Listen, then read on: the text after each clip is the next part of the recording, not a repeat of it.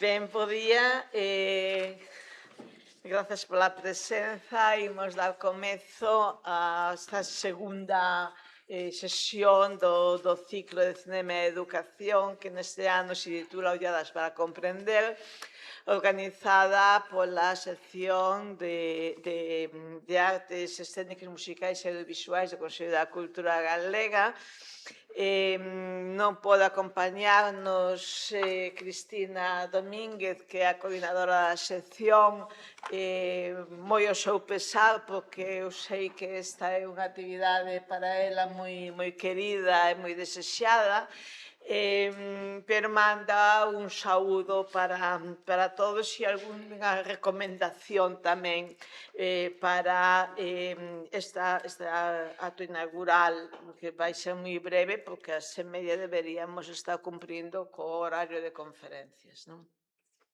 Sí que están parte dos coordinadores da xornada, está Ana Moreiras, que repite connosco, e a que lle agradezo realmente pois bueno, que tivese bo recordo do ano pasado para continuar este ano tamén colaborando na organización da comisión, da actividade, perdón. Beli Martínez incorporarase ao longo da mañá, pero está Xosé Manuel Sande, que é o que vai falar en nome dos organizadores. Tamén quero saudar moi especialmente os colaboradores, non? Tanto Norte, a Asociación de Produción e Animación Audiovisual, que ven de Viana do Castelo, por tanto que cruza a raya, non? Facendo máis intensa xa a parcería Norte-Sur que se estableceu o ano pasado na primeira sesión deste ciclo, e que agora pois que caia tamén nunha colaboración máis efectiva por parte deles, e a Asociación Cultural Ollo Boi, que xa xogaba tamén o ano pasado na casa, non?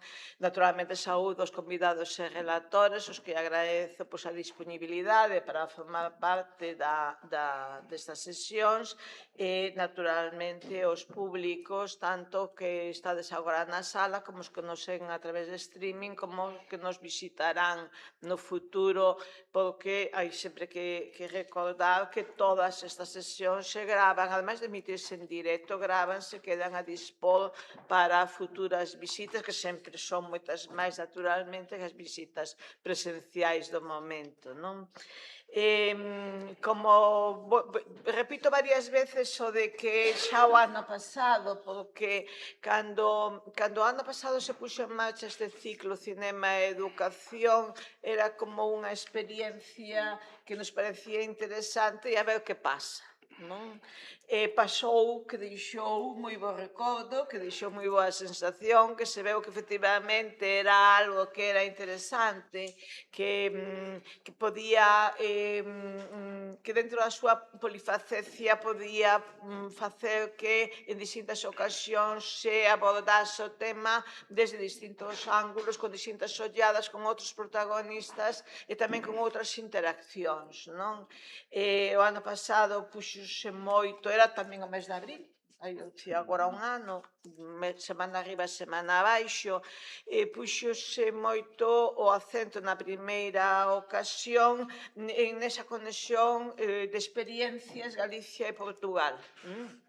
E este ano, pois, bueno, imos con un perfil diferente e esperemos que haxa unha terceira, unha cuarta e unha quinta ocasión cara ao futuro, porque non pretendemos de ninguna maneira que o tema se esgote nesta xornada, non, sino máis ben ir, bueno, poñendo os marcos, os esteos realmente, para que haxa como unha cita anual que nos permita volver sobre este asunto desde outras perspectivas, non? Que nos movía naquel momento, pois, e que nos segue a mover agora, pois, por un lado, a convicción de que a cultura, toda a cultura, é un elemento, non somente decíase no ano pasado, é un pegamento, sí, é un elemento de promoción e de cohesión social, non? Que dentro desa cultura o cinema ten características moi peculiares, moi atractivas tamén, para ser utilizado tamén como un elemento de importancia indispensable dentro da educación en sentido amplo, non tanto da educación regrada como da non regrada, como da propia educación que as familias damos aos nosos fillos, non?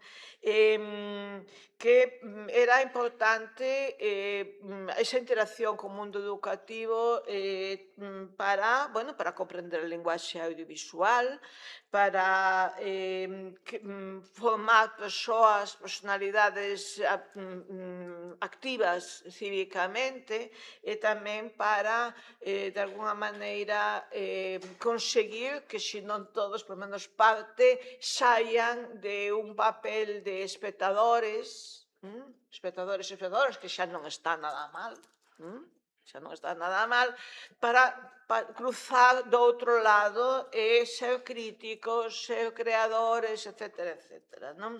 Entón, iso tamén é o que volvemos a perseguir nesta segunda edición, non? Salientando esa importancia que o cinema ten tanto e que esta experiencia educativa, digamos, ten tanto para o propio mundo educativo como para o ecosistema artístico, digamos, a posibilidade de reflexionar sobre a pedagogía da arte, sobre esa interacción que buscamos. Tamén nos decimos sempre que dentro do ecosistema hai moitas posicións diferentes que se adoptan, pero todas son importantes. Están os docentes, están os investigadores no ámbito da pedagogía e das didácticas, están os artistas que crean, están os estudantes mesmos como público receptor que logo ten que ser activado, etc. Gústame ademais que, volvo ao inicio e aí acabo, que non somente se manteña esta conexión cruzando a raya que nos une, que nos cose co norte de Portugal, senón que ademais é unha participación xa tamén máis activa, máis de parceiros auténticos nosos por parte dos compañeros do sur. E doulle xa a palabra a Sande para que... Mil grazas, Presidenta, mil grazas, Rosario, polas palabras e tamén pola confianza e o trato de todos estes anos, non? Porque precisamente o atípico da continuidade desta experiencia non débese tamén a confianza dunha institución como o Consello da Cultura Galega, non? Darvos a benvida a todas, todos primeros hoxe aquí, a estas olladas para comprender que xusto buscan esa idea non de empatizar desde unha perspectiva. Non? Primeiro, vou dar os agradecementos, toda esta confianza ao Consello, a nome da súa presidenta, a coordinadora da sección non, de artes escénicas, musicais e audiovisuais, Cristina Domínguez, hoxe ausente, pero decisiva non tamén na confianza todos estes anos, a Rosa, a José Manuel e a todo o equipo non, que está aquí presente e que nos axuda non de maneira decisiva para poder levar isto a cabo. E quería sinalar varios aspectos. Non? Un ten que ver coa legitimidade e respetabilidade dos cursos que fixemos estes anos, ademais desta educación, a abordaxe, digamos, do cinema da transición en Galicia, a análise de institucións, entre elas a Filmoteca de Galicia, se debían, pois, todas a unha cuestión que eu creo que é clave, non? Hai unha frase de Heráclito que non agarda o inesperado, non descubrirá a verdade, non? Por decirlo de alguma maneira, isto ten que ver con Xino, ten que ver coa construcción de miradas, de perspectivas novas, e ten que ver, no caso da educación, cunha cuestión clave, non? Que a ausencia práctica no ensino tradicional, do audiovisual, foise suplindo de distintas maneiras, se me apurades, pasados os anos, non? Pero creo que é importante, non? E que explica, por un lado, atípico desta continuidade, e tamén pola importancia que ten a educación de novos públicos, a idea de comunidades fortes, de procesos de alfabetización, non? Estas son algunhas cuestións das que hoxe falaremos, non?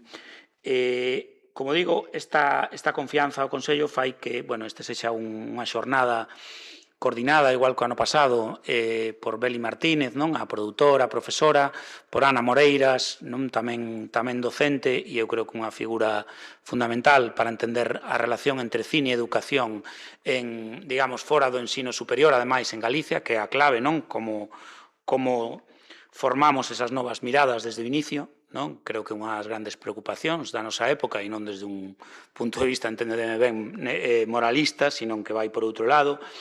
pero que ten que ver con algo que decía antes, non? A idea da legitimidade, da respetabilidade. Aquelas que nos achegamos ao audiovisual, durante anos sufrimos esa idea de que na mestura de espectáculo e cultura había un punto de, si non de desprecio, si de consideración como culturalmente diferente, non? Todo iso fixo que durante moito tempo estivera ausente do ensino máis tradicional, a diferencia, pensemos, por exemplo, da música, non? E fai que, bueno, que sexa cada vez, pola súa propia dimensión, relevancia, non? No espectro da sociedade contemporánea, que cada vez sexa máis fundamental, non? A reflexión, o análise sobre iso, non? O ano pasado falábamos sobre todo de experiencias pedagóxicas que vinculaban Galicia e Portugal, que se vedes ademais o texto introductorio deste ano ten que ver pois con un dos puntos clave, non? Que é a idea da cooperación internacional, ademais con un lugar tan próximo e ás veces tan lonxano, non? Como é Portugal, no sentido das dificultades de aproximación, e non o digo desde a parte da recepción, sino ás veces como nos vanagloriamos, non? Do moi próximos que somos a Portugal e, sin embargo, non facemos de todo esas estrategias de aproximación, polo menos da maneira parece máis pertinente, non?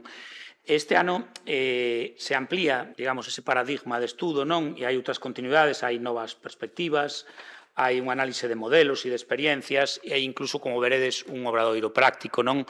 Co que creemos que é un dos retos, ademais, da nosa época, non? A idea de como asimilar, non? As novas tecnoloxías, neste caso a inteligencia artificial, neste momento. Un momento, por certo, que eu creo que a confusión chega ao extremo que se fala de inteligencia artificial sin que prácticamente ninguén responsable, non? Institucións, políticos e demais, sexa quen de definir, non?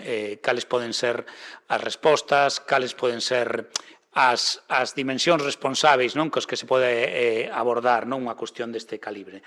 Retos de época que debe ser o esencial, non? Nunha xornada, nun curso, ademais, como digo, respaldado, non? E promovido polo Consello da Cultura Galega. Hai outras cuestións, non? Que falagamos, non? E que están presentes no texto, esa idea de contextualizar sempre o que facemos en Galicia, non? Ese audiovisual galego que vimos ver desde o principio a evolución do sector, non? Porque, por ir presentando xa o programa, veredes na primeira mesa redonda diálogos interxeracionais no cine galego, están aquí presentes xa 3 cineastas, non? 3 figuras fundamentais para entender o cine de Galicia nos últimos xa incorporando as 3 figuras máis de 30 anos, Jorge Coira, Jaione Camborda, Anxos Fazáns. Logo haberá 2 paneis de experiencias, o cine como ferramenta pedagóxica, no que estará presente pois unha entidade como Enumax, non tan clave tamén no desenvolvemento recente cultural desta cidade, cinematográfico. Nextus, a plataforma educativa de Cataluña, e Cinema e Servizo Educativo de Porto, que tamén un ano máis incorpora tamén esa experiencia portuguesa, non? Logo, no panel da UNA, Festivais e Educación, xustamente teremos presente a conexión entre pedagogía e festivais, non? Como os festivais desenvolven mecanismos educativos para chegarse e formar tamén públicos, non? E na sesión de tarde haberá un relatorio a modo de conclusión ou de grandes cuestións que foran xurdindo na xornada e logo o obradoiro práctico por parte de Rubén Ballesteros con esa idea de vincular inteligencia artificial, educación e cine, non? Con un relatorio marco que inclúe ademais toda a parte de creación, dereitos e tamén con unha idea de creación guiada, non? Para que esa dimensión práctica tamén apareza incluída, non? Nos parecía fundamental, digamos, todas estas cuestións, non? Capacitación metodolóxica, cooperación tamén internacional, non? O caso galego, a contextualización do que é o acervo e identidade cultural propia, non? O caso de Galicia e esa idea de innovación digital, tecnolóxica, sendo ademais sempre un aderezo imprescindible, non? Na propia historia do cinema, ademais do cine como arte, na que a tecnoloxía xoga, obviamente, un papel indispensable, non? E todo isto, para seguir tratando de desmenuzar, analizar esos vínculos, non? Entre a pedagogía didáctica e o cinema, non? Esa é a idea, a chegarse, non? De diferentes maneiras e agradecer unha vez máis, non? A confianza a Rosario, a presidenta, en representación do Consello da Cultura Galega, ademais, non? Ao Consello como entidade tamén pola súa valentía nuns tempos, por que non decilo, de indixencia ou de bastante indixencia institucional no marco galego e por saber, non, con independencia e con criterio, pois creo que enfrontarse tamén e analizar eses retos ou desafíos de época de maneira tan necesaria, non? E, sin máis, bueno, despedimos esta presentación e damos paso, non, xa a primeira mesa redonda da mañá, co desexo, bueno, de que disfrutedes, de que podades disfrutar todas e todos, non, desta xornada e que, bueno, sirva, pois, de proveito e tamén de interacción, non, entre todas as presentes e sin máis, bueno, pois mil gracias e nada, e que saia todo ben. E chamamos logo á mesa os participantes da primeira mesa. Gracias.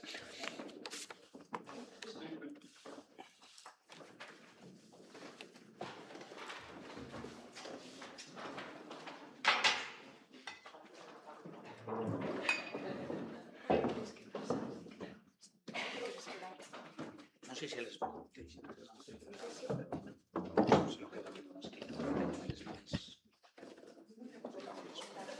Quedo en unha esquina.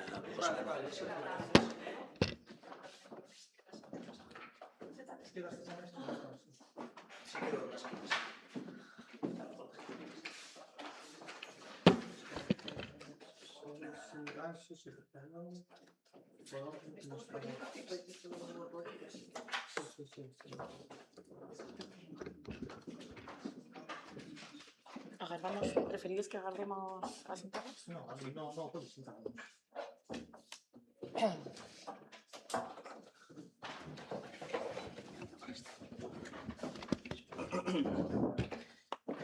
Non ides empregar. Non, teño aquí. Non ides empregar material. No. Vale.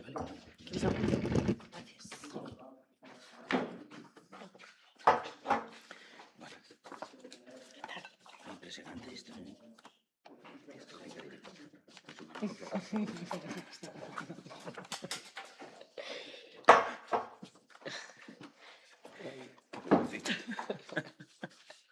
Bueno, con puntualidade estricta, non? Seguimos, abordamos, non? Xustamente a primeira mesa, a primeira actividade, non? Da xornada. Falaba hai un momento, non? Na presentación xustamente deses diálogos interxeracionais, non? No cine galego non é o momento, non? De facer así unha historiografía exhaustiva, non? Pero todas, non? Cando saímos de Galicia vemos a situación, non? Hasta certo punto, bueno, bollante, non? Tal e como se percibe, non? Por outros, non? A idea de que é unha comunidade próspera no ámbito cinematográfico, audiovisual, non? Unha maneira tamén comparativa, non? Con respecto a outras, e como todo ese protagonismo, non? Se foi adquirindo, bueno, abordamos un dos cursos, non? Xustamente ese momento fundacional, con todas as excepcións previas que queiramos ver, non? Pero ese momento fundacional da idea dun cine, ademais, cunha vocación tamén identitaria e nacional, non? Na transición, nos anos 70, os primeiros traballos en celuloide, non? Que se filman, ademais, en moitos casos en galego, non? E con certa conciencia, e como eso dá lugar, bueno, despois dunha época, pois, evidentemente, máis iniciática e precaria, a finais dos 80, non? No ano 89, non? Un momento ben sinalado, non? En que 3 longametraxes, non? Urxa, Sempre Xonxa e Continental, non? Pois marcan un camiño, ademais un camiño, pezas ben diferentes, non? Na súa execución e nas propostas narrativas, marcan pois unha idea da posibilidade de que exista un cinema en Galicia, moitas veces en galego, ou explorando ou amosando, non? Características culturais propias ou amosando miradas, non? Que se establecen desde aquí, non? Todo iso, a partir, non, dos anos 90 e fundamentalmente xa neste século, se expresa, non, dunha maneira decidida, con apostas francamente, non, institucionais, non, económicas, cunha idea tamén de establecer un tecido, non, ata certo punto industrial, entendendo como un elemento indispensable, non, para a construcción desa propia prosperidade, non, e tamén entendendo casi diríamos os custes, non, do propio cinema, non, e o que supón, non, esa experiencia.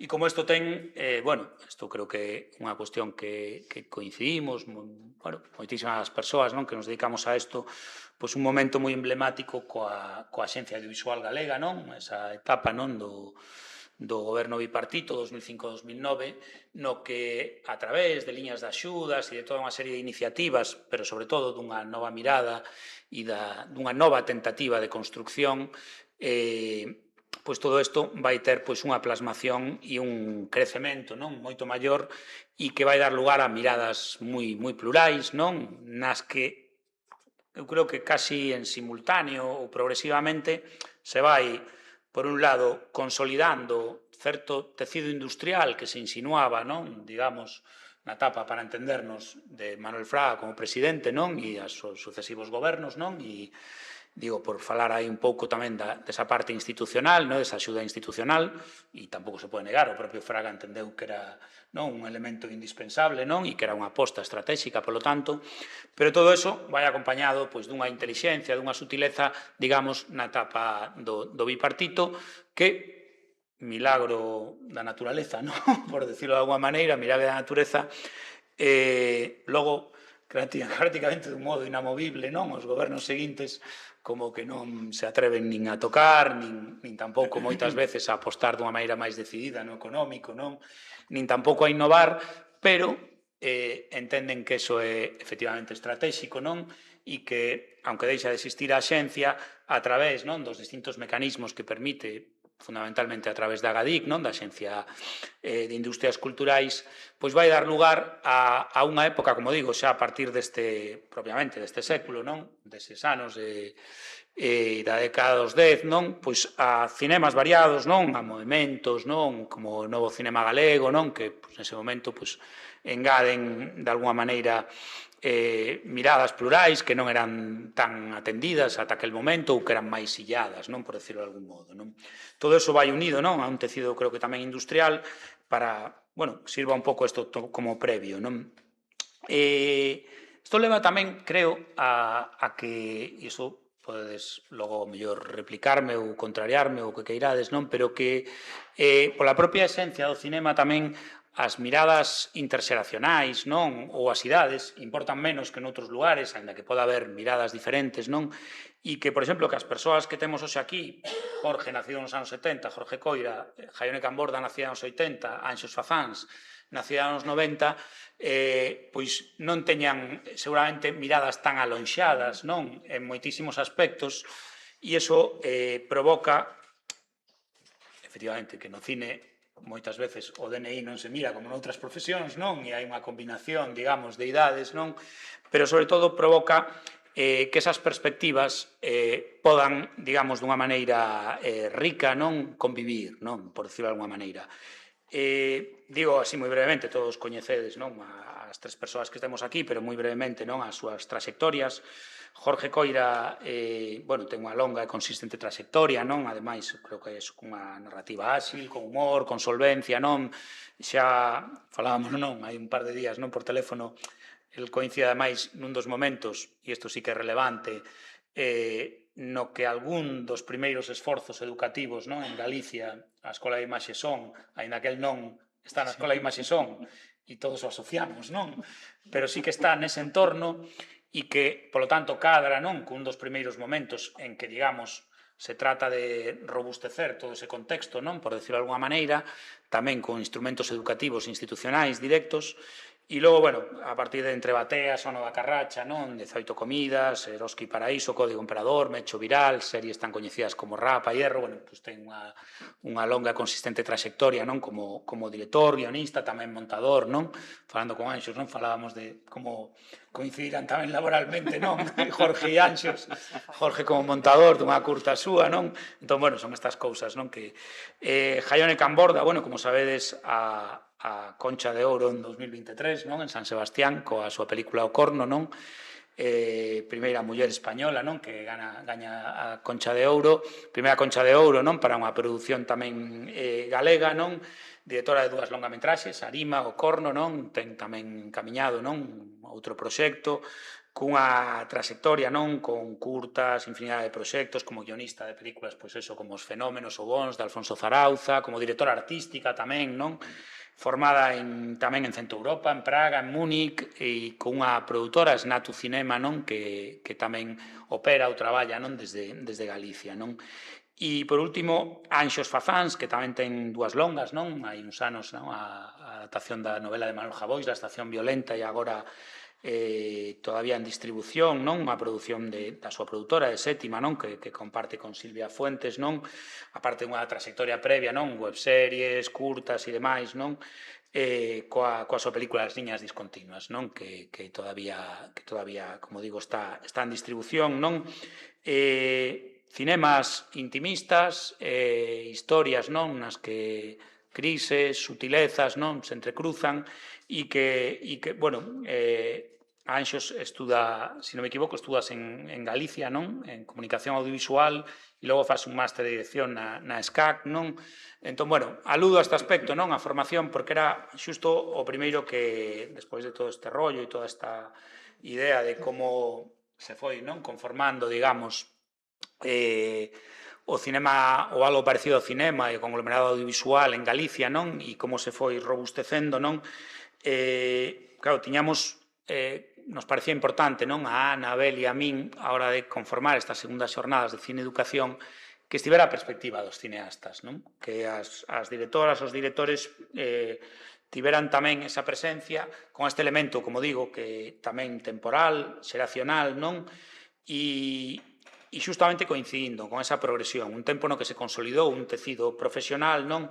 Entón, bueno, dentro das distintas perspectivas, non? Polas que vos preguntaremos, non? En relación á educación, o primeiro que quería preguntarmos era, de alguma maneira, non? Tomando como exemplo o caso de cada un, a incidencia que pode ter, non? Justamente esa idea, non? Da educación profesional, non? O sea, logo falaremos das educacións dos públicos, dos distintos tipos de educación, non? Como podemos conformar as miradas, que modelos tenemos como referencia, etc., non?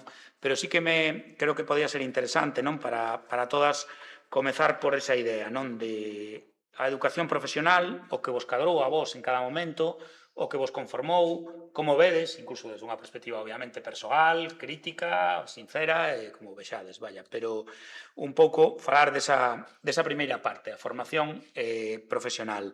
Eu farelles algunhas cuestións directas, non? Un pouco para delimitar, non? O que vayamos tratando na mesa e tratar de aproveitar o tempo, non? A hora que temos, pero deixaremos unha franxa de tempo tamén para que vos, evidentemente, poidades preguntar e este mesmo esquema seguirá logo nas mesas seguintes, aínda que aí xa son, bueno, se presentarán, non? Experiencias relacionadas coa pedagogía do cine concretas, pero tamén en todo momento, bueno, desexo evidentemente de que participedes. E, sin máis, vos deixo con Jorge, non? Para falar un pouco desta primeira parte, non? Da educación profesional, porque, claro, estamos preocupados pola educación dos públicos, pero como se forman os profesionais ou como poden formarse, non? E, sobre todo, tendo en conta as vosas experiencias e épocas diferentes, non? Ou épocas, pode soar así un pouco insultante, pero non é o caso, Bueno, non? xa que Sodes todos novos e xa que me puxestes en acción, en forma e... E xa que me puxestes aquí no programa de Jorge Coira, referente histórico, que perdón. Por eso. Intentei aclarar. E Jaión é directora, ¿no? Intentei aclarar, así que na introducción que referentes históricos eran esos tres xa, non? Señor maior tirando de ello. A ver, claro, realmente o noso oficio, a nosa arte é unha na que a educación, digamos, ten obviamente unha relevancia esencial, pero non está especialmente reglada. Quer dicir, obviamente hai agora educación reglada en varios aspectos, hai FP, hai estudios universitarios, pero podese chegar de moitas maneiras. Non é como ser médico. No meu caso, por exemplo, de feito, como efectivamente son un señor maior, eu cando acabei o instituto en Lugo, naquel momento en Galicia non había literalmente ningunha escola. Bueno, non sei se estaba xa a de Ourense, a da Cidade dos Muchachos, pero non había ningunha escola digamos, de certo nivel. Aínda non abrira a Escola de Imaxe de Coruña. Abriu o ano seguinte. Entón, a mí ocorreume de que eu marchei para Santiago. 94, non? Foi, parece. Non, un poquinho antes. Antes, Claro, eu marchei a Santiago, viñen para Santiago no ano 89, e eu xuraría que foi no 90 ou 91. Sí, 91, porque eu creo que 91 e logo Cegai 92. Sí, máis ou menos o mesmo ano, sí. Eu creo, Cegai 91, seguro, sí. Pero bueno, por aí, primeirísimos dos 90. Entón eu xa estaba en Santiago, estaba divertíndome, o tolo estaba pasando bombas, saindo de farra, e facendo as miñas propias curtas con Luis Tosar e con todo o grupo de xente do teatro, un momento moi efervescente do teatro en Galicia, a xente de Chévere, quero dizer, a xente de Ollomol, bueno, había un movimento moi potente, as Marías. Eu estaba feliz en Santiago, entón plantexeime ir a estudiar a Coruña, pero con esa chulería de ter 20 anos, pa que? Pa que vou a estudiar? Claro, anos despois, empecé a botalo en falta, porque o que iba aprendendo, é dicir, de alguma maneira tamén fun aprendendo o que funciona, o que non, que o que fai que a gramática evolucione, que a gramática sexa delicada, sexa, bueno, vas aprendendo, pero a base de ensaio e erro. Entón empecé a asistir a moitos cursos pequenos que, desde logo, no meu caso, foron unha salvación. Primeiro en Galicia, cando xurdiu aquelo que me parecera absolutamente espectacular, que fora Cero en Conducta, non sei se coñecedes esa iniciativa. A min é destas que dá mágoa, que non se reviva, xa non todos os anos se cadra, pero cada certos anos sería maravilloso, porque era nunha semana un lote de cursos con xente dun nivelón xigantesco. Eu aí tiven a fortuna de estudiar con Víctor Erice, por exemplo. Fixen 2 cursos con Erice. E iso abrime moitísimo a mente. E logo empezar a sair fora. E creo que eso de estudiar fora, de poder mirar outras maneiras de pensar, outras maneiras de facer cine, é como moi esencial para formarte como cineasta.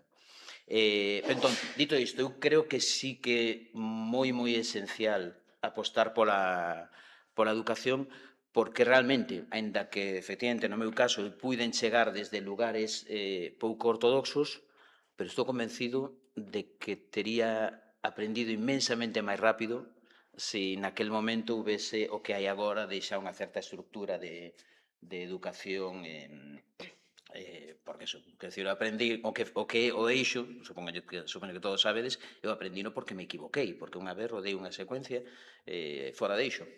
E de repente isto non funciona. Era tan burro como eso. Era Na época do Matachín, por aí. Non, moito antes. Sí, non, xa no instituto. Empecé no instituto, quero dicir, ni siquiera tiña moito acceso a libros sobre teoría de cine. Primeiro, non había moitos, e os que había, pois, bueno, pois eu non tiña acceso a eles, non os coñecía, entón non tiña nin idea. Non, no instituto. Entón pasaba, de feito, estaba nas clases do instituto, mentre os profes estaban en clase, eu estaba ali facendo diagramas para estudiar o eixo, porque o eixo entre dos personaxes é moi sinxelo, pero que pasa cando son 3, que pasa cando son 4 e 5, estaba... E, bueno, gracias a eso, teño moito control sobre o eixo desde moito tempo. Empecé a rodar xa de forma profesional con moito control sobre eso. Pero sempre esencial esa aposta, realmente.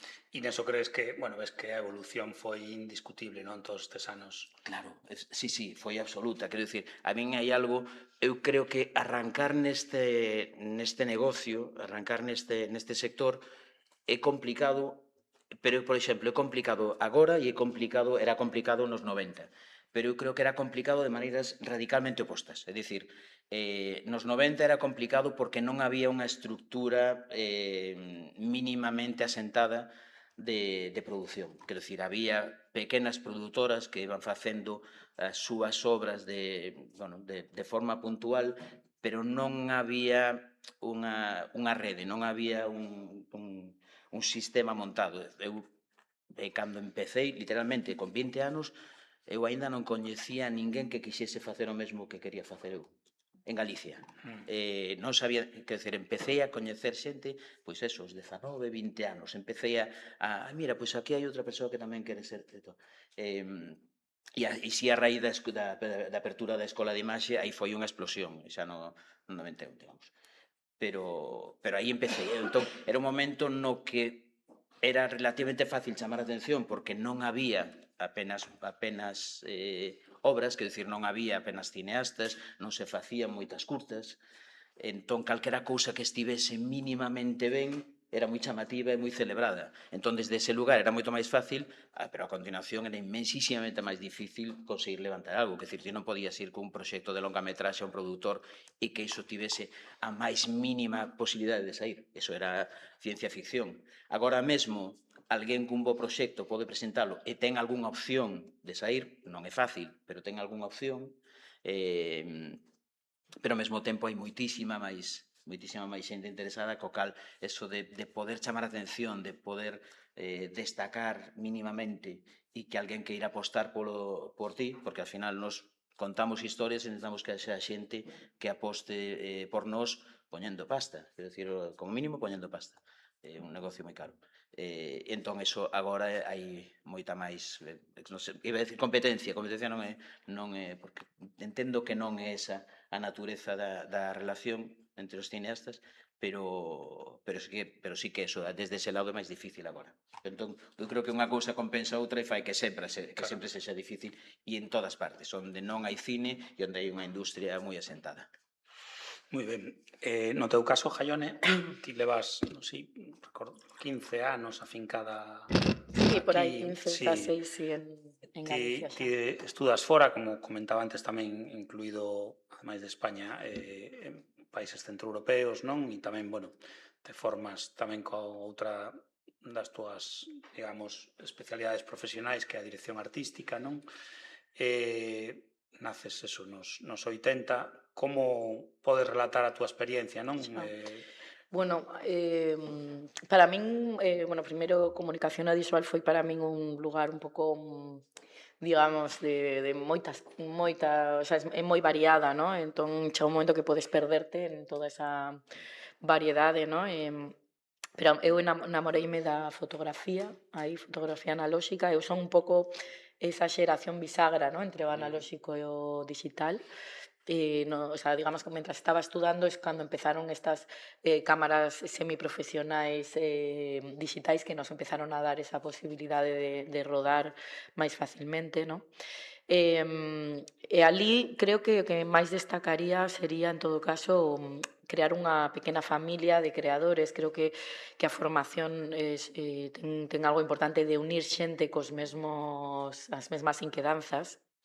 E para mí, pois empecé a facer curtas, no, con este grupo, que moitos eran galegos, e que, bueno, por causa un pouco deste grupo acabei aquí. Pero despois sí que sentín que bueno, que empecé a namorar do cinema, e quixen seguir formándome, non? Entón tiven a sorte de poder ir á Escola de Cinema de Praga, que era o primeiro ano que abrían a unha parte máis internacional, na que non era en checo, non? Entón podíamos acceder xente de fora. E a verdade é que a Escola de Cinema de Praga é que cada escola ten a súa personalidade, non? Entón é moi importante a escola que elixes, non? Vaiche dar unha formación moi diferente e, sobre todo, unha forma de sentir o cinema moi diferente, non? Que podes levala a ti xa no chasis, pero tamén vas a recibir todo ese input, non? Entón, Praga para min foi un sitio moi fértil a nivel de discurso cinematográfico, xente cunha vanguarda, no, histórica, con un peso, no? Eu síntome moi relacionada co cinema do oeste, había algo aí que reverberaba en todos esos exemplos e paixóns que te transmitía o profesorado. E ali un pouco acabeime namorando especialmente do cinema experimental, que foi a miña porta de entrada no cinema. Pero en paralelo eu seguía facendo moita dirección de arte tamén en curtametraxes de moitos compañeiros, e quixen seguir formándome, entón fun á Escola de Cinema de Múnich. Nese momento, claro, hai que decir que en España había moi pouca formación pública e accesible nese sentido de cinema, non? Era e segue sendo bastante caro estudar cine, e iso é algo que está limitando tamén as miradas, no cinema. Falta un espectro, no, de xente aí, e para eso precisamos unha educación máis accesible. Neste caso, tanto FAMU como en Praga como HFF en Múnich son escolas públicas, no? É dicir, son países que coidan moito nese sentido o acceso ao cinema. bueno, era unha escola, é dicir, máis, o sea, moi interesante, pero máis centrada nun aspecto moi técnico, que tamén un aspecto do cinema, no? O facer como, había como curtas moi ben feitas, unha dirección de fotografía, o arte moi ben feito, pero a vez tamén quizás con menos espírito, no? Do que igual atopara eu en FAMU. Pero para min un pouco compensaron esas dúas vivencias, e de aquí pois cheguei a Galiza, e aquí, bueno, empecé a traballar, bueno, fixen, o sea, foi un momento moi fértil porque tiven como a sorte de chegar nun momento no que, para empezar, había festivais que empezaron a unir xente que estábamos un pouco como facendo curtas e facendo cousas, Cine Europa, S8, Curtocircuito, bueno, e seguro que me Playdoc, bueno, moitos que de algún xeito foron lugar de encontro para unha xeración que acabábamos de chegar moitos de fora, de estudar fora, o que estábamos un pouco perdidos, pero con moitas ganas tamén de facer, de arriscar moito e tal, e bueno, como que foi un lugar de encontro, non? E creo que esa familia para min foi moi importante, porque creo que, bueno, a creación ás veces é solitaria, ás veces é dura, no? Tes que aprender a levantarte moitas veces, tes moitos nós moitas veces, e ás veces dices, bueno, é tan titánico facer unha peli, no? Que dis, eu non podo soa, no? E creo que ter unha familia ao redor, que xustamente comentabas ti, no? Sobre que non atopabas tanta xente, no? Que lle interesara o mesmo que a ti, eso foi clave para atopar esa forza e para axudarnos. Para min unha formación foi moi forte, foi facer a miña primeira longa e producila e facela, no?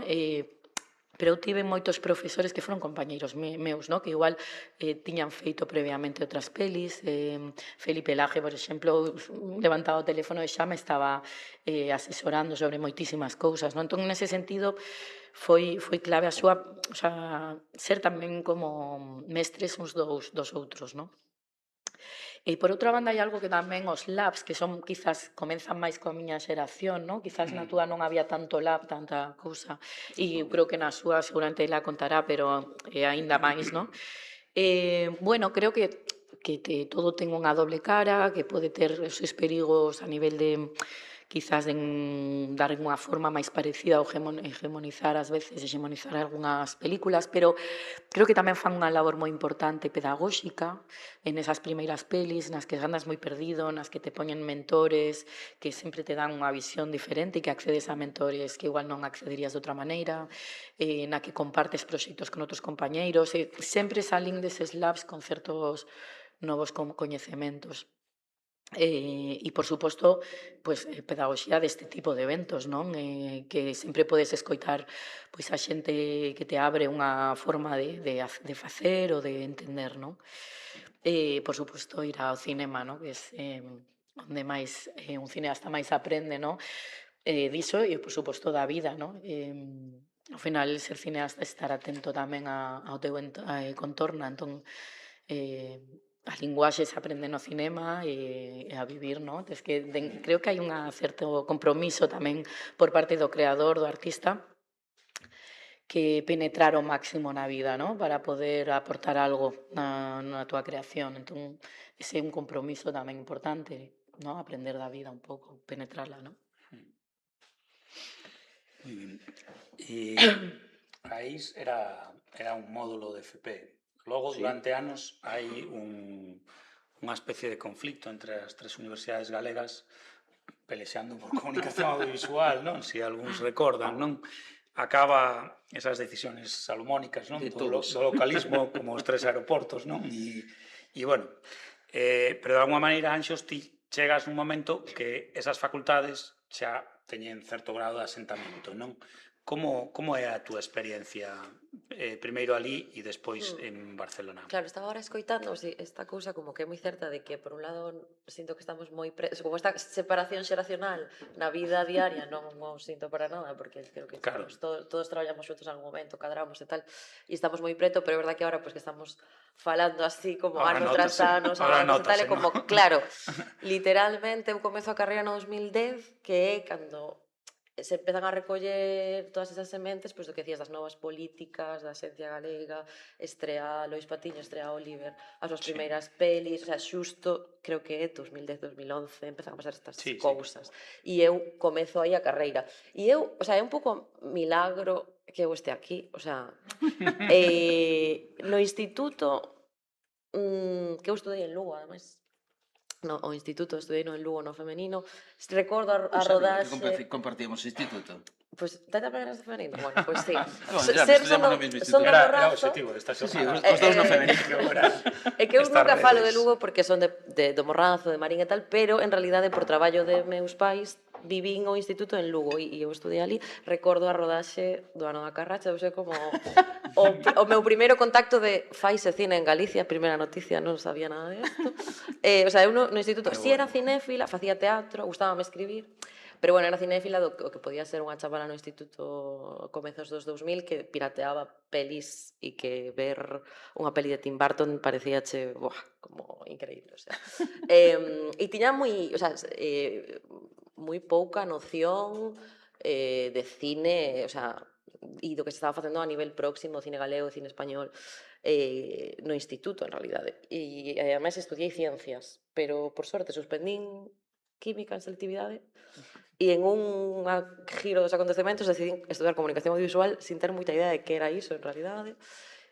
Apunteime en Santiago, pero non entrei por unha décima e acabei en Pontevedra. O sea, todo como moitos giros inesperados. E eu cando comezo a carreira, o sea, supoño que unha parte de mí si podía soñar con facer cine, pero non me parecía que puidese dedicarme a iso realmente. E non é como Jorge que xa empezaste a gravar, ou esa parte técnica cóstame un pouco máis, como coller eu a cámara ou desarrollar, fun aprendendo e sí que o fago agora, pero neses primeiros momentos, pois eso, a mí o que me gustaba era escribir, pensar e imaginar cousas, pero non sabía que podería acabar dirixindo nada.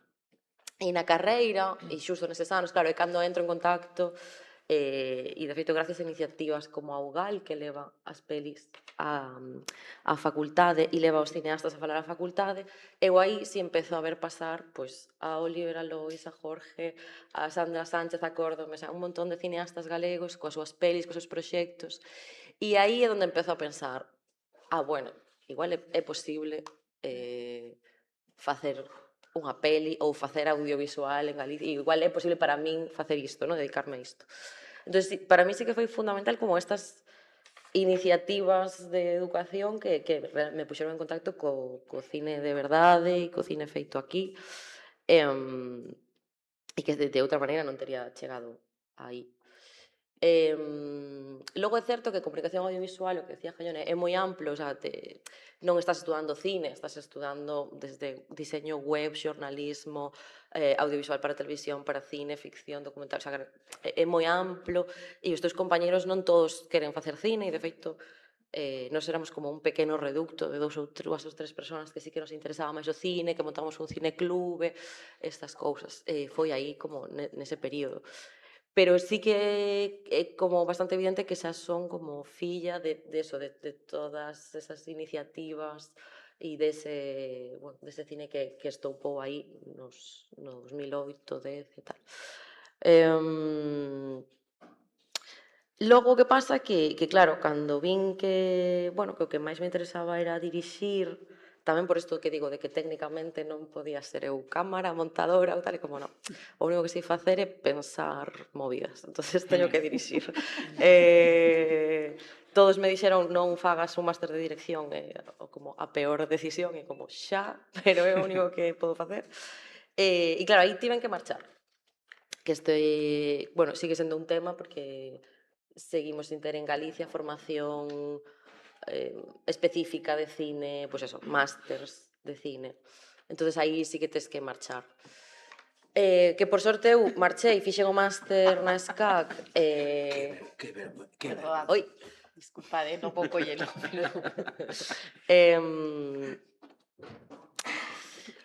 Bueno, que isto creo que sí que é un tema importante, o tema das escolas. Outro día escoitaba nunha charla unha produtora, decía que para ter unha industria regional forte fan falta 4 cousas: axudas públicas, o sea, ter unha institución pública que apoie o cinema propia, unha televisión pública propia, unha escola e un gran festival, como para que haxa unha industria regional forte. Temos dúas desas cousas, bueno, a TVG está un pouco... pero témola, pero o gran festival, bueno, temos un montón de festivais moi potentes, pero está aí, non tal, e o da escola de cinema, en Galicia é algo que nos sigue faltando, pero é moi difícil montar unha escola, pero bueno. Pero eu creo que sí que é unha cuestión importante, porque eu marchei e volvín, pero moita xente marcha e non volve. Queda en Barcelona, queda en Madrid, queda en Londres, en donde sea que vayas. Ou volves moito máis tarde, ou complexo. E aí sí que se queres estudar cine, tes que marchar. No meu caso foi unha SCAC, que un pouco a contra do que comentaba Jaione, como unha escola moi práctica, moi técnica, que te conecta case máis como con unha forma de facer comercial, clásica e tal. O que pasa é que eu aí xa estaba conectada tamén co cine galego por outros lados, pois porque tive a sorte de facer prácticas, as miñas prácticas de final de carreira na rodaxe da peli de Ángel Santos, de Las altas presiones, e entonces eu aí xa tiña como unha educación tamén, bueno, de ver facer e de aprender a facer, pois dentro dese cine pois máis sensible, máis comprometido e tal. Entonces, no meu caso, esa sinerxia dase, pois os estudos iban máis noutra dirección, pero eu xa estaba un pouco inmersa en esta outra maneira de facer. E tamén gracias a iso volvo, entendo, non? Porque sí que sentía que en Galicia se estaban facendo cousas que me interesaban e que xa estaba máis ou menos conectada co que se estaba facendo. Entón, por sorte, volvín e aí xa comecei a poder desenvolver a nivel profesional a miña carreira. Pero, bueno, sí que foi moi importante o máster, o que decía, sobre todo para acelerar a aprendizaxe. Non tanto esta cousa de atopar xente que queira facer o mesmo que a ti, topeino máis en Galicia, e tamén eso, pois por iso volvo, e sí que me parece algo fundamental, pero sí que, claro, acelera moito a aprendizaxe da cuestión práctica de como é unha rodaxe, que fai cada persona do equipo, como funciona a industria e demais. Conste que unha das preguntas que teño que responder desde que volvín do máster casi todos os anos, teño que responderlle a alguén que como, estou acabando a carreira, estou pensando que máster facer, debería ir a SCAC, debería ir a tal, que pasa se non estudo máster? E sempre digo o mismo, o sea, sí que penso que un máster, si o podes pagar, acelera algunhas cousas e vas a aprender. Tamén é certo que non é a panacea, o sea, que ti vas a ter que poñer a túa parte e sempre vas a aprender casi máis dos compañeiros e facendo que nas clases, o sea, hai algo como que vas a ter que poñer moito da túa parte. E logo que non é indispensable, hai outras maneiras de chegar, tamén o que decía Jorge, incluso agora que sí que hai, bueno, está máis sistematizados os estudos, sigue sendo posible chegar a facer incluso sin eses estudos. Recordo falar isto con Lucía Estévez, que decidiu non facer o máster e continuar formándose en Galicia facendo cousas para diante. E era un pouco punto de, sí, o sea, si... E tamén por esa limitación económica que comentaba Jaione, non todo o mundo se pode permitir este esforzo de ir a estudar fora, e hai outras maneiras de chegar, igual che leva máis tempo, máis esforzo, pero facendo tamén é un xeito de aprender. Pero é certo que estes canais de educación sempre aceleran a aprendizaxe e poñente en contacto con xente que está facendo, que tamén é fundamental. Ben, por pechar este bloque de educación profesional, digamos, en ser exhaustivos, que non temos tempo, saíron varias cuestións que sí que creo que teñen interese, pode comentar ou contestar calqueira dos tres, vaya. Falabades, por un lado, da necesidade de formación específica, por outro, saiu o tema da educación accesible, non? É un dos estigmas, non? Non se vos escapa sobre o cine español. Hai que endebedarse ou ser pudiente, mayoritariamente, quero dicir, e logo algo que apuntabas ti, Anxos, non? Esta conexión de elementos vital no cine, isto que decías xusto que nunha rexión, autonomía, lugar, non? Esa fusión de axudas públicas, dunha televisión, non? De unha escola, dun gran festival, todos sabemos nas comunidades ou lugares onde non hai nada deso o que sucede, non? Quería que comentades algo destas tres cuestións, non? De necesidade de formación específica e como eso está atendido ou non en Galicia, esa idea máis global da educación accesible e esa necesidade de conexión de elementos e como podemos responder a eso na medida que podamos cada un, claro, evidentemente, non temos solucións fáciles para cuestións difíciles, non? O aspecto que queirades comentar de calquera dos tres, digo, lo de ti falabas da conexión. educación accesible, por exemplo, non? Sí, a ver, decía, é difícil facer unha escola, é difícil, pero, e tamén, non sei, hai exemplos, creo, agora xurdiron varios exemplos de escolas ao longo do Estado español, e hai algunhas que están dando tamén cineastas importantes, non? E, bueno, como, por exemplo, a ECCE en Euskadi. Y más o menos está medio financiado públicamente, pero sigue siendo unha aposta económica, ¿no? Claro, Bueno, xusto, precisamente algúns deses casos pertencerían casi a esa especie de San Benito dun cine de pijos, non? O sea, a ver, podía Pijos, caer en ese risco, creo que non? Digo, para precisamos ser claros, non? diversificar, ¿no? O sea, tampouco é, penso, o sea, digamos, ¿cómo se dice? Digamos, perdón, no se sale la palabrilla. Somos mayores. Sí. Bueno, yo soy la del medio.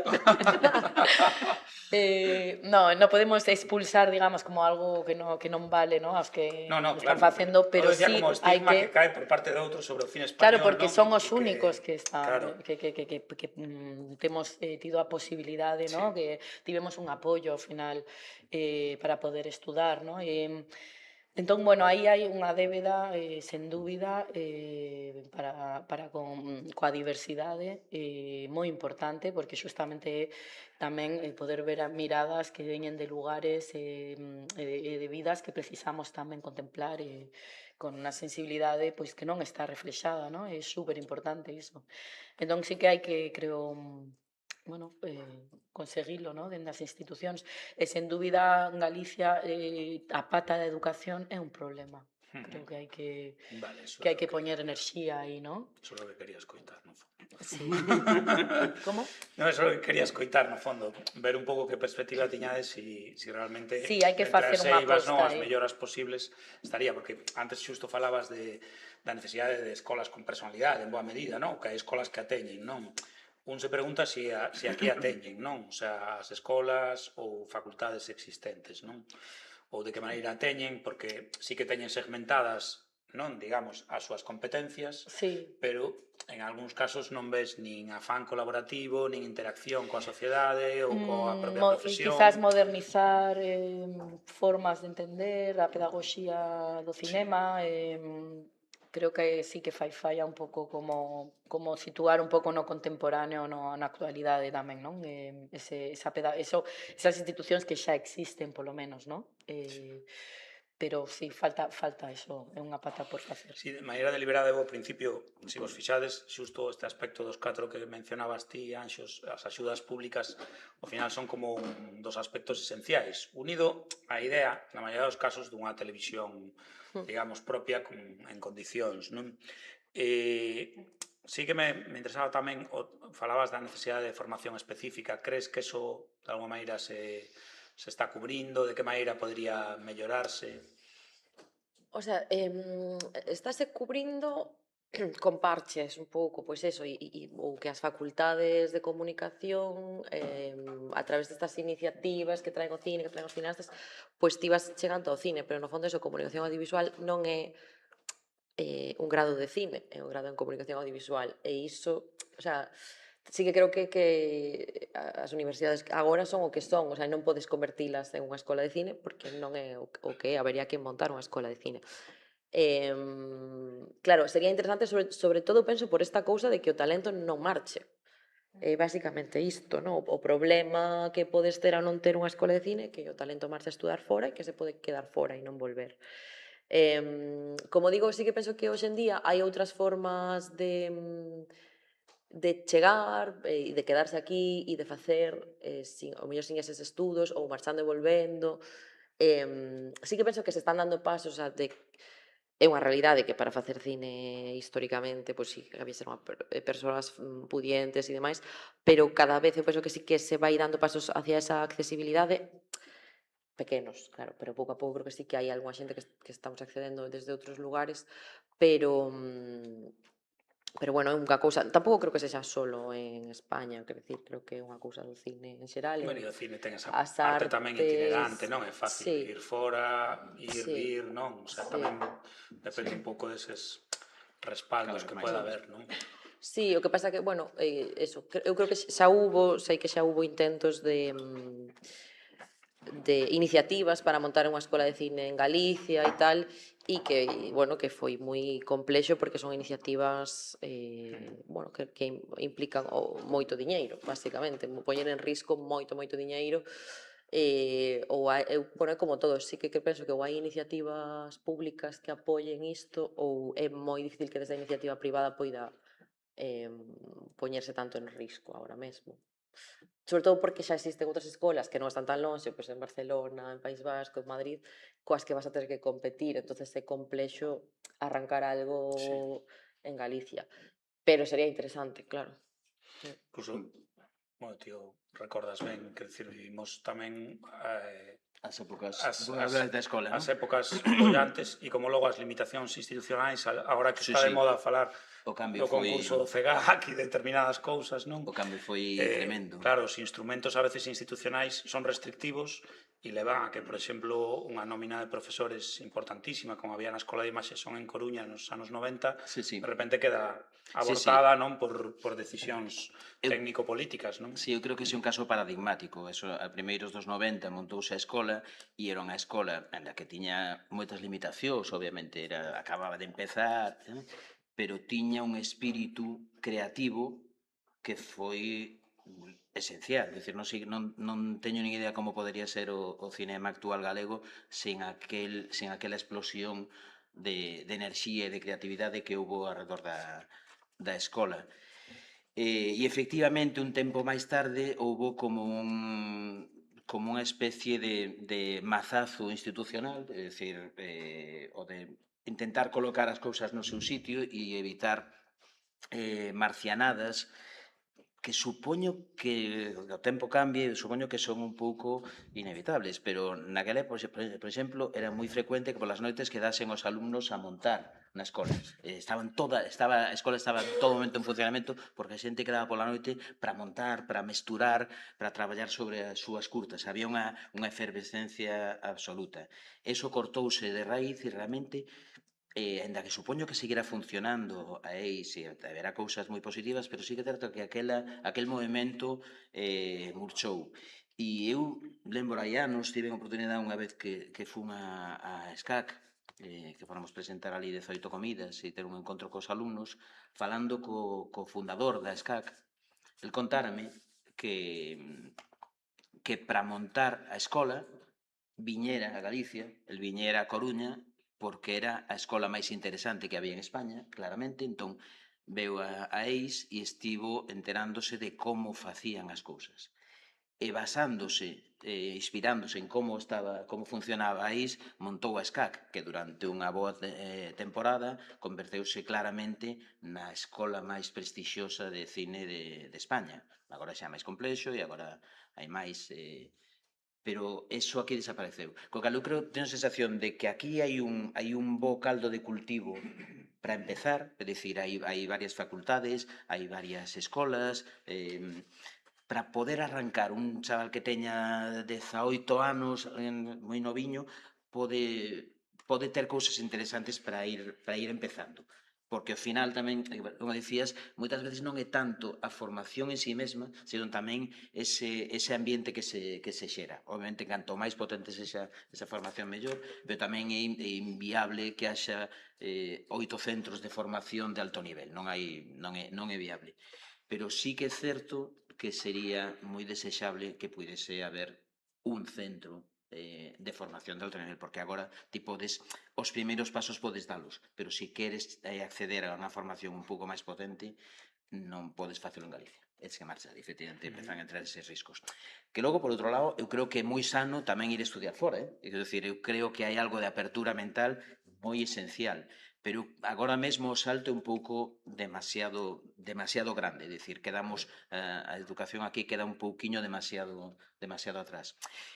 E logo tamén porque eu creo que hai algo como moi esencial da parte da formación que non é tanto a transmisión de coñecemento concreto como a xeración de marcos mentais. É dicir, todos nós vivimos nun marco mental que nos facemos de como funciona o mundo, de ata onde podemos chegar, e ese marco mental ven imposto desde fora. O marco mental que había nos anos 60 en Galicia era basicamente que facer cine era algo de outros lugares. Aquí non existía prácticamente nin sequera o soño. Alguna xente empezou nos 70 podía facer tal, pero non estaba dentro do noso marco mental. Cando empecé, tamén era eu soñaba con ser director de cine, pero ao momento pensaba, se cá estou sendo un pouco ingenuo, porque literalmente non hai ningunha soa persoa en Galicia que viva de ser director de cine. Xa había algún director, estaba Chano Piñeiro, pero era farmacéutico, había algunha xente, eran produtores, ou tiñan unha empresa de unha outra cousa, sabes, ou vendían paxariños voladores, había de todo, pero xente que se dedica a esa dirección, non. Agora sí, agora alguén que empeza ten un marco mental no que iso pode ser difícil, pero é unha posibilidade. E ao mesmo tempo, ti ves Spielberg, de novo, no seu marco mental estaba a poder acceder a falar directamente con John Ford, con Alfred Hitchcock, e iso cambia radicalmente o teu universo e ata onde podes chegar. Probablemente non de forma individual, pero sí de forma colectiva. Por iso tamén é tan esencial o de poder ter un bo caldo de cultivo de bastantes escolas, de forma que non sexa difícil empezar, pero sí sería moi desexable poder subir o nivel. Ben, pasamos a outra dimensión, non? Como é a educación desas miradas para que, por exemplo, poidan ver as vosas películas, non? Como credes que está funcionando hoxe? Esa educación da mirada ten uns ritmos, uns formatos, non? Que foron, bueno, vos mesmos puidechedes comprobar, non? Evolucionando, mudando co tempo, non? Espazo ademais tan sometido, non? Aos avances técnicos, tecnolóxicos, non? Tantas veces, non? Como vedes vos xustamente esa outra parte formativa, a formación dos públicos? En que situación está hoxe? Evidentemente, os parques de salas e as maneiras de consumo, digamos, son diferentes a outros momentos históricos, non? Que incluso poidechedes vivir vos en distintos momentos.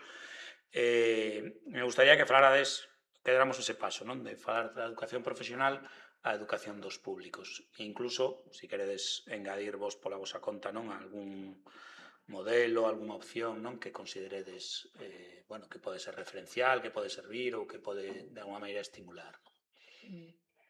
Calquera. Queres empezar? Vale. Bueno,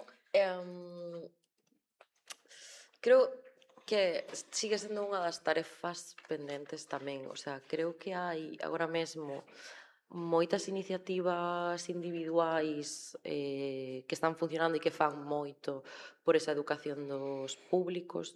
Penso, por exemplo, nos festivais, de feito. Os festivais galegos, si penso que en xeral están ben vinculados, pois, por exemplo, as universidades de comunicación audiovisual e que fan unha labor moi importante para conectar ao alumnado pois, tamén co mundo profesional e co cine que se está facendo ou con un cine, bueno, con un tipo de programación, pois eso que cada festival pauta e esas iniciativas están funcionando, ou iniciativas que agora nos contarán pois como en Numax, de levar o cine aos cativos, pero sinto que son sempre como iniciativas eso, un pouco individualizadas, loitas pois de festivais concretos,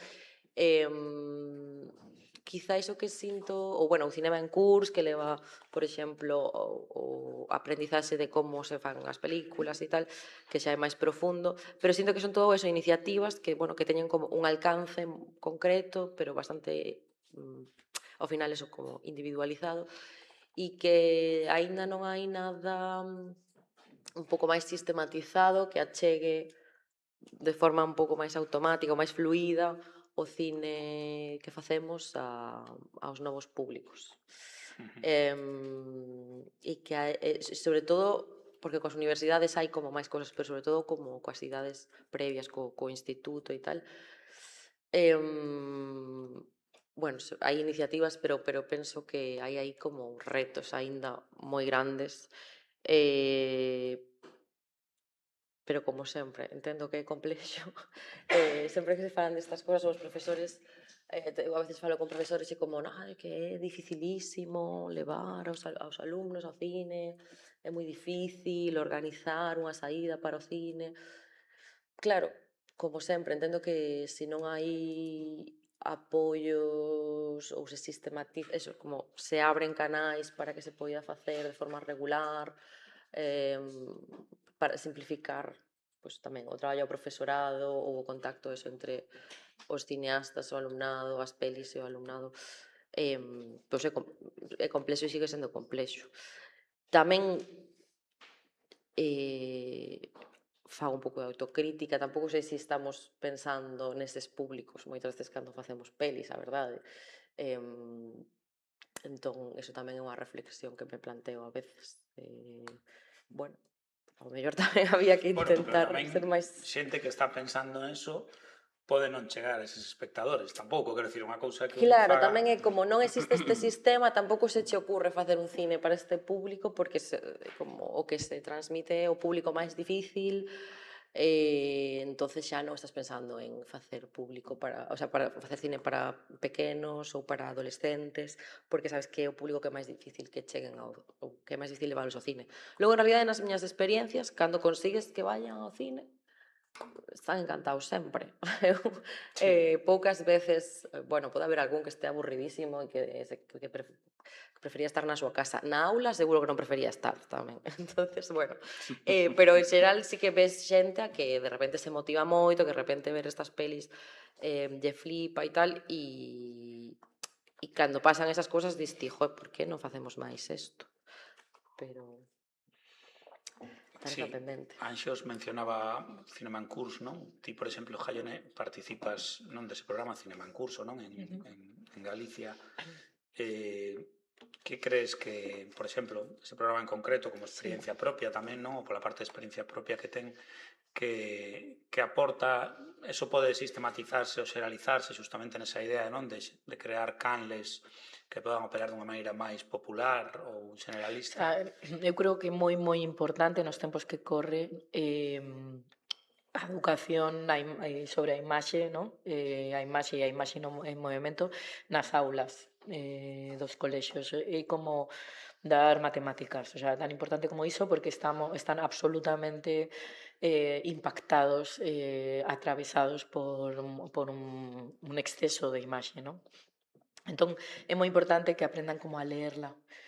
E en ese sentido, Cinema en Curso, por exemplo, aborda este aprendizaxe dende un lugar de moita sensibilidade, non? Para empezar, dende uns referentes importantes, autorais, que traballan o tempo, a natureza, non? Unha sensibilidade co ser humán e a contorna, que intentamos sempre un pouco cambiar os tempos de percepción tamén nun momento dado, non? Que ás veces é difícil porque nós xa estamos moi impactados por un tempo acelerado, pero eles xa naceron nese tempo acelerado, entón é moi difícil cambiar justamente esa percepción temporal, non? E é unha das cousas que creo que se consiguen en Cinema en Curso. E, por suposto, tamén ponerlles tamén na mirada do cineasta, non? Como falaba antes, que entendan que ser cineasta non é só sacar unha cámara e sacar unha imaxe, sino como habitas o mundo e que elixes, que encadras e como encadras para entender que eso é importante, non? Entón hai unha fase na que sensibilizas moito aos nenos simplemente co goce do vento nunha árbore, de esa luz que penetra nun espacio, no? Con o paso do tempo no rostro dunha persoa maior e os seus coñecementos, no? Sobre o pasado. Entón, bueno, hai como toda unha labor de poñer en valor tamén a paisaxe, no? E os seres humanos e os animais que xa van collendo unha certa sensibilidade, no? E despois, bueno, é que se traballa a tantos niveis que sería, e creo que ademais o ano pasado tiveche esa sorte de ter aquí a Mónica que explicaría con moita máis precisión. Pero sí que, digamos que sintes que estás facendo algo importante, non? Un fai cine, pero tamén cando deixas esa semente, non? Na mirada dos rapaces que lles impacta moito e é moi bonito tamén como cineasta poner a Jonas Mekas un fragmento de Jonas Mekas emprender a luz e ver a, non sei, a 25 nenos levantando a man querendo opinar sobre o fragmento, non? E que perciban que tamén bueno, o encuadre importa, non? Como te está narrando esa imaxe. E bueno, creo que Capital hai que darlle tamén moita importancia a isto e debería ser unha obriga xa a día de hoxe ter pedagogía da imaxe, non? Nas aulas, en profundidade. Sí, Jorge.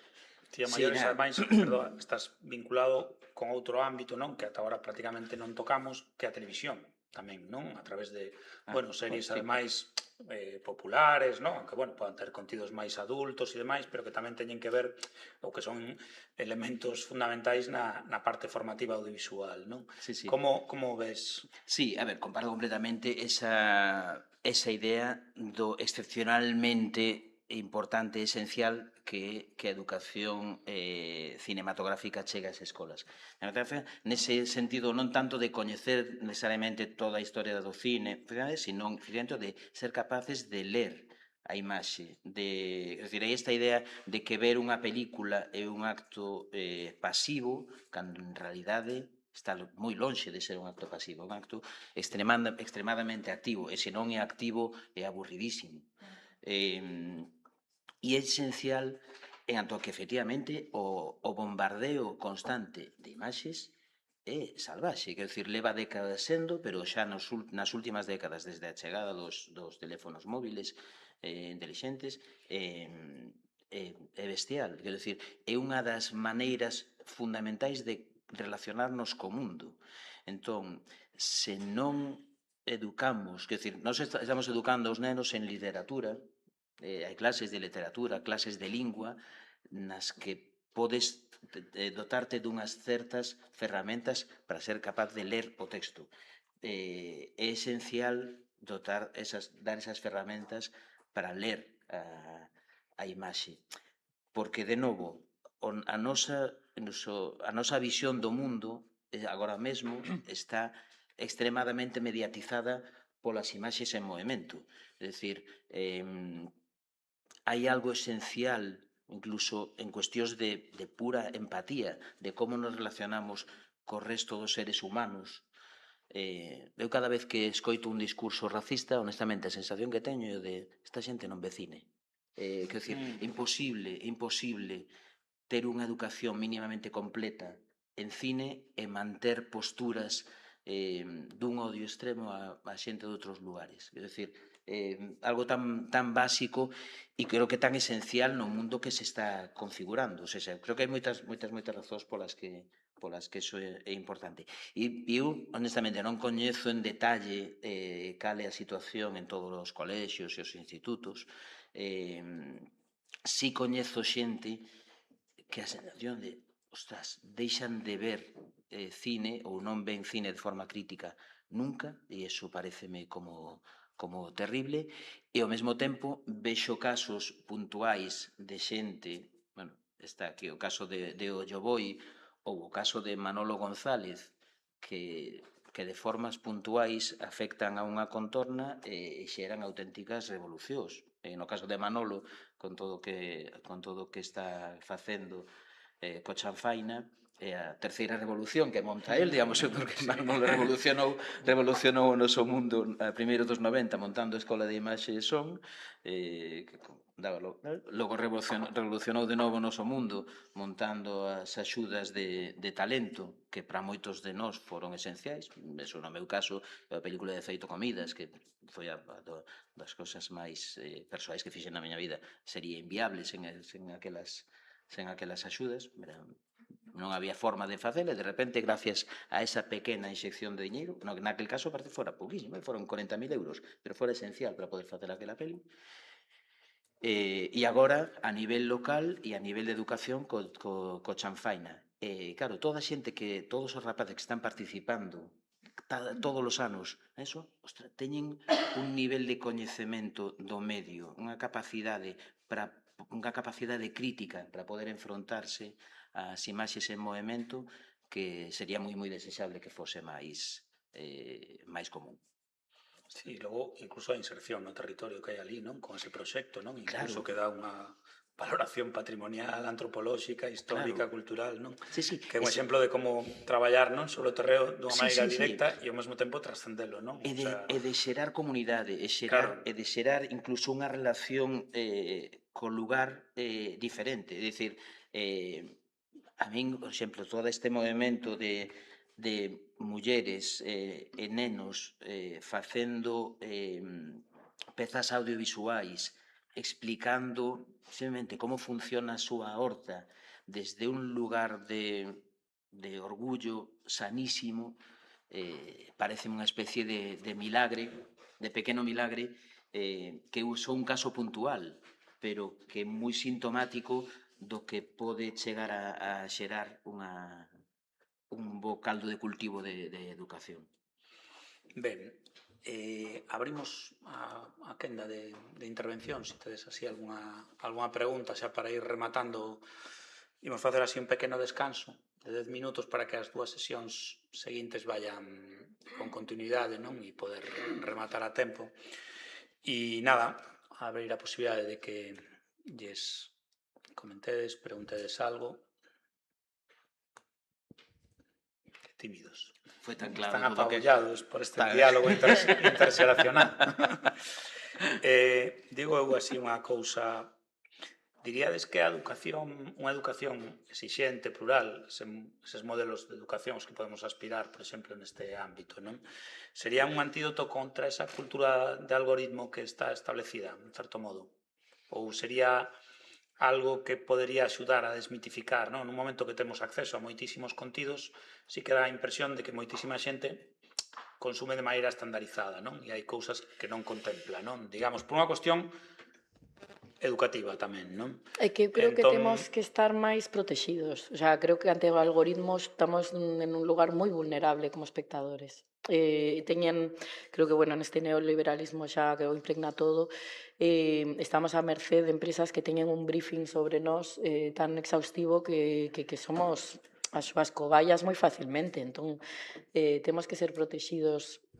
O sea, nós obviamente temos que formarnos e creo que como cineastas tamén temos esa responsabilidade de xerar, o sea, de compartir con un espectador activo e activar de alguna maneira os nosos proxectos a mirada crítica, o espacio, o espectador, a sensibilidade, pero teñen que protexernos tamén, non? E non sería a universalidade unha maior presenza da educación audiovisual? Perdón? A universalidade, unha maior presenza audiovisual non sería precisamente unha fórmula de protección?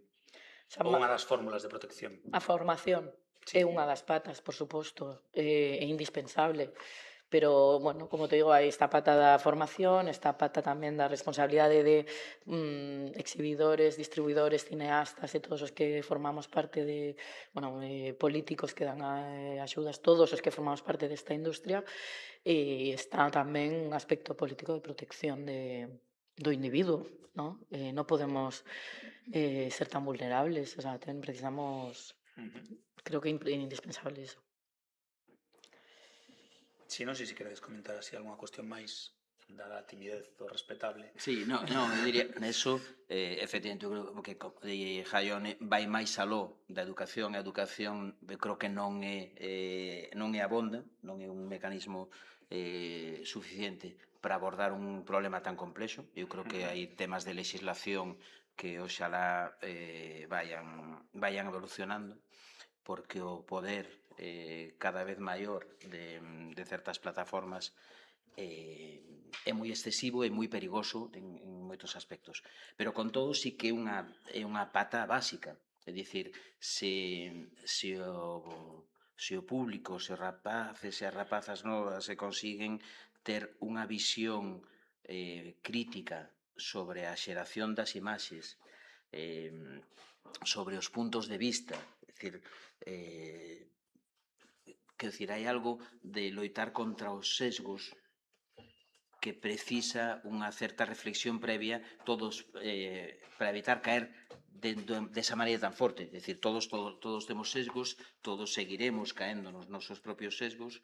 É imposible evitar ter sesgos, pero sí é posible canalizalos. É posible ter certas ferramentas para protexerte dos teus propios sesgos. E aí sí que creo que a educación é unha pata absolutamente fundamental. E o cambio de ter conciencia deses sesgos, de ter conciencia de como a xeración de imaxes pode relacionarse cos nosos sesgos, é un cambio radical en canto a forma de relacionarse co mundo. Entón, aí sí que me parece que necesitamos como sociedade fortalecernos por ese lado, porque o poder que emana desde o control da imaxe é monumental. Sí, E probablemente non o pareza tanto. Pero quero dicir, cada imaxe ten unha idea detrás. Toda imaxe ten unha idea detrás. E as ideas... o micro, espera, vai intervir Ana. Eu non quería intervir agora, porque vou despois falar tamén un pouquiño, pero hai algo que dixestedes que me fai ter unha reflexión. Nos 4 puntos que Anxos decía que eran importantes que existisen en un país para que existise audiovisual, está tamén a televisión pública, non? Entón, a nosa televisión pública foi un piar fundamental do cine en Galicia, non é a día de hoxe, nin do cine, nin do audiovisual. E creo que iso está xenerando unha fenda tamén dentro do propio audiovisual, ou iso sentín eu vendo os premios Mestre Mateo este ano, o discurso de Rosa, non? O discurso de moitas persoas iba enfocado á diferencia entre facer audiovisual galego e facelo en galego. Entón, tamén vos pregunto, de cara a esa formación do alumnado en cine, dándolle, por si non fora pouco difícil formalos en cine, formalos en tamén cine galego, que podemos facer? Cal debe ser o noso grado de compromiso como docentes ou vos como cineastas? Que lle pediríamos a ese ente público que fixese? Que da igual, non están aquí para oírnos e non lles vai a chegar isto seguramente, pero que deberíamos hacia onde deberíamos de ir ou como reivindicar algo?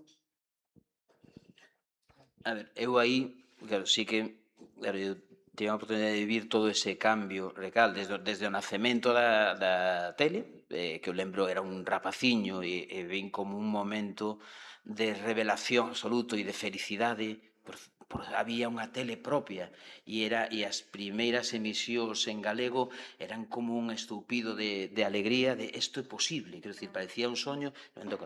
Logo, nos anos 90 empeza, bueno, xa a finais dos 80 houve un momento de moitísima explosión creativa na TVG e houve un momento no que, por exemplo, tiñas acceso gracias á televisión pública a literalmente as cousas máis interesantes que estaban facendo en televisión a nivel mundial, porque había un programa concreto que era o mellor do mundo que se levaba ali, era absolutamente fascinante, e logo nos 90 efectivamente convertiuse nunha pata fundamental da eclosión da produción, é dicir, empezou a invertirse en longametraxes e empezaron a producirse series de televisión. Nesas series fómonos formando un lote de xente que basicamente somos os que agora seguimos facendo series tanto aquí como en Madrid, quero dicir, toda a xente do mundo de Bambú, toda a xente vinculada ao mundo de Porto Cabo, ao mundo de Vaca, todo ese caldo de cultivo fundamentalmente naceu daquele esforzo de estar facendo series de televisión en TVG.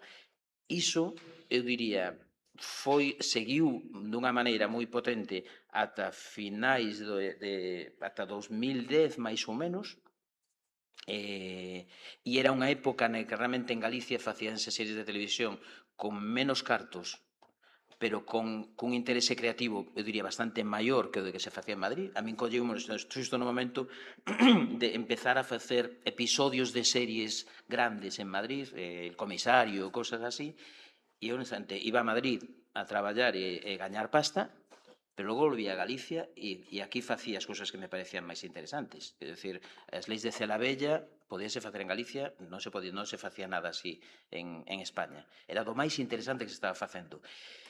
E iso quebrouse, eso claramente quebrouse e tirouse a toalla e deixouse de dar pasos adiante. E a partir de aí, o nivel das series en España en xeral seguiu subindo a un nivel agora moi equiparable ao nivel internacional, digamos, estamos de ti a ti con calquera outro lugar, que decir, non a nivel de orzamentos con Estados Unidos, por exemplo, pero a nivel de resultado estamos nunha posición moi potente a nivel mundial. Quer dizer, somos unha das cinematografías máis potentes a nivel mundial, sen dúbida. E TVG quedou atrás.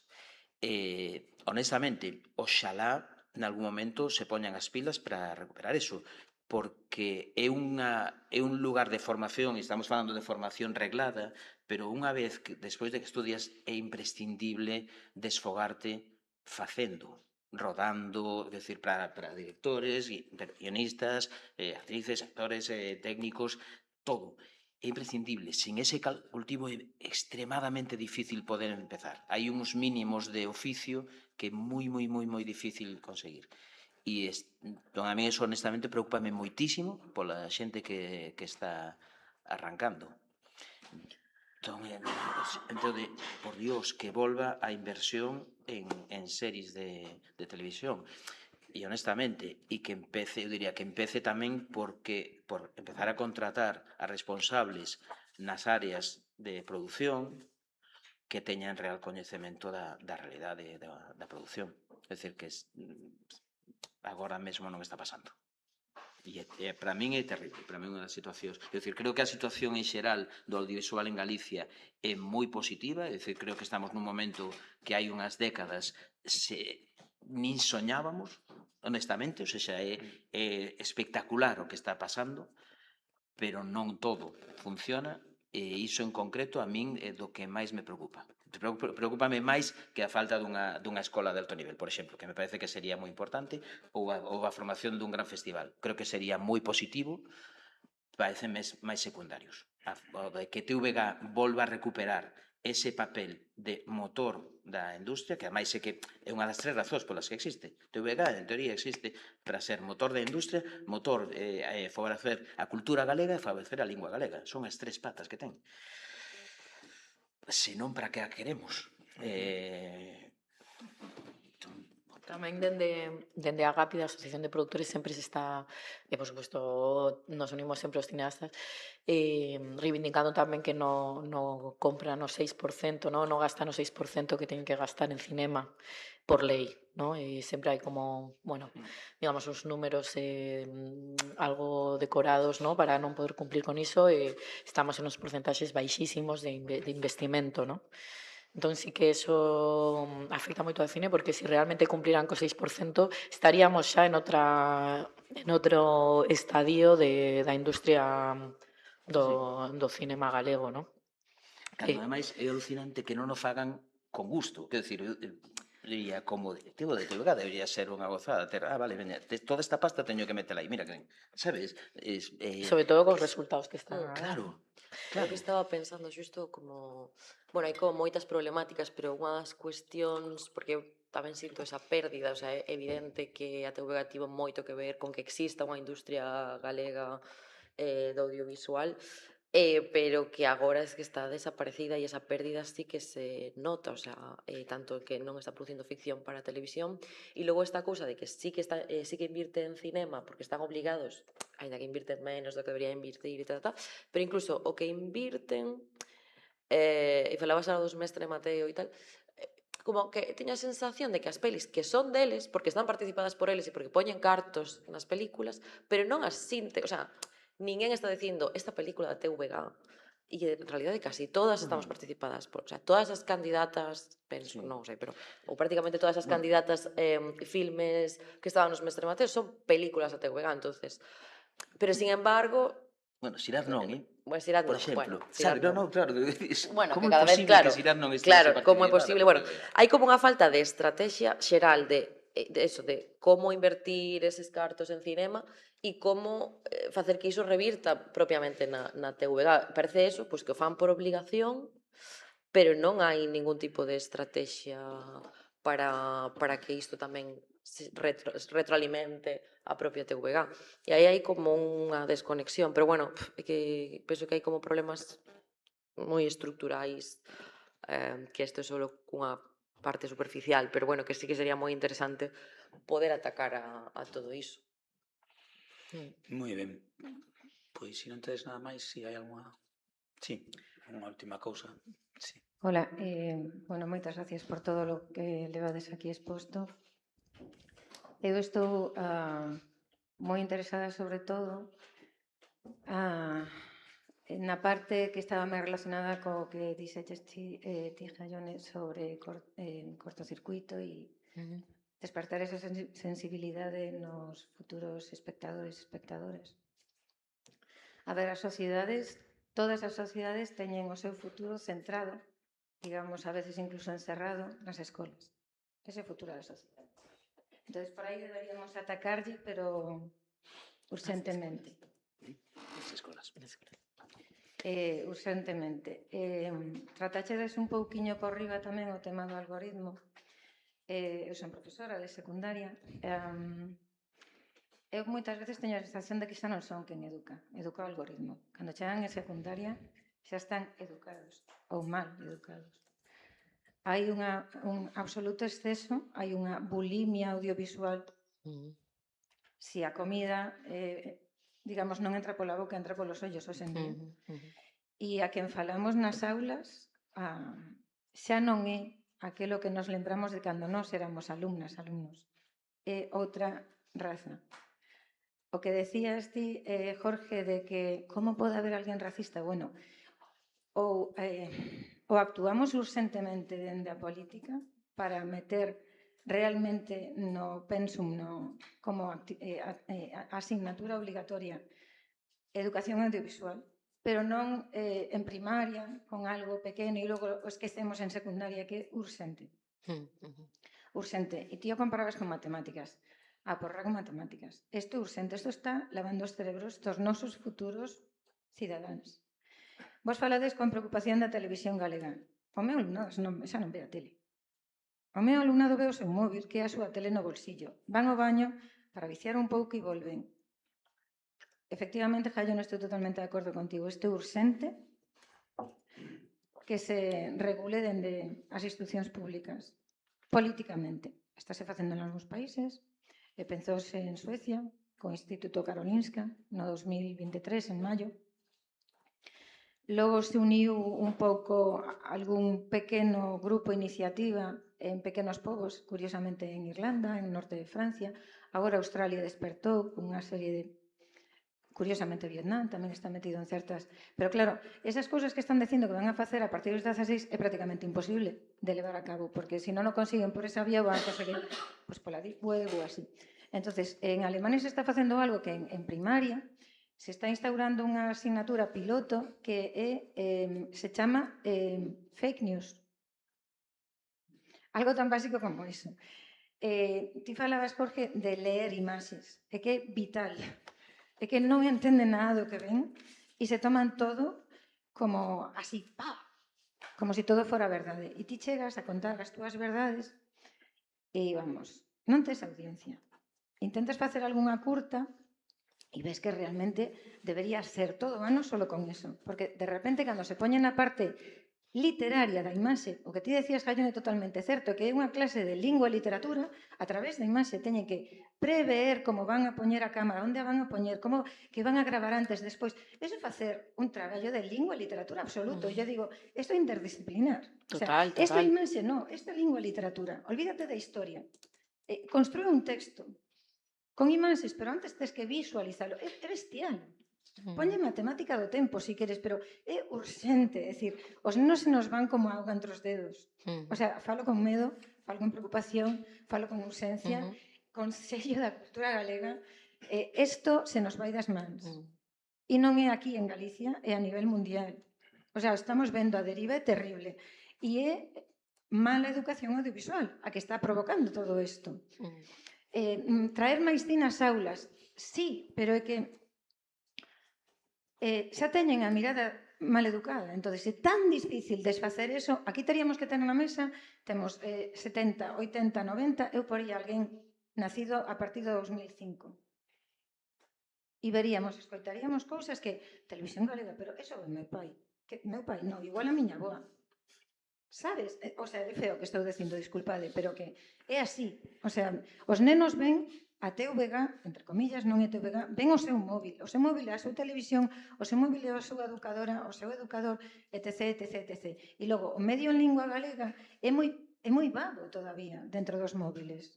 Teríamos que estar creando moitísimo máis produto audiovisual en galego para móvil. Se está perdendo a lingua por culpa deso tamén. É dicir, é un tema tan urxente que todo que, o sea, eu veño, o sea, estou moi agradecida porque se montara esta iniciativa para que se cree un foro de, Sí. estamos on fire. O sea, é terrible. Queredes comentar As aulas de secundaria, eso. Entonces, si tedes algunha idea ou si tedes algún poder político para axilizar que isto realmente entre no diseño curricular de primaria e de secundaria. Moi Porque ben, profesorado gracias. solo non podemos. Gracias. Non, aquí imos moi mal de tempo xa. Son 30 segundos. Veña. Por aclarar, Sí, sí, sí. que se dice, yo oigo todo esto lo oigo siempre en todos los debates y bueno, no quería intervenir porque esto Sí, me sí. pasaba ahí, pero Veña. creo que hace falta. Breve, por favor. Contenidos curriculares ya están desde el 2013 de manera específica, tanto en primaria como en secundaria. Incluso en secundaria hay una asignatura que es educación plástica, visual y audiovisual. Parece mentira que haya que repetirlo constantemente en todos los foros. El problema es que el profesorado no está formado específicamente y hay un problema de didáctica. Entonces, si a alguien le interesa la didáctica, puede leer Retina, plataforma leer.es, del Ministerio de Educación, del que soy autor a través de una experiencia de más de 20 años en Tours of Films, y creo que lo que da falta es una formación de profesorado específica. No me voy a extender más, quien quiera que consulte todo eso. Hay una jornada del Ministerio de Educación y la Academia de Cine el día 29 de abril, de Cine y Educación, donde estoy invitado a dar una ponencia sobre esta cuestión. Entonces hay una falta de voluntad política, por supuesto, una formación de profesorado, por supuesto, y sobre todo una mayor carga lectiva en estas materias que somos las responsables de generar toda esta cuestión que efectivamente es multilingüística, multidisciplinar y tiene unas posibilidades, sus procesos de creación como procesos de aprendizaje inmensas. Es una cuestión de formación de profesorado y de intención política en la que estas materias pues, no sean olvidadas y que se sepa que esos contenidos están en el currículo desde 2013 en función de una directiva de la Unión Europea de 2009. Entonces, lo que hace falta es, primero, conocer estos hechos y, a partir de ahí, de qué manera podemos potenciarlos y podemos hacerlos visibles. ¿No? Quedou claro. Perfecto. Non sei se queredes engadir así algo máis para rematar. Digo, porque imos sin de tempo así moi xustos. Bueno, está ben, a mesa ronda acabou sendo tamén panel de experiencias, non? Sí, entón, claro. vai conxugado co resto da mañá, non? E volvemos en 10 minutos, darlle as gracias a Anxos, a Jaione e a Jorge e pedirvos un aplauso para eles.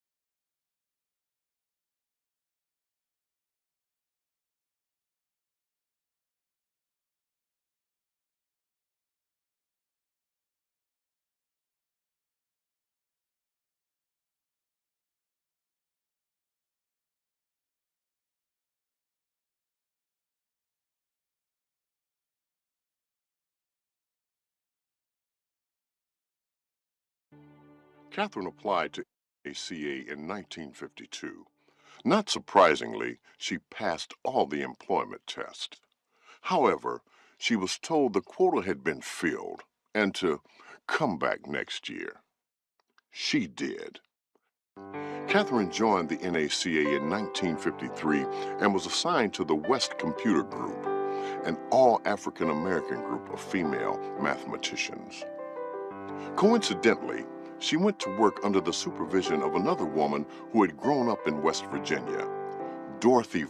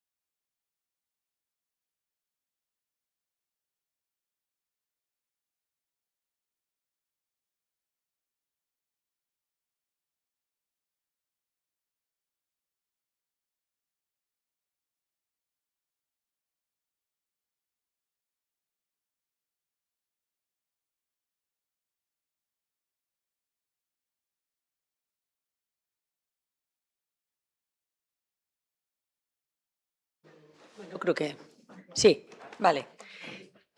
Bueno, que tal? Bos días, eu son Ana Moreiras, son docente e estou aquí un pouco como parte do colectivo Yo Voy, que facemos un festival de cine e educación. Entonces, pois somos a ponte, digamos, non? Entre estes mundos. Vou intentar falar a modo porque hai xente de Portugal e se non me entenden e cóstame moito falar a modo. Por outra parte, temos apuro, entón, a ver como conxugo estas cousas. Vimos dun debate moi interesante, ben interesante, polo menos para min, e unha das cousas que estaba máis presente no debate era a necesidade de educar a mirada do alumnado. Este é un termo que utilizamos frecuentemente, pero para o que encontramos moitos problemas, moito profesorado.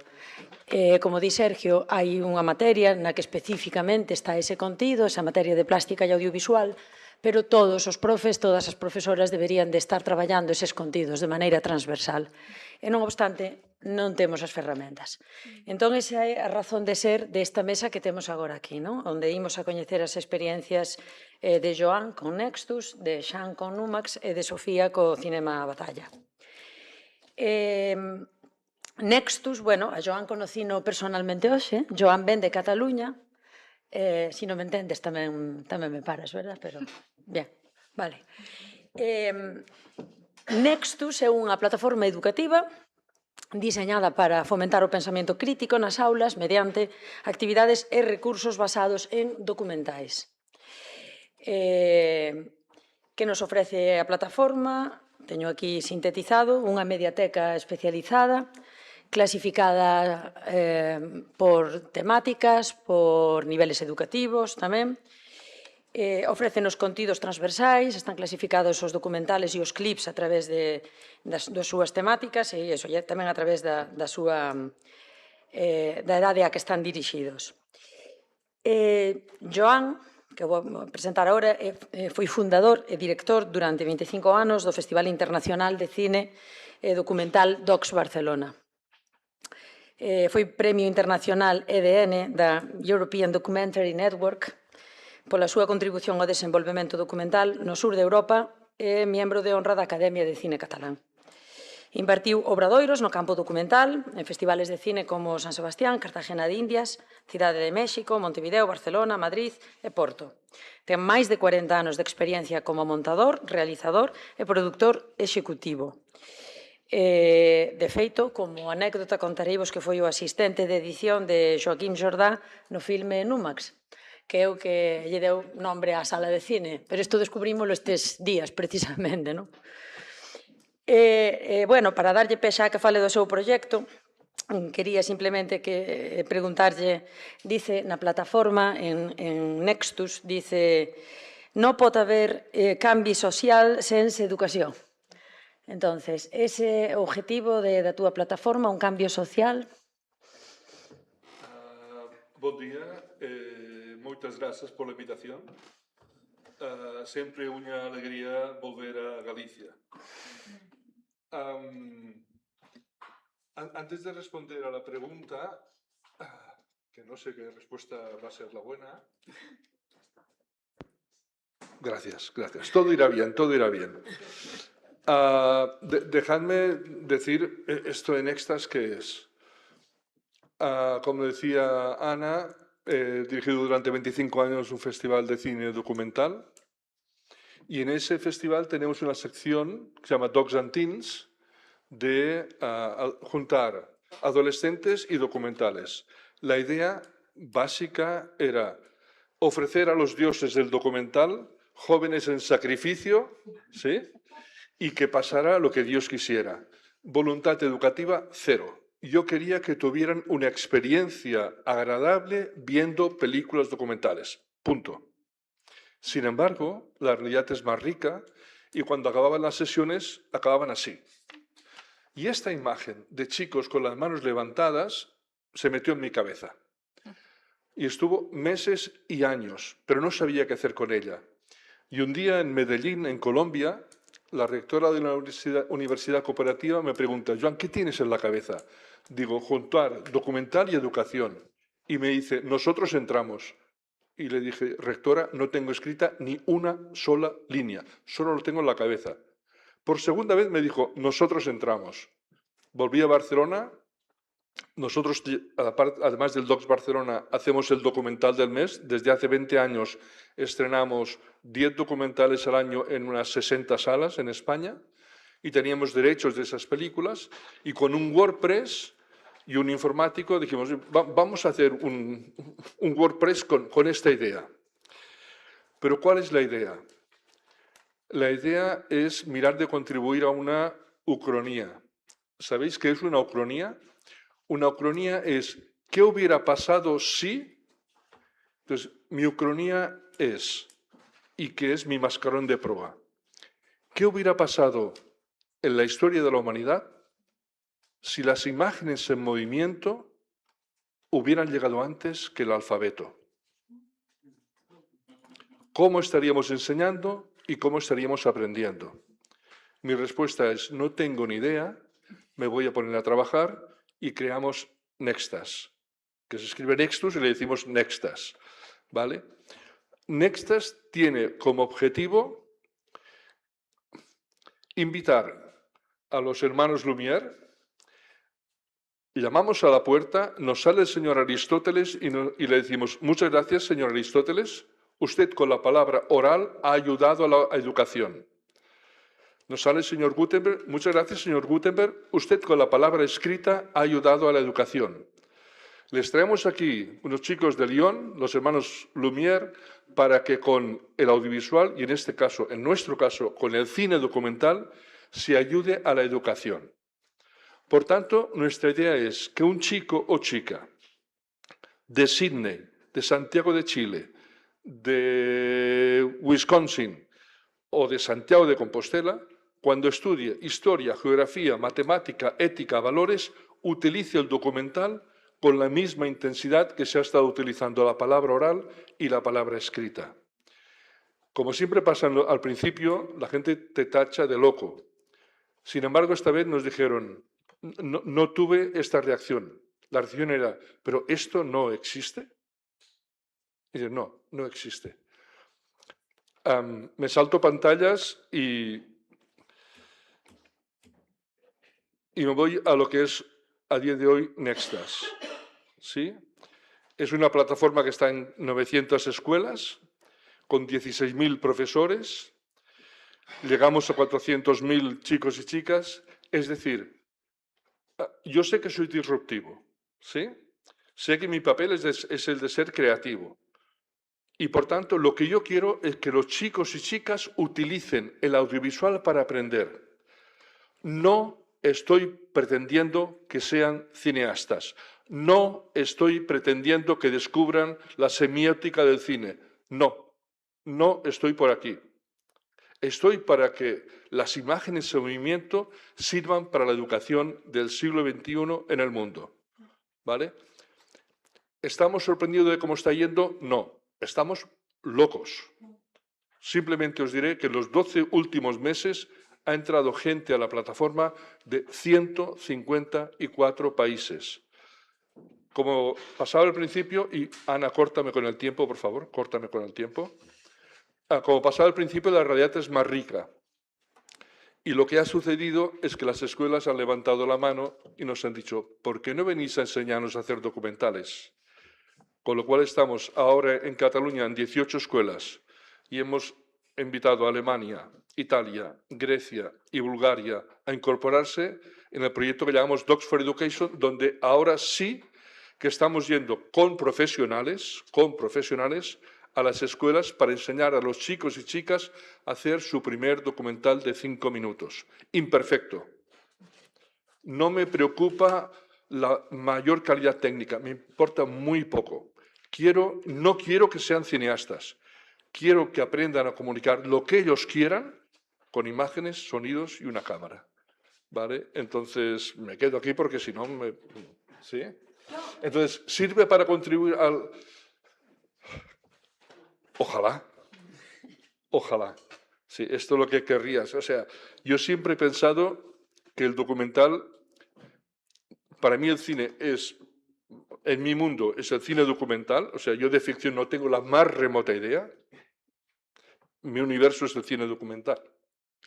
Siempre he pensado que el cine documental es una palanca más para mover el mundo. Y en este caso es lo que llevo haciendo desde hace 30 años. ¿Vale? Entonces, esto es Shaza. Esto es Nextas. Y entonces, ¿qué queremos? O sea, no, si alguien quiere, después le explico cómo va y tal. En mi locura, yo voy a intentar crear la Biblioteca de Alejandría Universal. ¿Sí? Este es mi objetivo. Que un profesor o profesora del mundo, cuando quiera enseñar lo que quiera enseñar, utilice a Aristóteles, utilice a Gutenberg y utilice a los hermanos Lumière. Y en eso estamos.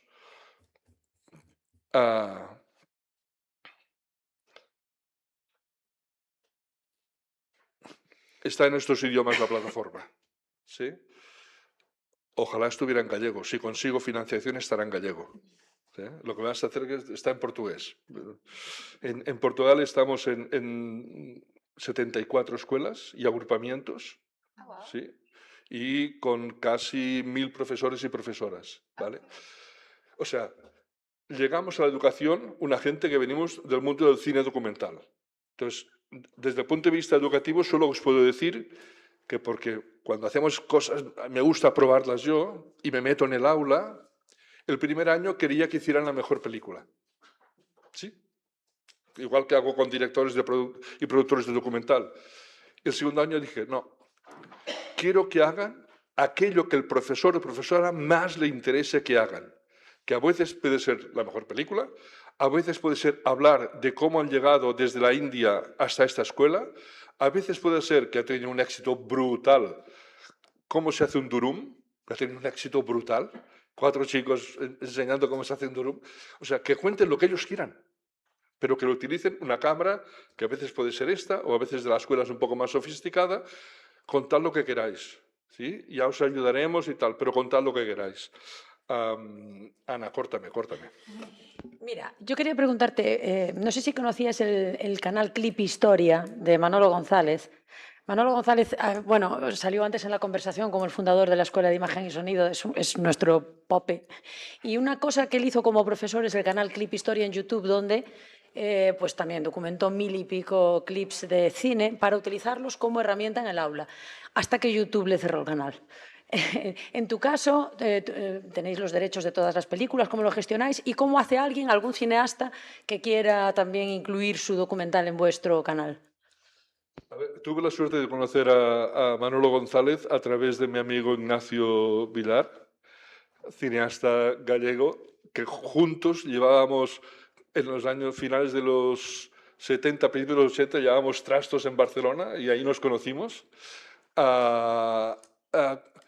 ¿Qué hacemos? Nosotros adquirimos los derechos, obviamente, o sea, estamos en el sector documental y por tanto adquirimos los derechos de las obras, los segmentamos, perdón, esto no lo he dicho y es la madre del cordero. Un día estuve trabajando con esto y documental y mi equipo me decía, Joan, ¿qué estás haciendo? Y yo les decía, no lo sé.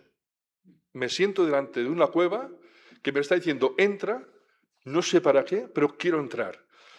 De ahí se creó una cosa que se llama Mobile Doc, que era para las escuelas hacer documentales con el móvil, y de ahí salió una tontería, que para mí ha sido fundamental para Nextas. Pantalla de cine 100 minutos, pantalla de televisión 60, ordenador 20, teléfono 3. Con lo cual, cuando hacemos Nextas, desde el minuto -10, hacemos que Nextas sea... El documental es la montaña y nuestro mineral es el clip, es la secuencia, la unidad de 1 a 7 minutos. No trabajamos con el documental entero. Nosotros trabajamos siempre con clips, ¿vale? Hay un equipo pedagógico, hay un equipo internacional. Al principio nosotros buscábamos las películas y como fuimos a buscar financiación a la Unión Europea, pensé, pues hostia, Historia de Europa del siglo XX les va a hacer tilín y les hizo tilín, nos financiaron. Ahora escuchamos a los profesores y profesoras qué están buscando. ¿Qué están buscando? O sea, ¿qué están buscando y no encuentran? porque nosotros podemos encontrar, es decir, o sea, estamos insertos en el mundo profesional documental internacionalmente y por tanto lo que hacemos es recibir películas, pero ya con un foco concreto. Estamos buscando esto, ¿sí? Entonces, hasta ahora, o sea, hasta ahora no hemos hecho llamadas abiertas, sino estamos buscando aquello que, oye, necesitamos documentales de mujeres científicas, pues vamos a buscar. ¿Sí? Sofía bueno, está a cargo da sección educativa de Batalla Centro de Cinema, que é un cine de Porto que ten como misión promover o coñecemento e a función cultural a través do cinema da imaxe en movimento, propoñendo acceso a novas formas de facer e pensar o cinema en diálogo aberto con todos os públicos. Bueno, parecido a Numax, que seguramente xa todos conocedes, pois teñen presentación de retrospectivas, ciclos temáticos, focos en prácticas contemporáneas e logo propostas que promoven interseccións con outras disciplinas, así como a promoción da cultura fílmica. Dentro desas liñas de traballo está Cinema ao Redor. Cinema ao Redor é o servizo educativo de Batalla, Centro de Cinema, está composto por varios programas e dos que nos trae hoxe información Sofía é de programa Escolas e de programa Familias. Sofía, ahora preséntate a ti, é programadora de cinema no Batalla Centro de Cinema, responsable desta sección educativa, é licenciada en Comunicación pola Universidade Nova de Lisboa, mestra en Artes do Espectáculo polo Institut Nacional des Arts du Spectacle de Bélxica e posúe unha posgraduación en Estudios de Curadoría polo Royal Conservatory of Arts de Gante. Actualmente está a concluir o mestrado de Ensino de Artes Visuais pola Facultade de Belas Artes de Porto. Deixou aquí un parágrafo que me gustou moito no seu currículum, que é que actúa nas áreas artísticas do cinema, na curadoría e a creación literaria, cun foco relacional e afectivo, privilexiando relacións horizontais entre artistas, públicos e institucións co fin de desxerarquizar o coñecemento e a experiencia artística.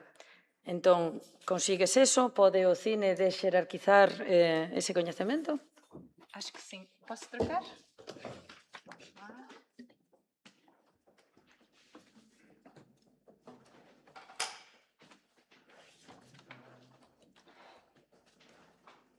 Igual que na mesa anterior temos un diálogo interxeracional tamén, como vede Sofía, vennos aquí de casi xeneración Z. Temos igual... Non, mas parece ser. A vista do teu currículo non, pero...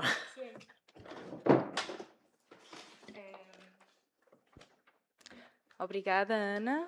Obrigada, Conselho de Cultura, pelo convite. Estou muito feliz por estar aqui. Vou tentar também falar bem devagar e se houver alguma questão, não hesitem em interromper e eu vou repetir. Como a Ana disse, eu sou programadora do Serviço Educativo no Batalha. Já alguém esteve lá? Não conhecem? O Batalha, ele abriu em 2022, mas tem uma história muito antiga. O Batalha, na verdade, é um edifício que foi construído em 1947 e foi um cinema muito importante na cidade. E eu estou a fazer esta introdução porque... está automático.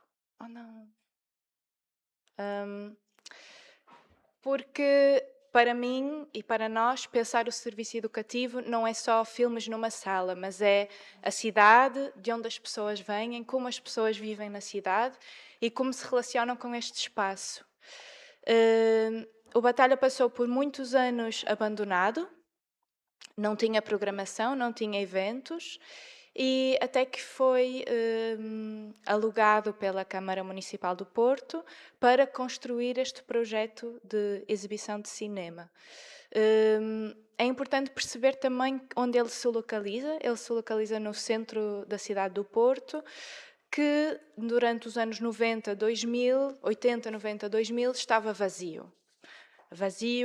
Completamente ao abandono, até que com mudanças sociais, geográficas, etc., a zona voltou a a ter uma função e o Batalha cabe lá. Passado muitos anos de obras, eu trabalho lá desde 2021, ainda estava em obras, abriu em 2022, reformado, e então, de repente, temos esta instituição, este espaço, temos dinheiro público, é importante dizer, dinheiro da Câmara Municipal, e pensamos, ok, então que serviço educativo é este que queremos fazer em 2022, não é? E que lugar é este que o cinema pode ter, sendo que também é importante perceber o contexto cultural do Porto, não é? Tem pouca, comparado com aqui, por exemplo, e é incrível estar aqui e perceber as vossas experiências, que temos mesmo muito pouca oferta cultural. O Porto já foi uma cidade com muitos cinemas nos anos 50, anos 60, existem ainda, mas estão desafetados, funcionam para outras coisas, estão abandonados. Em 2017, é importante dizer, não surgiu, mas foi reabilitado o Cinema Trindade, que é o cinema de rua que existe no Porto, e eles foram um pouco os antecessores assim, deste movimento. Claro que existiam festivais, que sempre existiram, o Fantasporto, Porto Postdoc, que são festivais muito importantes, mas não havia um lugar, um cinema de rua que as pessoas entrassem. Então 2017 foi importante com o Cinema Trindade e em 2022 abre o Batalha. Vou-vos mostrar só rapidamente o que é este espaço, porque acho que é importante para percebermos o resto, não é? Esta é a sala 1, tem duas salas, a sala 1, a sala 2, que é uma sala menor. Aqui são os murais do Júlio Pomar, que foi um importante artista contra a ditadura, e estes murais eles estiveram tapados durante o período da ditadura e foram retomados depois. Depois, agora, quando o cinema abriu, na verdade. Temos uma biblioteca e também uma filmoteca, que é um arquivo de cinema feito no Porto. Este é o lugar, as áreas comuns do edifício que normalmente temos exposições. Esta é uma sala pequenina, que chamamos sala filme, onde temos exposições de videoarte, imagem e movimento. Isto é de novo um espaço comum. Ali atrás é o Teatro Nacional São João, então este lugar, esta praça é interessante. Aqui é outra sala comum. Aqui ainda outro espaço. Aqui é o bar, que fica no -1, a livraria, e temos é importante isto porque temos projeção analógica nas duas salas, e que é uma novidade e que chama muita gente. Aqui o que eu vos queria falar, e que a Ana apresentou muito bem, o cinema ao redor, é o serviço educativo. Esta palavra ao redor, não sei se ela faz sentido em galego, faz? Redor? Pronto. Que é esta ideia, não é, que eu falava no início, que o que importa é o que está à volta, não é só os cinemas, não é? Mas este ecossistema. E é composto pelo programa Escolas, pelo programa Famílias, que é o que eu vou falar mais hoje, e depois existem estas outras atividades que são direcionadas para o público adulto, como grupos, cursos, oficinas. Temos um programa com os nossos vizinhos, visitas guiadas, e temos uma noite por mês de quiz de cinema, que tem público muito feroz. Aqui vou-vos falar do nosso programa Escolas, que é uma parte muito, muito importante, porque para já chegamos a um público imenso, não é? Eu não sei como... Sabes como parar? Não é... Não, aí está. Bom, chegamos a um... Eu queria parar... Desculpem. Ok. Porquê que é isso? Porque chegamos a um público imenso, não é? Pensando nesta cidade que tinha pouca oferta cultural, que as pessoas não vão ao cinema, ter um programa para as escolas que é gratuito fez com que, de repente, as sessões para o público geral possam ter uma média de 30 pessoas por sessão, 20, 30, não é? E para as escolas temos uma média de 60, 70. Então é importante perceber que o programa Escolas de hoje realmente forma um público daqui a alguns anos, não é? E esperamos que daqui a alguns anos a média na sala seja a mesma média que as escolas agora. O programa Escolas ele é feito de 2 em 2 anos e é feito para todos os ciclos de ensino, desde os 3 anos até aos 18, por 4 temas. E esses temas aí vão variando, consoante o que nós achamos que faz sentido trabalhar neste programa. Eu não vou mostrar tudo, mas ele tem este aspecto. Este é o nosso programa. Depois poderão consultar no site se tiverem essa curiosidade. Estes temas deste programa que vai terminar este ano era ecologia, identidade, amizade e deslocações. E para cada tema tem várias sessões para cada ciclo de ensino.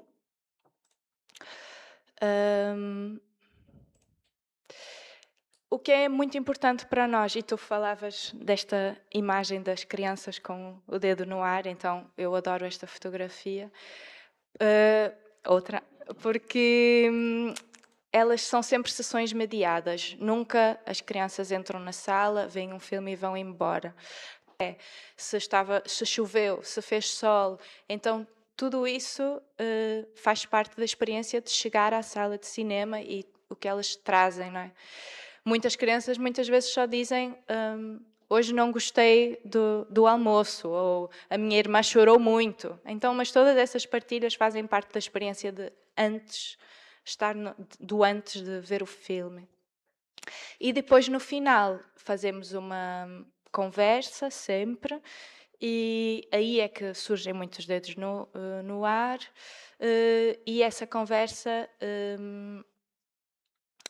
consoante a pessoa que a faz, por vezes sou eu, por vezes é a mediadora que trabalha connosco, por vezes são as próprias pessoas que programaram a sessão, mas ela parte sempre do pressuposto que é ouvir primeiro.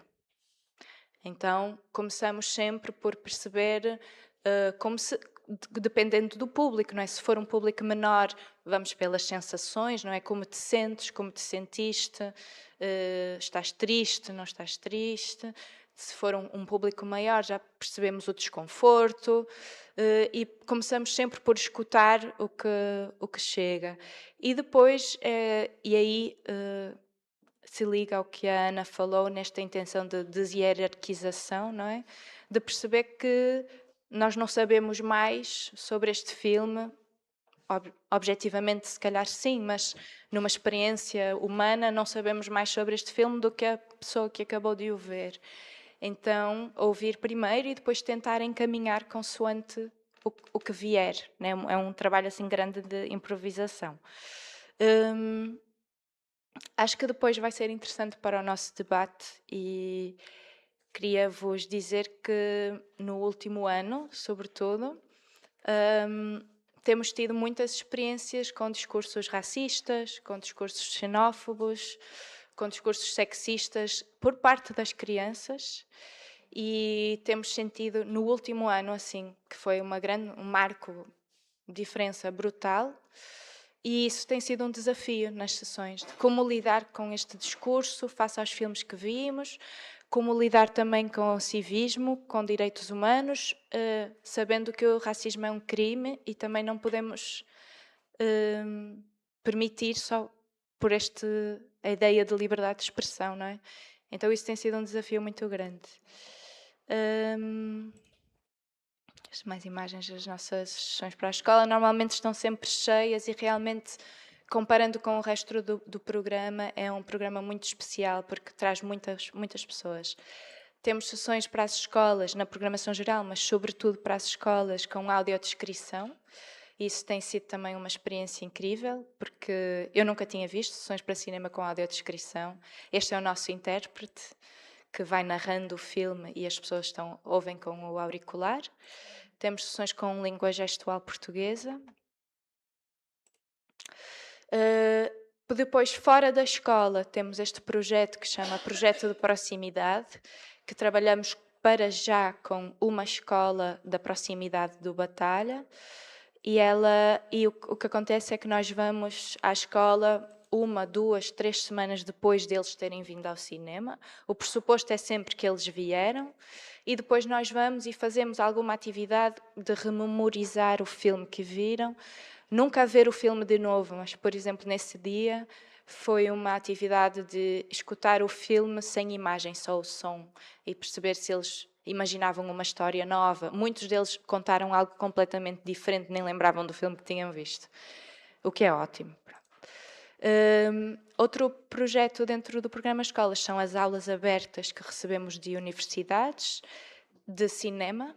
Normalmente, nós não temos aqui neste projeto de aulas abertas, não temos uma mão no que acontece, são as universidades e as escolas que pedem para usar o cinema, mas isto acontece para criarmos público e para criarmos dinâmica e para as pessoas perceberem que é um espaço que podem usar, e indo lá a uma aula aberta, depois talvez venham mais tarde a uma sessão. Como somos uma instituição relativamente nova, este tipo de dinâmica é muito importante. Temos o Big Show, que é a mostra de cinema das escolas do Porto, do ensino superior, que acontece em setembro, e que é aquele momento de poderem ver o seu filme na sala, trazerem família, trazerem amigos. Isto acho que vai ser importante também para a nossa conversa. É o grupo de professores, que acontece uma vez por ano, no verão, e é uma ação formativa para professores em que eles próprios fazem um filme, uma curta-metragem. E temos oficinas durante o verão, durante a Páscoa, durante as férias, temos sempre oficinas, seja de realização, de documentário ou de animação.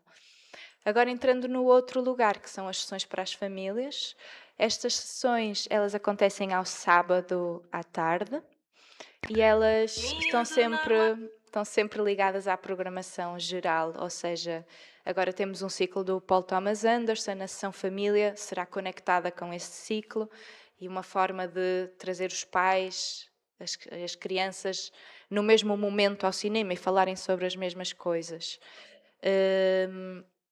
Elas, tal como as sessões de escola, têm sempre uma apresentação e uma mediação no final. O que é incrível é que como é um slot fixo, não é, sábado às 3 da tarde, as pessoas sabem que esta sessão é para famílias, então já vão sabendo que é uma sessão com uma conversa, nem se levantam no final e ficam na sala, então estamos a criar este hábito de... E muitas vezes não vêm com crianças, é uma sessão para famílias, mas vêm adultos sozinhos ou em grupos de amigos, só sabendo que vão poder falar sobre o filme no final. E agora vou-vos mostrar o teaser da nossa temporada de agora de famílias. Vem tomar caipirinha comigo, miúdo normal. Leva-me no teu camelo com uma bossa nova. Eu solto o cabelo e enrolo-te à volta, para ficares para sempre comigo, para me apertares e não dançares sozinho. Segura-me os tornozelos e não me deixes voar.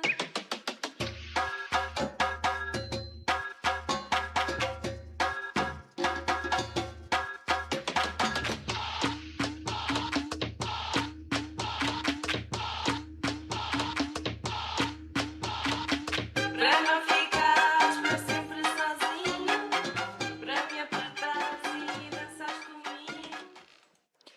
E estas sessões, elas são, aqui não dá para perceber, mas elas são tanto de curtas como longas.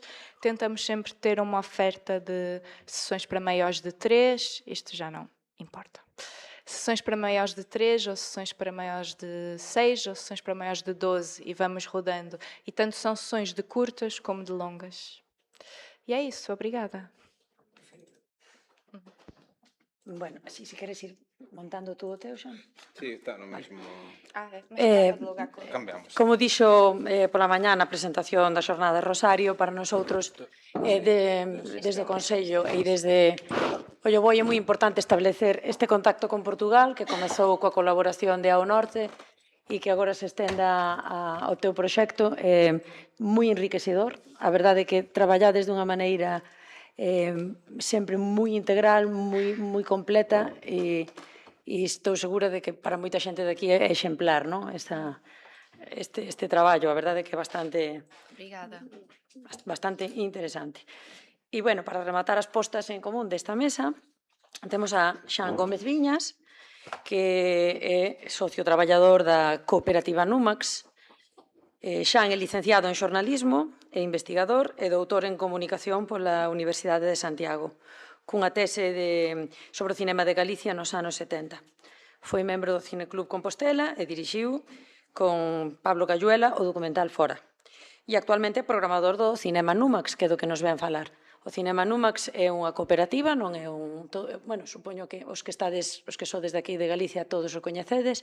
Para a xente que vides de Portugal, pois é unha experiencia de cine pioneira en Santiago, realmente, que nace como unha cooperativa con fondos de moitos pequenos accionistas, aparte de outras axudas que tiveran, e, por tanto, ten un arraigo moi grande dentro da nosa vila, porque o sentimos como noso moitas das persoas que vivimos aquí. É un cine que ten 3 patas, o cine, a librería e o laboratorio, e delas nos vai falar Xan.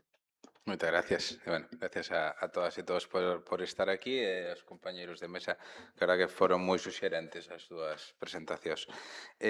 Sí, xa presentaxe unha previa importante, non?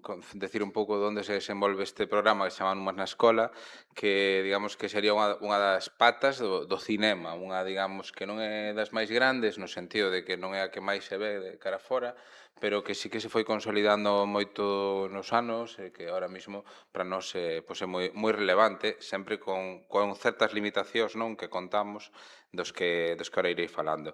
Por ir contando brevemente como foi a idea e o desenvolvemento, digamos que o aspecto a levar as escolas ao cine era unha proposta que estaba no inicio da proposta de Numax. Digamos que se concebía como algo que sí que se ten feito dunha maneira máis ou menos tímida, pero unha proposta arreglada na que se pon en valores do propio cine Numax como un cine de autor independiente de calidade e en versión original, cando permite a capacidade de lectura do alumnado, pois era algo que apenas existía, non? Entón, no inicio, queríamos acompañar todo isto. Bueno, aquí este é unha imaxe de 2016, no cal convocamos ao profesorado da zona, asistiron a unha... Realmente non era unha proxección, sino unha serie de fragmentos do noso primeiro catálogo de películas, un pouco explicando como sería o funcionamento, non? Un pouco as liñas identitarias son o visionado, é unha obviedade, pero o visionado en cinema en pantalla grande, é dicir, a propia experiencia cinematográfica de ver unha película, de compartir unha película, de que durante esa hora e media non vai haber un teléfono móvil diante de ninguén de nós, non? Isto é algo que falase moito das crianzas, pero creo que calquera de nós, para min é como unha especie de colirio mental, non? De descanso, de estímulos. Como digo eso, obviamente a calidad das propostas, todas as propostas ou casi todas as que aparecen en Numas na Escola previamente foron programadas en Numas ao público aberto, co cal, bueno, obviamente son películas nas que creemos, e tamén o cinema como vehículo de valores, non? Un pouco todos estes valores que comentaba a compañeira que iban xurdindo, intentamos que cada un destes filmes tamén estean escolmados en base a educación e igualdade, digamos, ir en contra de calquera tipo de discriminación, de violencia ou incluso as preocupacións ambientais, cuestións clave que en moitos casos se están observando uns retrocesos importantes, non?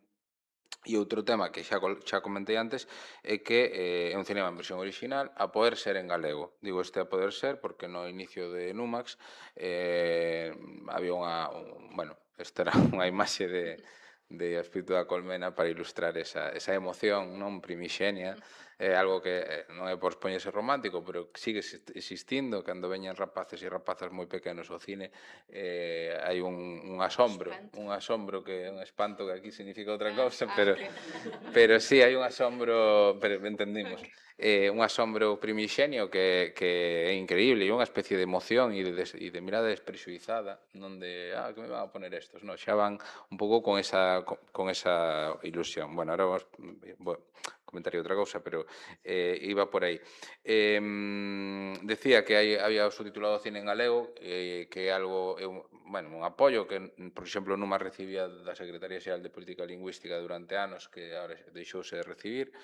Casi non se dobla nada de cine en galego, digo casi porque o ano pasado se doblou Ponio no Acantilao, que foi unha gran noticia. Este ano, ata onde eu sei, non hai ningún plan, e históricamente levábamos para os profesorado de primaria e infantil e nos pelis en galego, había dúas, Valentina e a Galiña Turleca, era todo o que había que ofrecer, claro, era un pouco limitante, non sei, supoño que se entende a preocupación lingüística en outras áreas, non?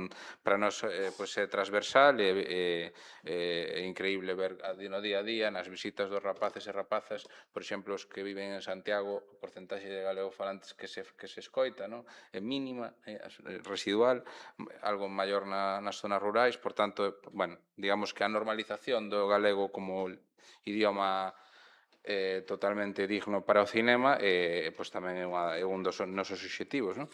E todo isto, se realiza en colaboración co profesorado e coas distribuidoras, non? O noso plan inicial, que como agora comentarei, non sempre foi posible desenvolver na súa plenitude, era que cada película fose acompañada dunha unidade didáctica ou de materiais didácticos que permitisen que o profesorado completase na aula moitos das valores que se incluían na película. Evidentemente é necesaria esta colaboración porque os nosos medios, o que nos podemos dedicar a isto é limitado, basicamente porque somos unha cooperativa, pero no fondo somos unha empresa que é privada, sin apoio público para este tipo de actividades, non? Por tanto, o noso rendemento sae das entradas de cine, e as entradas de cine son moi baratas porque así o queremos para que os rapaces non teñan que pagar moito, non?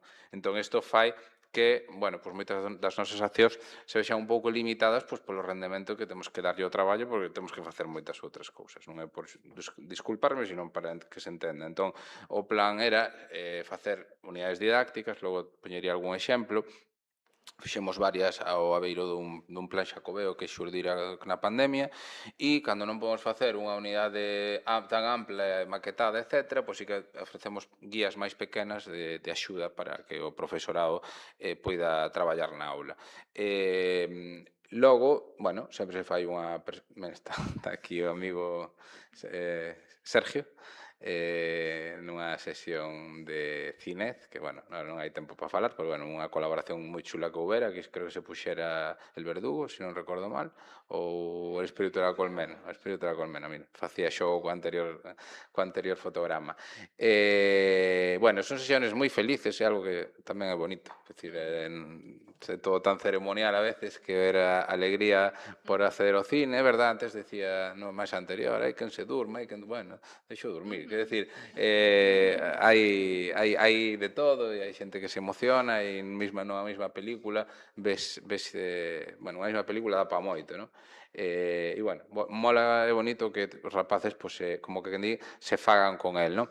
E logo, é moi importante a colaboración do profesorado. Hai casos como, porque as nosas limitacións tamén están aí, non? Entón, por exemplo, un profesor de Fontiñas, que creo que non está aquí, dixome que igual viña, creou o ano pasado un ciclo de cine galego, e el se encargou personalmente de moverse para que Alfonso Zarauza, Margarita Ledo, Jaione Camborde, que estaba aquí antes, ou Oliver Laxe, que ademais lle mandou un vídeo, porque non podía ir, pois viñeran, aquí vemos as fotos, este é unha captura do vídeo de Oliver en un aeroporto entre Toronto e non sei que é importante esa colaboración, sin ela non damos chegado moi lonxe.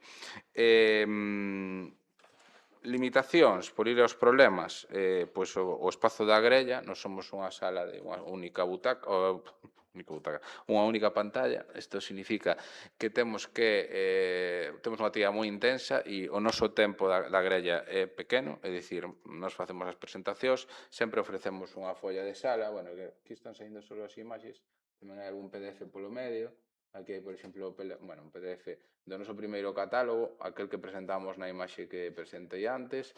Eran películas de un valor artístico increíble, pero, nalgúns casos, pouco atractivas para o profesorado. Mal que nos pese.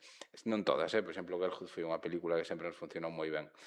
Nese primeiro encontro tamén testamos un pouco as necesidades do profesorado, e claro, evidentemente cantámonos, hai moitas temas por tratar, hai que achegarse tamén ao cine de idades máis novas, entón foi moi bonito porque nos fixeron aprender, tamén fixen moito traballo de comercial, o sea, de ir polos centros un pouco a ver cal eran as necesidades, e xa demos este o último catálogo, precisamente con Ponio, celebrando que está en galego, e, no caso de primaria, está estruturado en base ás idades recomendadas. Son películas, sobre todo, dúas distribuidoras moi importantes en Cataluña, pero que distribuyen en todo o Estado, chamase Pac Magic e Rita e Luca. Son dúas distribuidoras que, ademais de facer un cine infantil que non é para nada o canon do cine infantil, que infantiliza, te fan todo o contrario, que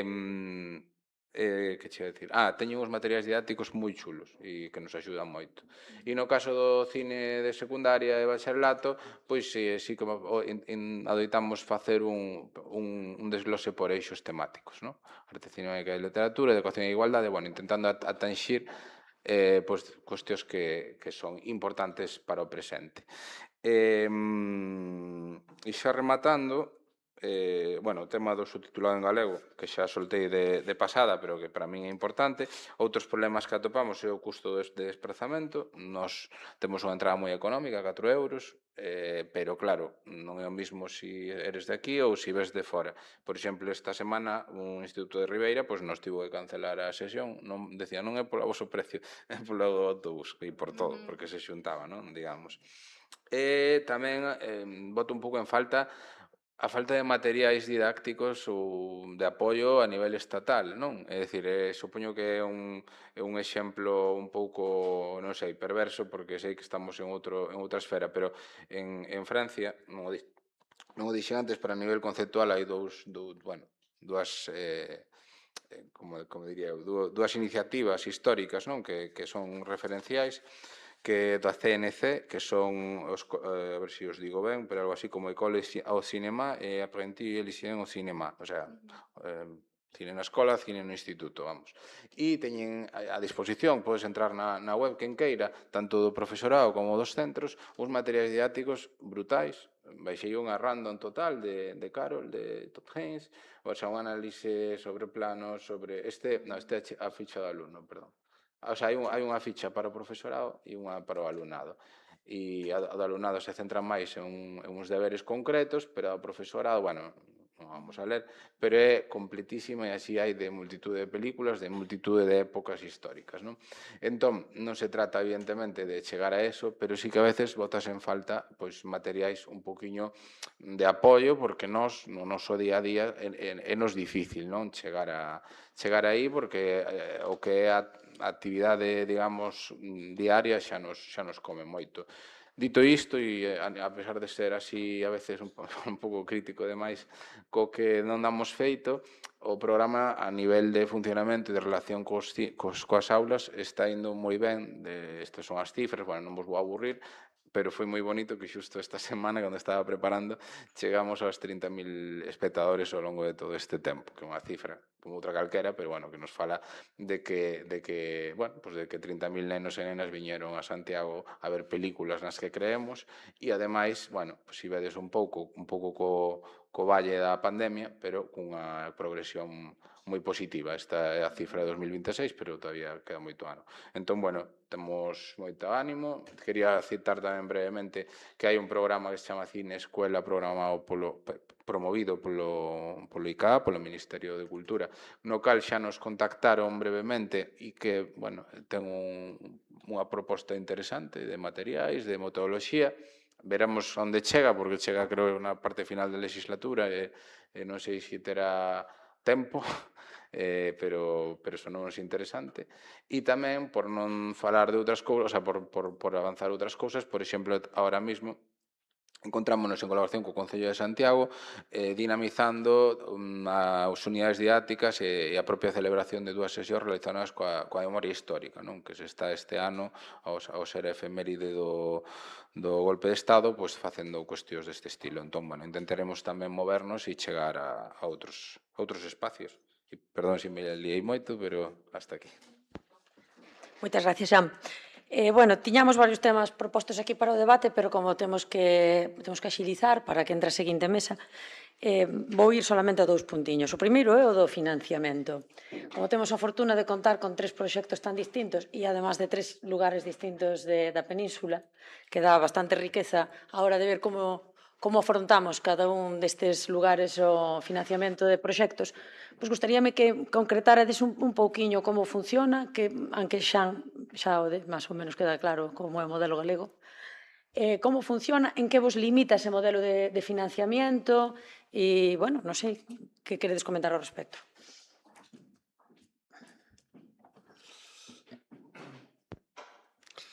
Bueno, si no ha quedado claro, soy catalán. Y yo creo que una característica de los catalanes es que no hemos tenido sensación de Estado y, por tanto, o te espabilas, ¿vale? Con lo cual, la primera iniciativa fue, perdón, no lo he dicho, pero lo digo ahora, tanto el Festival de Cine como el documental del mes, como todo lo que tiene que ver con ese mundo, detrás hay una empresa privada. En Nextas, detrás hay una empresa privada, ¿vale? Que mucha gente cree que es pública, porque siempre hemos trabajado con esa idea, pero con la herramienta de empresa privada. Nextas, la primera inversión fue de la empresa. Fue nuestra, fue decir, oye, pensamos que esto vale la pena, vamos a meternos. Cuando hicimos el WordPress, fuimos a las escuelas y las escuelas dijeron, wow, ¿y qué nivel de calidad? Que era el nivel de calidad de un festival de cine, o sea, para nosotros era estándar. Entonces yo me vine arriba y dije, hostia, pues ahora a por todas.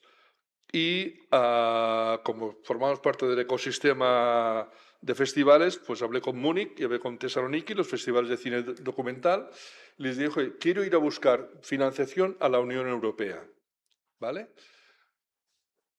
Y el proyecto, y ahí sale un Joan que no es tan así, el proyecto es este. No vamos a discutir cuál es el proyecto, no lo vamos a co-crear. El proyecto es este. ¿Venís o no venís? Me dijeron que sí. Fuimos a la Unión Europea a buscar, hicimos un proyecto de 1 millón de euros. Y fuimos a buscar el 70%. Y tuvimos un problema. Nos lo dieron.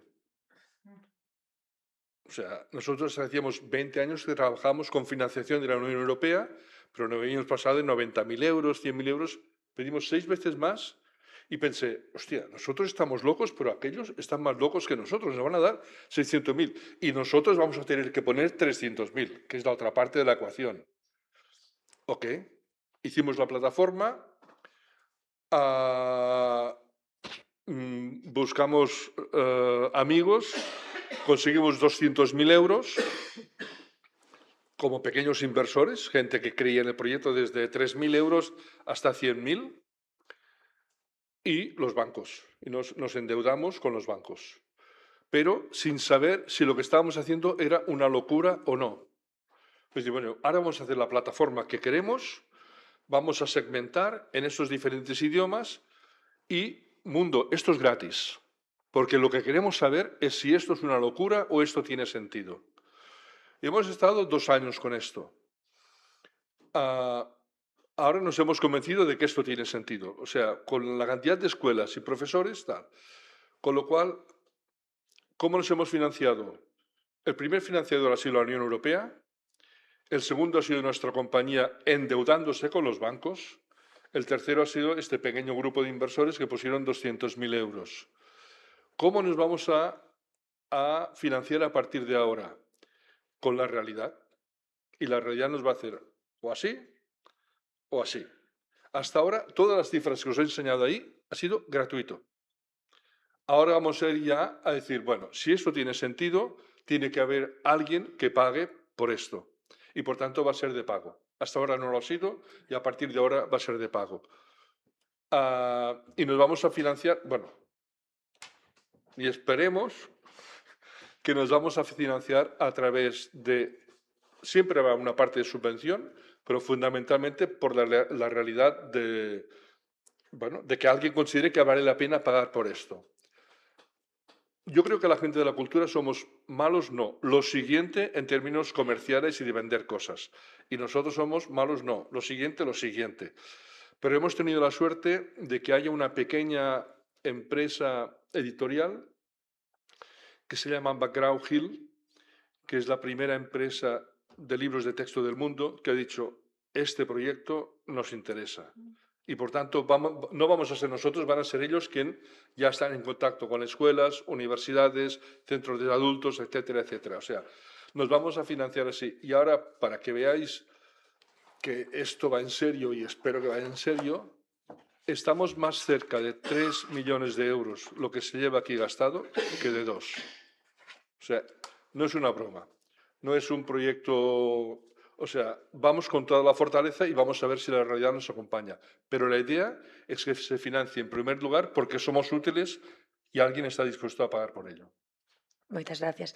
No voso caso, Sofía, entendo que é todo apoio da Cámara, non? Según explicache. Sim, e sinto-me um pouco um alien, não é? Nessa mesa, porque realmente o projeto do Batalha, na verdade, é um projeto político, porque o 100% do financiamento vem da Câmara do Porto. O Batalha não depende diretamente da Câmara, ele depende de uma empresa municipal, que é a gestora da cultura, do entretenimento, do desporto, mas o dinheiro é dinheiro público. Por isso, eu não tenho estes constrangimentos.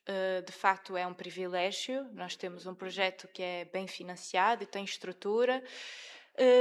O lado negativo é que está dependente de mudanças políticas e nós sabemos que uma mudança pode afetar totalmente, pode deixar de existir, pode transformar-se noutra coisa. Então, claro que é um privilégio ao mesmo tempo poder trabalhar confortavelmente, pagar bem aos artistas, pagar bem pelos filmes, ter uma equipa. Por outro lado, saber que está dependente da política. Está ben. E no caso de Numax, xa nos explicates máis ou menos, claro, abaratade esas entradas... Sí, non, nos como cooperativa, como proxecto global, sí que temos algúns apoios, sobre todo somos unha das salas da rede Europa Cinemas, tamén a veces hai axudas, non moitas, de algunhas institucións, no caso do cine, das axudas do cine do ICA, que se xestionan a través da GADIC, pero realmente, digamos que non especificamente no apartado, digamos, de didáctica que temos, non existe un apoio específico. Houberon unha pequena iniciativa no Concello de aquí de Santiago de financiar unha porcentaxe da entrada dos alumnos de aquí, pero bueno, foi xa hai uns anos e non se repetiu. En todo caso, ainda que estaría moi ben, sobre todo estaría moi ben para min para ter tempo e de calidade para elaborar contidos e para poder desenvolver sobre todo esa parte na que sucede na aula, na que nós non estamos, para saber un pouco que poda suceder aí, non? E de alguma maneira enriquecelo.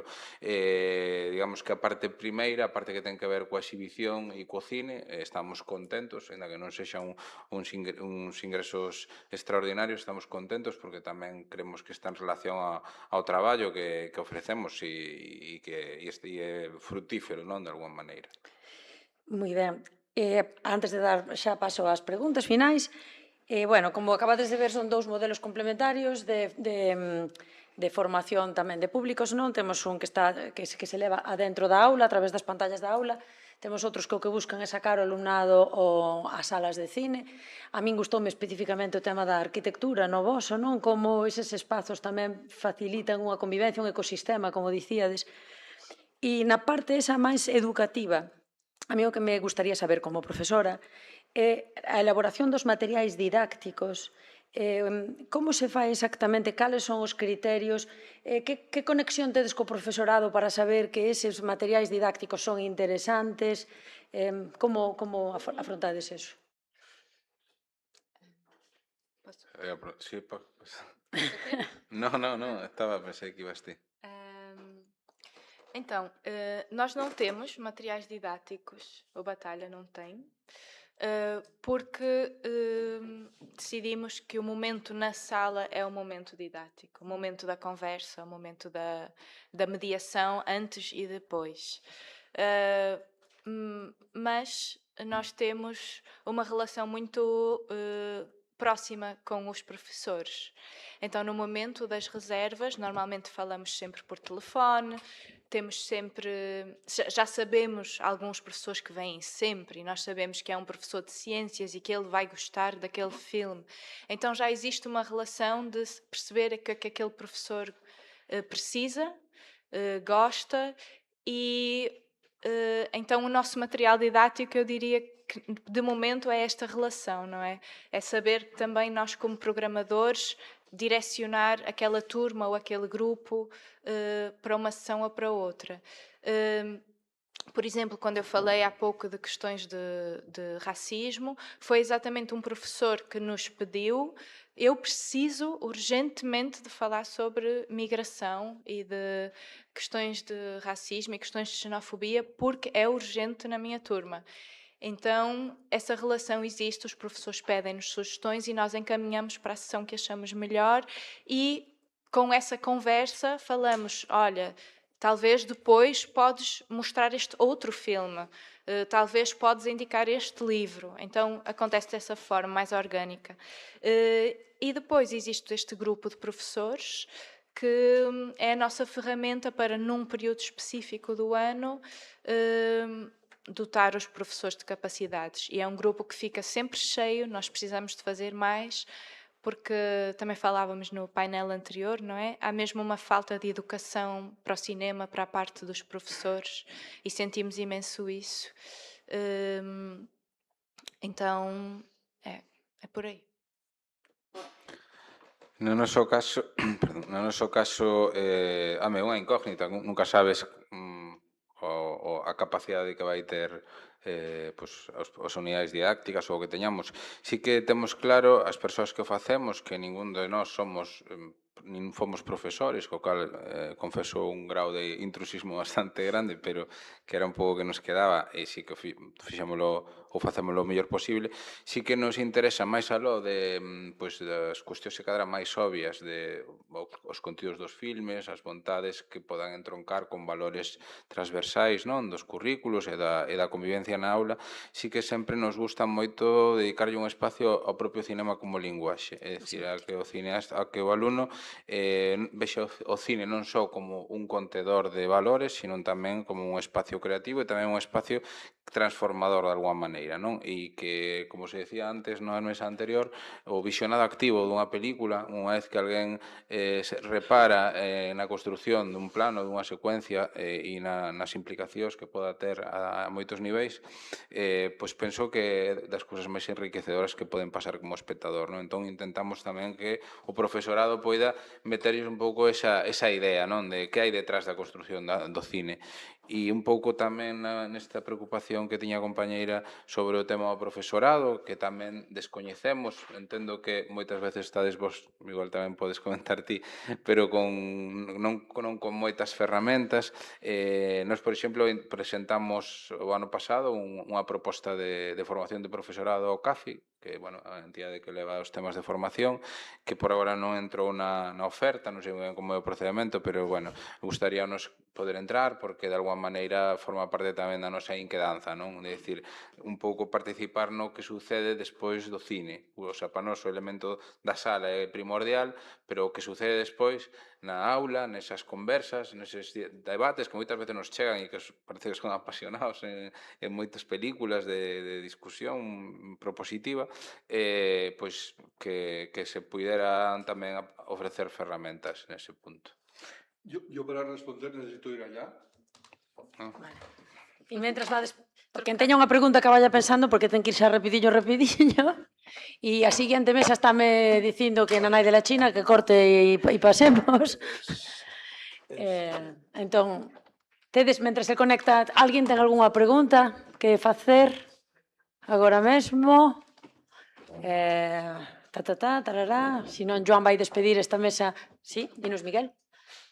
Aí che ven o micro, aí ven o micro. Aí ven o micro, aí estamos. Sí, eu quixera lanzar unha reflexión, non? Antes se dixo que xa está no currículum a posibilidade de traballar nas aulas, pero ao mesmo tempo constatamos que hai moi pouco profesorado que o estea a facer. E esa me parece que é a pregunta clave, non? Por qué? Por que hai esa resistencia? E eu aí lanzaría dúas cousas que se non as non traballamos nela e nos metemos, digamos, no discurso para combater un discurso que é implícito e outro que tamén é explícito e que quero aclarar. Primeiro, a resistencia epistemolóxica. Isto quere decir que a maioría do profesorado o que pensa é que o culto, o valioso que merece ser dado na escola é o logo numérico, a palabra e os números. E a imaxe sigue sendo contemplada como espectáculo, entretemento, non valioso suficientemente desde o punto de vista cultural. Esa resistencia sigue existindo e se asocia con un corporativismo. Hai grupos profesionais, por exemplo, na legislación actual, donde se prevé que se traballe a comunicación audiovisual fundamentalmente en plástica visual, esta materia. Pero os profesores que non están formados no audiovisual siguen dando as clases como sempre e non solamente non introducen esas actividades, sino que moitas veces son os primeiros resistentes a que se introduzan, porque simultaneamente o consideran como unha intrusión, que é un paradoxo. Eles non fan nada, pero tampouco deixan facer a outros, e isto ten acontecido. E finalmente, xa acabo, o discurso. Oi, hai un autor importantísimo e a mí que me parece que hai que leer, que é Postman, Neil Postman, que sempre repito, que di que o linguaxe audiovisual dos grandes medios é contradictorio con Aristóteles.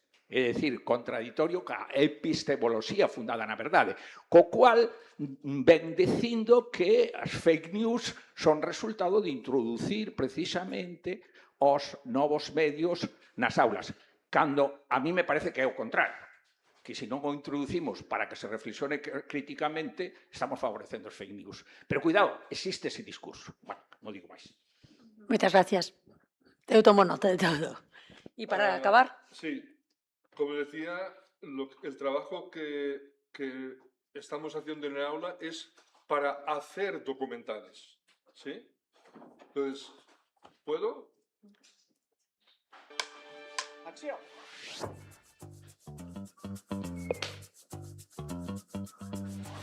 El nostre documental dels meus companys i jo serà sobre futbol femení. Sobre els TCAs, sobre les guerres, del meu avi, La festa, xarxes socials i pornografia. Les habilitats audiovisuals les tenen, però no tenen l'hàbit de programar i de pensar tota una història.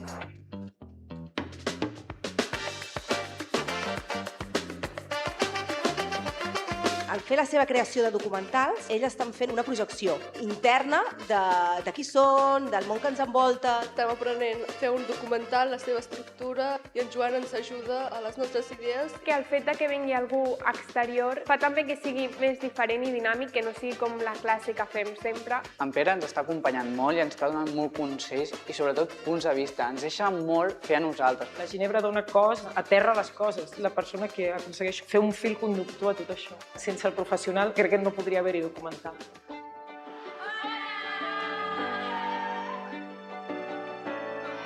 Jo sí que tinc ganes d'anar a l'Students Film Festival perquè mai he anat a cap festival relacionat així. És interessant per als nostres alumnes perquè és una manera de donar rellevància als projectes que fan i el fet que es mostrin en una jornada amb altres instituts doncs fa que sigui més motivador per a ells. Benvingudes i benvinguts a la segona edició de l'Students Film Festival! Emocionat perquè no m'ho esperava això. Tenim molta il·lusió d'estar aquí, de que el nostre documental es posi a la gran pantalla. Poder venir aquí, doncs ells estan il·lusionats, il·lusionades, i és una meravella. Estic una mica nerviós. Les noies del Vir de l'Institut Montserrat. El documental La postguerra al Priorat.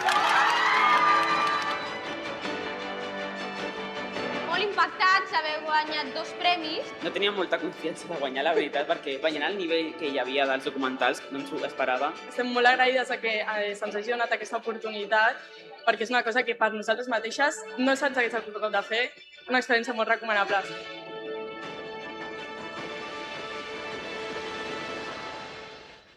Vale. Es decir, nosotros lo que hacemos es ir con profesionales del documental a las aulas en 6 sesiones para que ellos hagan su documental. Entonces, claro, hemos elaborado un... ¿Sí? Un material educativo. Gracias. Un material, ¿sí?, que sea de guía para los profesores, pero siempre son profesionales del documental que van a las aulas. ¿Sí? Vale. No son los profesores, acompañan. Hemos trabajado con profesores y profesoras, por descontado. Y nuestra idea sería que al cabo de 4 o 5 o 6 años de este no sé, empaltar, no sé cómo se dice en castellano, de este traspaso de conocimiento, ellos pudieran ya eliminarnos a nosotros o nosotros a otras escuelas. Pero partimos siempre de la experiencia vivida, ¿sí? Bueno, un poco como cinema en curso, ¿no? Es la misma filosofía. Sí, pero nosotros no somos tan artistas. ¿Sí? Sí, pero esto para mí es muy importante, o sea, si en lugar de la cinematografía estuviéramos en el mundo de la escritura, no estamos mirando de crear escritores, estamos mirando de gente que sepa escribir y leer. Vale. ¿Sí? Es esto. O sea, estamos en esa primera fase, pero queremos que sea muy, muy extensa. Entonces, bueno, esa es nuestra manera de entender el mundo, vaya.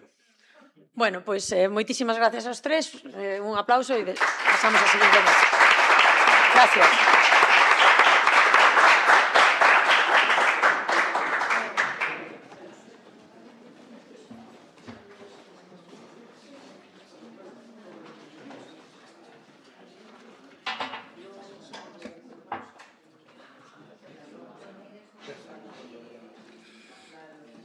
¿Ves cómo decía bien?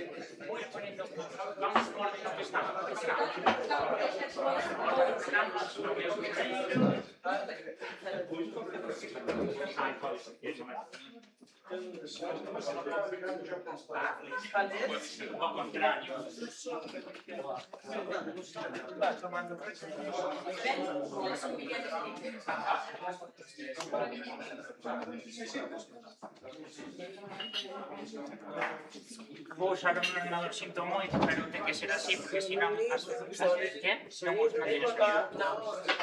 Posso? Para ver se alguém mais... Alguém mais. Queres ficar mais perto do táxi? Sim, só para ir ali para... Podemos trocar? Sim, claro. Não. Podemos? Eu não quero. Queres projetar? Eu não quero. Não precisava chegar no computador. Espera, não, para aí, eu só mais que eu posso deixar assim. non me deixades para provocar o caos. Isto? Tu estiveste no encontro de cinema? Sí, xa teño estado. Sí, fai anos que non vou, pero sí teño estado. Sí, sí. Claro. Estiven tamén no que era os encontros de Viana nas conferencias. Por favor. Que é a parte máis de investigación. Sí. Espera, colle este para aquí. Porque non me anotei, a Este verdad. deixo aquí, vale. Bueno, A vida é corrida. A vida é complexa. Pois é iso.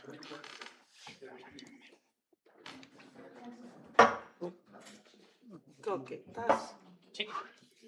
Hola. Bueno, non sei se isto está así. Bueno, moitas gracias. Desculpade un pouco o retraso que levamos, pero bueno, creo que ao final, pois, este tipo de mesas amosan tamén proxectos moi singulares onde o entusiasmo, a paixón polo que se fan as cousas, pois fan que en certa medida sempre nos gusta compartir e partillar certas experiencias que ademais, como podedes ir vendo, teñen moitos puntos en común e puntos de contacto, e eu penso que tamén máis alá de amosar as experiencias está as posibles relacións ou conexións que se establezan a partir desta presencia e demais. Agora esta seguinte mesa é dedicada aos festivais de cinema. Como se di no programa, é moi importante, non? Parte un dos obxectivos é fortalecer a colaboración entre Galicia e Portugal. Escollemos 3 festivais que teñen apostado e tamén teñen evolucionado a par da parte educativa, creo, en gran medida, non? Nese sentido, vamos a contar con Álvaro Dosil, ou Coque Dosil, que é a persoa encargada das actividades de curtocircuito, un festival local, que ademais penso que unha das grandes evolucións dende que acolleu Pela de Álamo a dirección é fortalecer ese vínculo ca parte educativa, non? E sobre todo nunha cidade como Santiago de Compostela. Posteriormente estará Suso Novas, que é o director do Festival Novos Cinemas de Pontevedra, que tamén dende o comezo é o máis novo dos festivais, non dos representantes da mesa, e tamén dende o comezo pois está apostando por esa parte educativa, dende os máis cativos e tamén o público universitario, tendo en conta a singularidade de Pontevedra e o Campus CREA. E xa, por último, intervirán Miguel Arieira e Felipe Guerra, que son os representantes do Festival de Viana do Castelo, Encontros de Viana, non? Porque despois tamén ten o de Ollares Frontais. Non? Isso é uma secção do festival. Que creo que aí sí que é un proxecto que nace vinculado e que se ten que entender sempre con esa parte educativa, porque forma parte da súa idiosincrasia. Sen moito máis, vamos a intentar cumplir os prazos, 10 minutos para sintetizar, facer un gran exercicio de síntese de cada un dos proxectos, así que Álvaro, cando queiras. Bueno, moitísimas gracias por convidarme a esta segunda xornada. Xa asistín o ano pasado, é sempre un gusto que se fagan este tipo de actividades. Eu son Álvaro Dosil, estou en un momento moi crítico da miña vida, que é que para o mes deposito a miña tese de doutoramento, que leva por título Pedagogía fílmica o cine como ámbito de educación, no cal investigo todos estes temas da relación cine e educación desde a perspectiva educativa. Moitas veces en estes encontros síntome un pouco intruso porque considero que o mundo da cultura hai 2 coñecementos básicos cando educamos, o coñecemento da educación e o coñecemento das áreas culturais. O mundo da cultura lévalle anos luz ao mundo da educación. O gran problema é que sempre se levan adiante iniciativas desde os ministerios de cultura, desde as organizacións culturais, e o mundo da educación non sei para onde está mirando, que sempre queda por detrás, sempre vai a rebufo da cultura.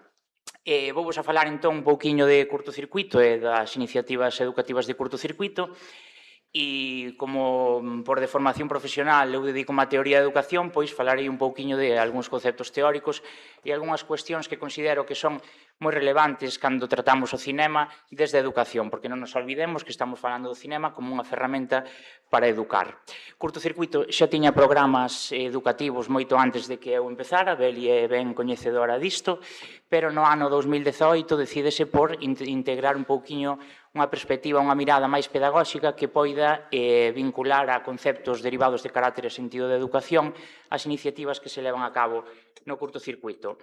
É unha iniciativa fundada no 2003 polo Concello de Santiago de Compostela. Entre os seus obxectivos atópanse o de potenciar a creación cinematográfica e audiovisual, levanse accións educativas desde o inicio, como vos dicía, e no ano 2018 contactan con o noso grupo de investigación, o grupo de investigación terceira xeración, que nos dedicamos especificamente ao tema da investigación sobre o valor educativo das artes e o valor educativo da cultura e como intervir educativamente ca cultura e cas artes, para tratar de poñer en marcha un departamento pedagóxico que se encargue de todas estas actividades e de darlle un pouco de profundidade a algo que xa existía pero que estaba por racionalizar en certo xeito.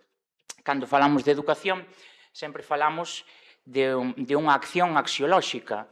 E que quere dicir isto dunha acción axiolóxica? Moitas veces en estes foros, cando eu insisto na educación en valores, no carácter educativo, no carácter axiolóxico, sempre se me botan en cara de que o cinema é utilizado como unha ferramenta ou como un medio para os obxectivos educativos comuns, olvidando o valor específico e o valor intrínseco da cultura e das artes. E iso non é certo, porque se falamos de valores, os valores estéticos, os valores artísticos, os valores cinematográficos, o valor do plano, o valor do traveling, están aí tamén. O que pasa é que hai que diferenciar valores comuns específicos e especializados. En curtocircuito, e sempre que desde o noso grupo de investigación facemos un traballo de deseño ou de intervención educativa, pensamos nos valores, pensamos que valores podemos traballar, porque tamén estamos falando dun sistema educativo e non dun sistema de ensino. O importante, o verdadeiramente relevante, xa non é asimilar coñecementos, sino o desenvolvemento de habilidades, competencias, valores, normas, cultura, que teñan que ver co modelo de cidadanía que queremos para a nosa sociedade. Logo, o coñecemento específico vai a ser algo incipiente, que vai a vir a posteriori, pero cando falamos do sistema educativo nos niveles máis baixos, o que nos interesa é educar persoas.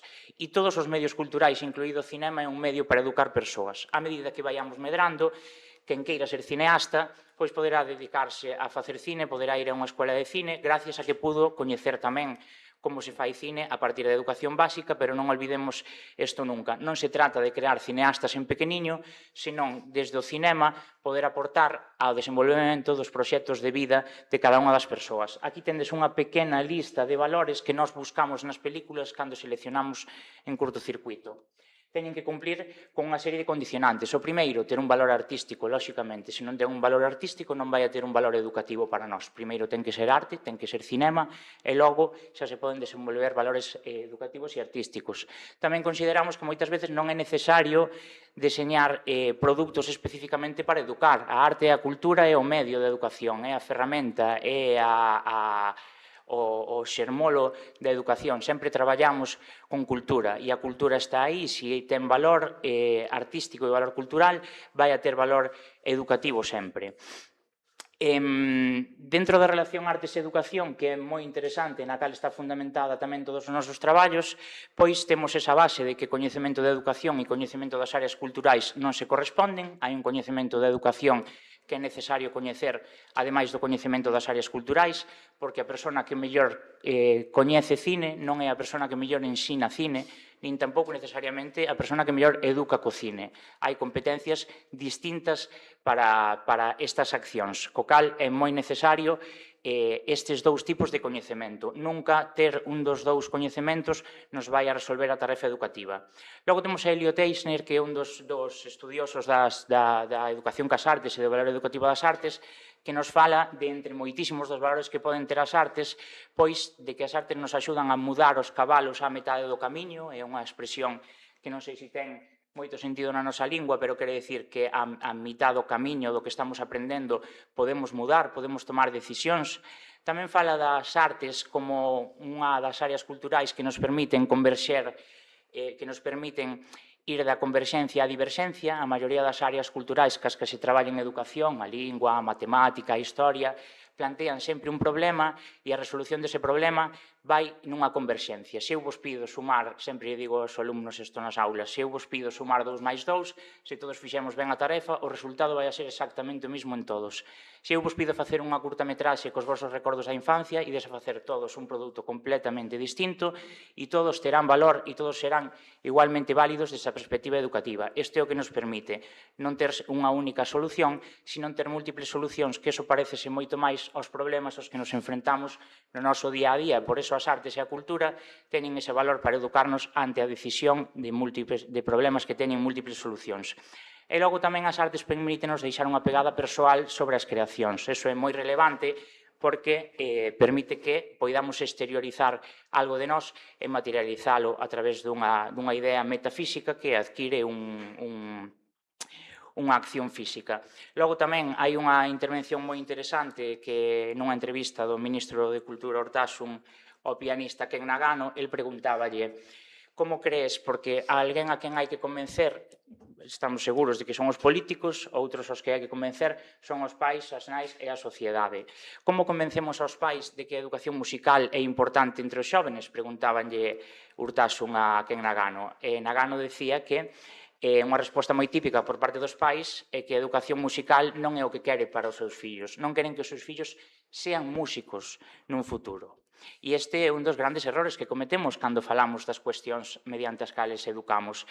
É dicir, non estamos pensando en facer músicos, nin estamos pensando en facer cineastas. Estamos pensando en que aporta a música á educación das persoas e o desenvolvemento do proxecto de vida de cada unha das persoas, independentemente de que o día de mañán vayan a ser fontaneros, arquitectos ou calquera outra aplicación laboral.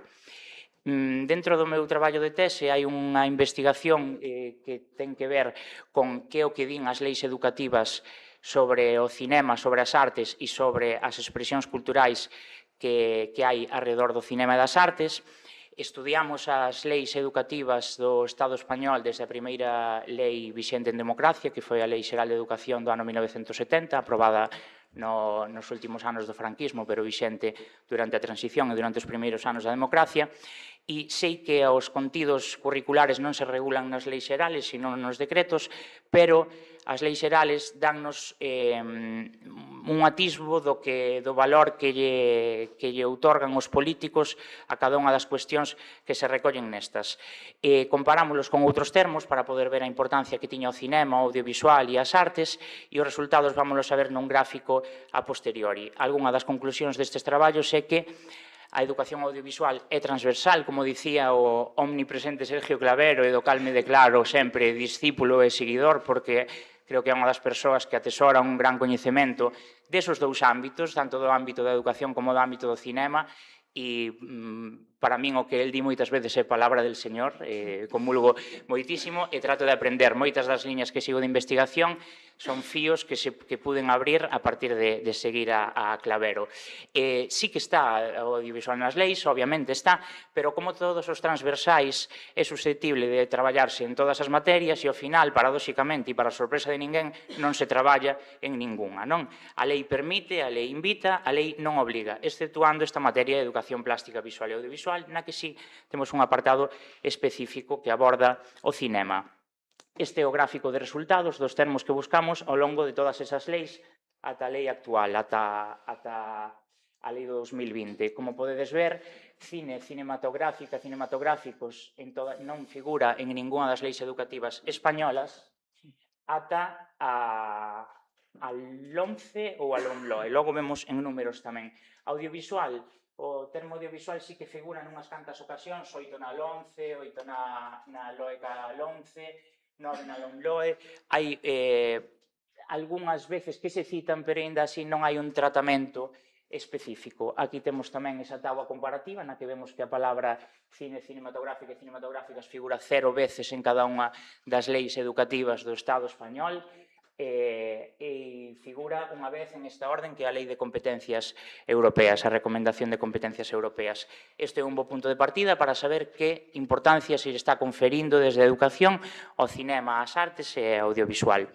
O cinema como ámbito de educación é un ámbito de experiencia con coñecemento consolidado, ten formas de expresión xenuínas, forma parte das finalidades educativas recoñecidas socialmente, admite interacción en forma de intervención pedagóxica e temos milleiros e milleiros de evidencias científicas e de experiencias que xustifican a introducción do cinema e do audiovisual no sistema educativo. Por eso nos preguntamos a que estamos legislando cando le estamos metendo agora a IA, a traballar ca IA, non sei que, pero se aínda non sabemos o linguaxe do que parte, que é a linguaxe audiovisual e a linguaxe cinematográfica, non temos ese dominio, non se está traballando con normalidade nos centros educativos. Bueno, como vos contaba antes, hai unha cuestión que é a triple acepción técnica do fílmico como ámbito de educación. Podemos decir que a través do cine podemos traballar valores educativos comuns a outras áreas de coñecemento, valores vinculados co carácter e o sentido do significado de educación. Podemos traballar valores de educación específica, que son concretos de algunhas das áreas de coñecemento, e logo temos a educación especializada, que é todo aquilo que ten o cinema e o audiovisual que non teñen outro tipo de experiencias culturais e que son válidas para educar. E xa entrando na programación de curtocircuito, temos varios programas aos que cada ano asisten unha media de 4.000, 5.000 rapazas e rapaces, entre eles o programa Criaturas, que é un programa de educación en valores, fai uso do cinema como unha ferramenta educativa dirixido a escolares de 6 e 10 anos. Nunca se traballan exclusivamente valores comuns específicos ou especializados, sempre conxuntamente. Podemos estar falando de como influe o noso comportamento no bullying a vez que analizamos un tipo de plano ou a armonía visual que hai nun plano. Isto é compatible, non debe haber ningún interese por divorciar estes carácteres que teñen as expresións culturais. Logo temos Teenage Riot, que é un programa tamén de educación en valores a través do cinema para contribuir á construción da personalidade e á sensibilización estética e fílmica de rapazas e rapaces de entre 14 e 18 anos. É un dos programas máis interesantes porque o debate que se forma despois a través dos temas, os temas están especificamente pensados para pinchalos un pouquiño. Tratamos sempre temas de igualdade, temas de sustentabilidade, e vamos vendo como a medida que se expresan, ao principio ninguén quere intervir, costalles expresarse, costalles tomar a palabra, ou mellor pensan que non ven ao conto o que queren contar, pero logo nunca chega o tempo para que poidan todos falar, e sempre a medida que se vai caldeando o ambiente, todos van participando e se van expresando. É algo super interesante porque ves como se vai formando a personalidade e que capacidade crítica teñen. E logo tamén un programa que é Fancine, programa de cine en familia, e outras iniciativas que son de educación para o cinema, como o programa Canteiras, un programa de posta en valor de iniciativas de educación co cinema levadas a cabo por centros educativos galegos, e outra Compostela que xorde como unha colaboración entre o curtocircuito, a Universidade de Santiago, a Filcommission, Consellería de Turismo, e pretende mostrar caras e arestas menos inmediatas da cidade de Santiago de Compostela, sempre baseándonos no cineasta ou na cineasta a que se dedica esa edición, é dicir, o alumnado da Facultade de Ciencias da Comunicación teñen que crear un produto audiovisual que teña algunha relación cos valores ou co estilo do cineasta ou da cineasta referenciados.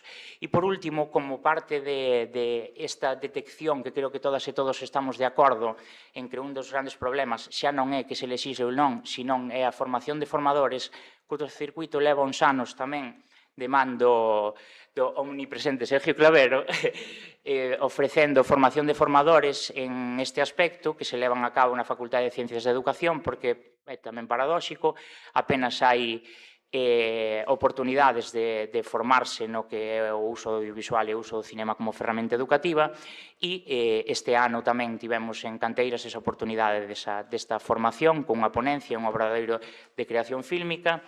E a modo de conclusións, para que Beli non me toque a campaniña, que xa sei que me está mirando aí de reollo, aquí temos unha das fotografías das sesións que facemos. A min éncheme de satisfacción cada vez que podo falar. Falase moito destas xeracións que veñen, que hai unha perda de valores, que hai un retroceso, e eu vexo en moitas xeracións o contrario tamén. A medida que vas falando con eles e con elas, ves que hai uns valores incipientes e que non todo está perdido, ainda que teñamos unha visión un pouquiño fatalista, porque sí que se está inclinando a balanza, pero, bueno, tamén creo que hai ciclos de avance e de retroceso, e que estamos en un ciclo retroceso. Os festivais de cinema son unha ferramenta potentísima que, ademais, estivemos poñendo foco sobre o sistema de educación formal e os festivais de cinema e outras iniciativas pertencen aos procesos educativos non formales e teñen tanto valor como os procesos educativos formales. Xa vos digo que para min o mundo da cultura está facendo o traballo que debería estar facendo o mundo da educación. Tratan de suplir as carencias do sistema educativo formal e menos mal que existen estas iniciativas porque senón a ver que iba a ser de educación co cinema e de educación para o cinema. Pero o problema está en que estas iniciativas chegan a un reducidísimo número de persoas. Hai moitas, son numerosas, hai nas de carácter público, de carácter privado, hai nas de carácter industrial, hai nas de carácter educativo, múltiples, pero o problema é que chegan a un número reducidísimo de persoas. Creo que o ámbito de educación debe mirar moito máis cara a este tipo de iniciativas para integrala no sistema educativo e na legislación e armonizar o currículum coa integración efectiva das artes e as carencias detectadas en estes estudios teñen que ver ca ausencia de normativa específica que aborde transversalmente a todas as idades a educación fílmica e, sobre todo, coa formación de formadores. Hai iniciativas interdisciplinares abordadas desde distintas materias, como proxectos e iniciativas por pares, que denotan o que a colaboración entre unha persoa de educación e unha persoa do cinema poden conseguir. Eu creo que iso é fundamental. Hai que abrirlle as portas das escolas aos artistas e as artistas, porque son os que atesoran esa bagaxe, esa mochila da creación e da produción artística. E a colaboración por pares dun profesional de educación e un profesional da cultura ou das artes consegue ter resultados moito máis potentes que individualmente. E con isto remato, moitísimas gracias pola vosa atención.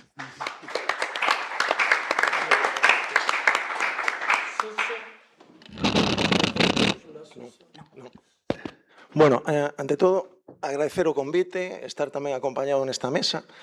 Bueno, eu traballo nun festival que se chama Novos Cinemas, é un festival que temos como unha línea editorial moi marcada, intentamos cumplila, se non un 100%, casi un 90 e pico, casi todos os anos. Nos establecemos que a nosa línea editorial emana da interacción entre a exhibición cinematográfica, a defensa do sectorial e a defensa da formación e da educación. Partindo dese triunvirato, intentamos establecer unha programación que vehicule todo iso estructuralmente e que en moitos casos está a superficie, xa se pode percibir dende o principio. Nos, para poder ter un contedor, chamamos o programa educativo chamamos de aula, pero separamos aula de aula máis novos, e agora vou empezar a desarrollar aula e logo aula máis novos. A aula está moi pensada para estudantado universitario, profesionais e cidadanía adulta interesada en complementar o seu itinerario curricular. A estrela de aula para nós é isto, é moi importante. O programa só se pode desenvolver ca interacción e a connivencia de institucións. Universidade de Vigo, institucións culturais e todos os programas de naturaleza pública que fan viable que o festival se desenvolva. Bueno, a estrela sería un obradoiro que lo vamos desenvolvendo 10 anos que se chama Obradoiro Con. Outra das patas do festival é promover o talento en Galicia. Entón, se nos ocurriu que con Obradoiro Con o que podíamos intentar é coller o talento reconocido socialmente, o talento que está sancionado e o talento que pode agromar. Entón, coller a cineastas e cineastas galegos e facerlle unha proposta para que diseñen ad hoc un obradoiro para o estudantado universitario do campus de Pontevedra. Exclusivamente campus de Pontevedra. O campus de Vigo non pode participar. A nos apoia o campus de Pontevedra, ergo, eu vivo en Pontevedra, son cidadán dali, vivo ali, e débome a comunidade que nos acolle. Entón, esa proposta, todos os cineastas galegos impartiron obradoiros ali. A última cineasta está sentada detrás de Sande. É moi interesante porque se produce unha interacción de tal magnitude que, en primeiro lugar, hai algo que é moi importante para nós, que é desacralizar a figura do cineasta desde o punto de vista da deidade, non? O sea, son seres humanos que desenvolven unha tarefa capital a nivel sociocultural e que se van a encontrar con 10 estudantes do campus universitario de Pontevedra, cada un do seu pai e da súa nai. Entón, cun tema nodal, eles o que fan é orientar e asesorar o desenvolvemento dun proxecto, que é unha curtametraxe que se vai a exhibir no primeiro día do festival, inda que non é a inauguración oficial, si é realmente o pistoletazo de apertura do Festival Novos Cinemas. O que nos permite iso é complementar os itinerarios curriculares dos estudantes universitarios sen poñer en cuestionamento ese programa formativo académico, senón complementalo. Foi unha das cousas que intentamos desde o principio negociar ca Vicerreitoría e cas facultades. Nos non vimos a suplir, vimos a complementar. Eso sería como a estrela. Por outra banda, temos un programa de colaboración coa ECAM que nos posibilita montar seminarios de 6 horas onde cun tema proposto polo equipo do festival ou incluso reorientado pola ECAM en función das características editoriais do noso festival é poder posibilitar que en 6 horas traíamos a un profesional ou unha profesional cun marco pedagóxico determinado e unha proposta temática determinada para que profesionais e adultos, incluso ano pasado pasou co bacharelato artístico, poden estar con ese profesional desenvolvendo un intercambio de opinións que van en función de habilidades, competencias, coñecementos, pero facemos de tal maneira que prácticamente calquera persoa interesada poida participar.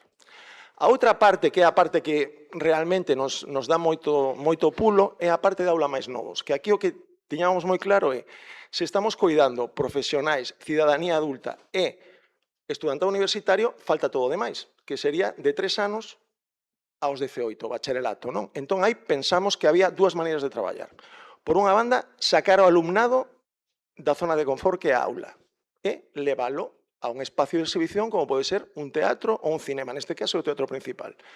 E a partir de aí deseñar as matinais que nos permiten traballar con todos os marcos, con todos os ciclos educativos e por outra banda, no caso do bacharelato artístico, é poder xerar un contedor casi caramelo para eles que xa que estades estudando determinada cantidade de cousas no bacharelato artístico, aí o que posibilitamos é que se produza un encontro cun profesional. Habitualmente, case sempre son cineastas. Entón, tivemos desde Jaione Camborda ou a Coral Piñeiro o ano pasado.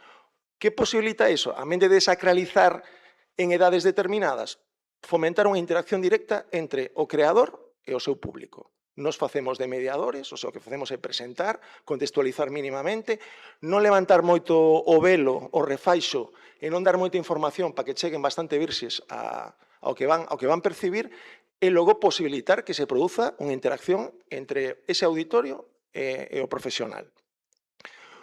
Outra das cousas que facemos é, como nos demos conta que non moitas veces tes que facer ao revés, ten que ir Mahoma á montaña, vamos aos centros educativos, pero vamos por dous motivos. En primeiro lugar, para establecer un parámetro de programas de obradoiros que sexan atractivos, que se poidan implementar dunha maneira directa e que produzan ledicia, interacción e coñecemento e aprendizaxe. Pero cando falo de aprendizaxe, non falo de aprendizaxe da xente que recibe os obradoiros, senón do equipo do festival. Nos temos que estar aprendendo constantemente para saber por onde imos. E aí o que facemos é romper a canle tecnolóxica e traballar con xoguetería óptica.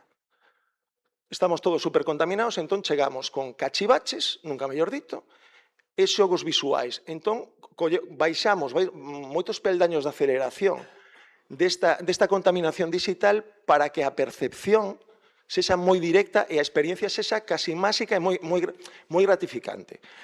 Por outra banda, tamén volvemos aos centros cando nos pasa unha cousa. Ponemos por caso, centro de Ponte Caldelas. Veñen a unha matinal no mes de decembro.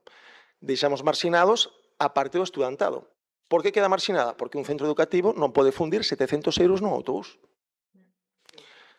Entón, o que facemos nós é desplazarnos e implementar a actividade nese centro educativo suxeitos a todas estas variables que son consustanciais á vida de que, claro, a pantalla non é ideal, vale. O equipo non é ideal, vale, pero o importante é implementar a actividade, ver como a xente reacciona ante esa actividade unha poboación que é extremadamente interesante. Eu, por exemplo, non estou nada de acordo con que a xuventude, eu creo que os adultos somos un desastre natural e o que queda son eles e elas, e senón nos vamos a estar apañados. E, de feito, creo que teñen algo que é moi interesante, que son capaces de permear. Eu dou clase en un programa de adultos e o adulto vai co relato por diante. Canto os de 5 anos son increíbles, como perciben. E o alumnado que sería o bacharelato, se están relaxados, permean moito e se buscas propostas que o que intentamos facer en función das idades, buscar algo que non sexa identitario, pero sí que produza prurito. Se chegamos aos de 15, 16, sempre buscamos algún filme, aí podemos traballar con longas, onde o protagonista sexa un adolescente ou unha adolescente, cunhas situacións emocionais, sociais e tal determinadas, para que a partir desa impresión eles empecen a falar e ti podes ir tirando do fío e dicirlle, bueno, pois o desequilibrio que ti estás vendo está porque os personaxes un está situado aquí, o sea, o que comentaba antes el, eu tamén estou de acordo de que non se pode segregar. Contido, forma, para min, todo é o mesmo e as capas permiten poder traballar directamente co alumnado. Creo que aquí xa está, creo que non vou dicer nada máis. Hasta aquí. Gracias.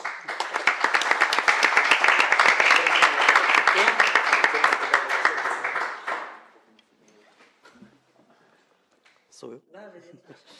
Posso usar o computador? Força, vontade de associar. Depende para quê? Depende para quê?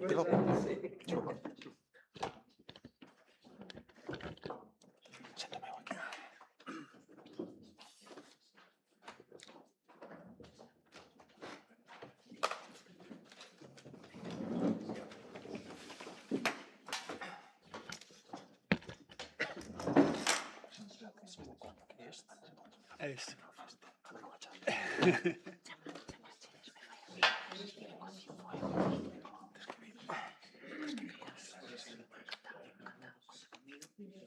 Não. Obrigado. Eu não vou projetar nada.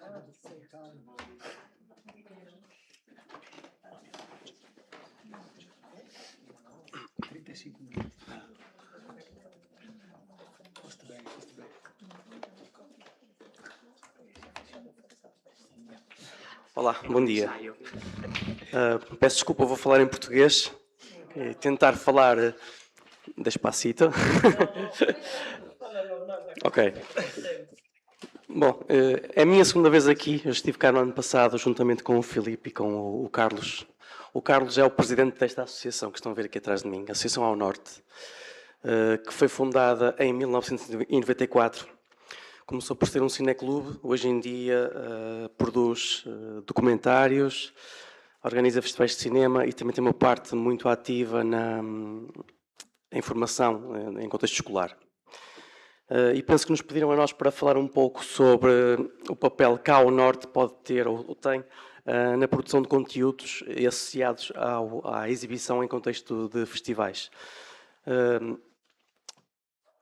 Eu vou-vos mostrar então aqui a página do site dos Encontros, que é o festival que nós organizamos em Viana do Castelo. Este ano será a sua 26ª edição, muito focado na educação. Depois podem ver mais em detalhe os menus que temos aqui e a programação. Bom, aqui dentro da Escola de Cinema temos uma programação muito intensa.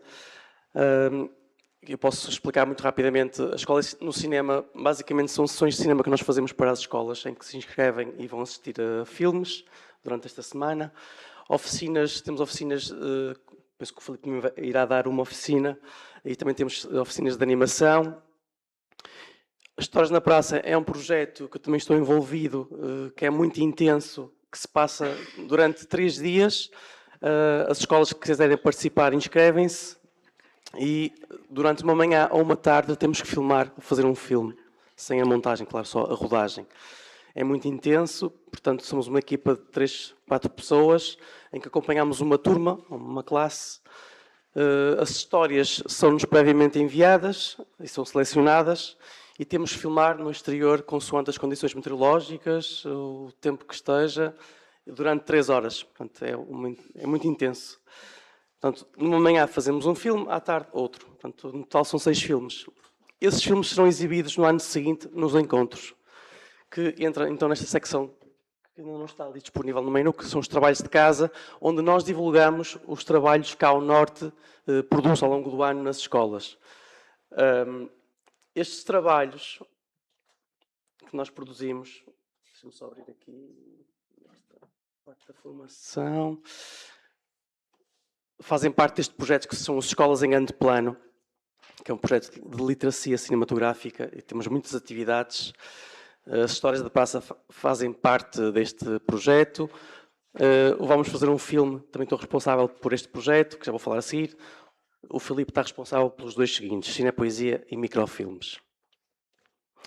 Portanto, o Vamos Fazer um Filme é outro projeto que nós exibimos aqui dentro dos trabalhos de casa, em que consiste na produção de este ano vão ser 9 filmes, em que convidamos as escolas que queiram participar a enviar-nos possíveis histórias ou guiões muito pequenos, e que depois vão ser desenvolvidos, em que eu desloco-me à escola durante cerca de 6 sessões, faço uma abordagem sobre a linguagem audiovisual, o que é para eles fazer filmes, portanto, uma conversa muito direta.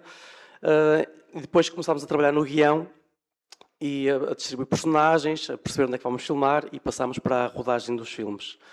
Depois é feita a montagem e serão estreados então esses filmes aqui dentro da secção de trabalhos de casa, nos encontros de cinema.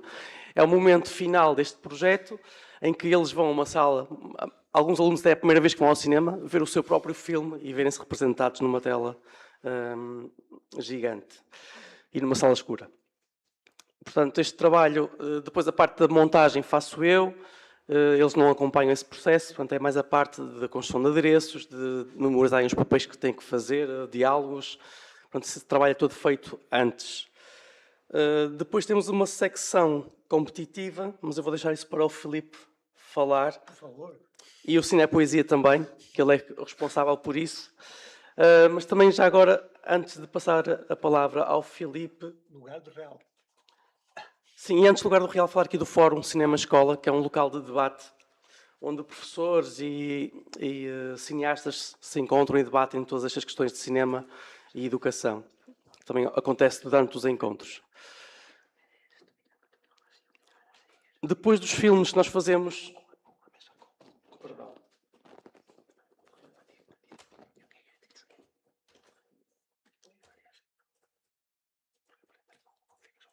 Depois dos filmes que nós produzimos e são apresentados nos encontros, os filmes ficam disponíveis aqui nesta plataforma chamada Lugar do Real. Também os documentários que a Associação produz ficam aqui disponíveis. Temos também muitas imagens de arquivo. Rapidamente falando aqui dos 4 separadores. Pronto, o Lugar do Real são os documentários que nós fazemos e filmes de arquivo, tanto em VHS como Super 8, o que for. Podem fazer a pesquisa aqui em filtro, por temas ou por projeto, por realizador. O separador de escolas, como o próprio nome indica, são os trabalhos que nós desenvolvemos nas escolas. Portanto, o trabalho que eu faço com os miúdos, vamos fazer um filme que fica aqui disponível. Portanto, eu trabalho na Alnorte desde 2015, a tempo inteiro. E mais ou menos desde essa altura que desenvolvo este trabalho com os miúdos. Fotomemória é um projeto de recolha de fotografias dos álbuns de família, fotografia doméstica, em que tentamos contar a história do século XX a partir dos álbuns familiares. Nós tentamos trabalhar também por freguesias, portanto, depende de ano para ano. Até criámos um projeto chamado Cartografia Afetiva, que tem a ver com esta questão de levantamento de fotografias antigas, em que tentamos recolher o máximo de informação de cada uma destas imagens. O que é que está na imagem, o que é que está a acontecer, onde é que foi tirada, por quem, etc.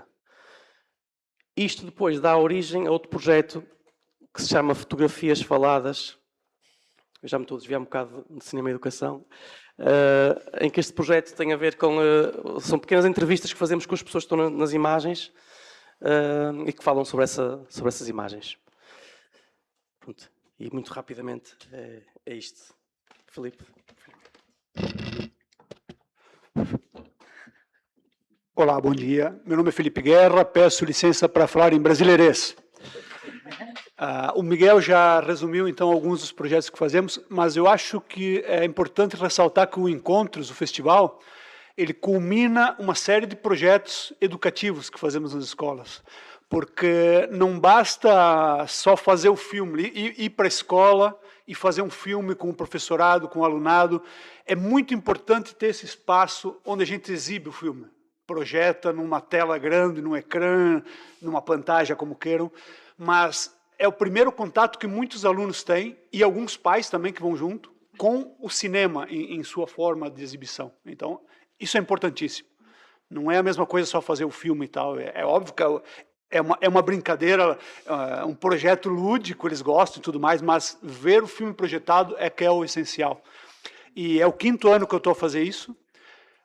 Eu tenho reparado que os alunos eles vão por encontros para ver os filmes que fizeram, como se estivessem aí para a entrega dos Oscars, percebem? As meninas, principalmente, vão de vestido, muito maquiadas, então é incrível. O Miguel, então, ele trabalha principalmente com os mais jovenzinhos. Eu tenho 2 projetos que eu faço com o que vocês chamariam de ESO, né? Que são o Cinepoesia e a Oficina de Microfilmes. O Microfilmes eu não vou me ater muito, eu vou falar sobre o Cinepoesia, que acho um projeto essencial. Os alunos eles costumam receber com alguma resistência quando eu chego e falo, olha, vamos fazer Cinepoesia, sabe? Poesia, pá. Mas depois eles percebem que eles podem usar a poesia como ponto de partida para tratar de algo que eles queiram. Eu sempre deixo isso muito claro para eles. Opa, a poesia é de onde começamos, percebe? Então, nesses 5 anos que eu estou a trabalhar com eles, temos feito trabalhos incríveis. Eles usam poemas lá do Camões, do Fernando Pessoa, para tratar de temas que perturbam eles hoje. Por exemplo, xenofobia, bullying, questões LGBTQIA+, questões de relação com os pais e as mães, etc., que são problemas que o Camões e o Pessoa não trataram na época, ou trataram muito superficialmente. Mas eles usam o texto poético como uma desculpa para elaborar isso. E é um processo muito livre, percebe? Eu chego, eu tento sempre puxar para o lado do cinema. Alguns professores tentam manter uma fidelidade ao texto, eu não gosto, eu digo, não, deixe os alunos fazerem o que eles quiserem. Alguns não gostam, eles querem que seja mais fiel. Eu digo, não, eles têm que entender a mensagem e trabalhar a mensagem, para fazer o filme deles. E eu trabalho, então, a questão cinematográfica, principalmente porque alguns têm ideias muito mirabolantes, né? Querem fazer uma série da Netflix e não uma curta-metragem. Então, eu tenho que sempre botar os pés no chão. É um trabalho bastante extenso. Eu tenho feito uma média de 35 a 45 curtas por ano, em 6 meses. É uma loucura completa quando eu paro para pensar. Mas tem dado muito certo, é um trabalho que eu gosto muito, vocês também podem ver no Lugar do Real esses filmes todos. E, finalmente, além dos projetos ao norte, muito rapidamente agora, os encontros também são uma oportunidade de reunir trabalhos de outras escolas. Há um festival de cinema escolar que se chama Ação, que é desenvolvido dentro da programação dos encontros, que reúne, então, trabalhos de escolas feitos em Portugal e também aqui na Galiza. São filmes de animação e filmes de ficção, valendo um prêmio em dinheiro em equipamento, né, em equipamento de vídeo. No ano passado, acho que é interessante falar aqui, foi uma escola da Corunha que ganhou, com que Castrons som. A escola Eusébio Lorenzo, me ajuda, Ana? Exatamente, foram para lá, ganharam. Esse ano só participou uma escola da Galiza da seleção, da Mandofilme, não entrou na seleção final. Então já faço aqui a propaganda para o ano que vem, né? Professores, alunos aqui presentes, olha, tentem participar, mandem seus filmes, é gratuita a inscrição. E também é bastante interessante esse projeto para reunir trabalhos de outras escolas, não só os que a Norte faz lá em Viana. E pronto, fico por aqui. Vamos agora debater e trocar ideias. Obrigada. Agradeço eu. Obrigada. Sobre todo, como sabedes que vos genial, non sei se tedes alguna pregunta, alguna consulta, porque... iso, non sei se tedes alguna pregunta, alguna consulta, porque... unha das ideas é a de que creo que non está funcionando, non? Para batería fraca, talvez. Non sei. Ahora, non batería. Está fraca. Sobre todo, que parece que moitas veces, dende a organización dun festival, partes con proxectos, partes intentando comunicarte co profesorado e demais, que é o que demandan eles, non? Porque realmente nunca, ou eu que ás veces que organicei algunha actividade, foi un pouco pois un pouco que comentaba antes Xan, de a ver se funcionaba, a ver se non. Pois. Gustaríame saber que é o que demanda a comunidade educativa de vos. Tempo, espacios, a idea de poder ver nunha pantalla grande os traballos realizados, non? Porque nos coles entendo que a maior parte das veces pois xa nin hai pantallas, a lo mellor xa hai televisores, non? Esa idea de comunidade, cal é o que demandan?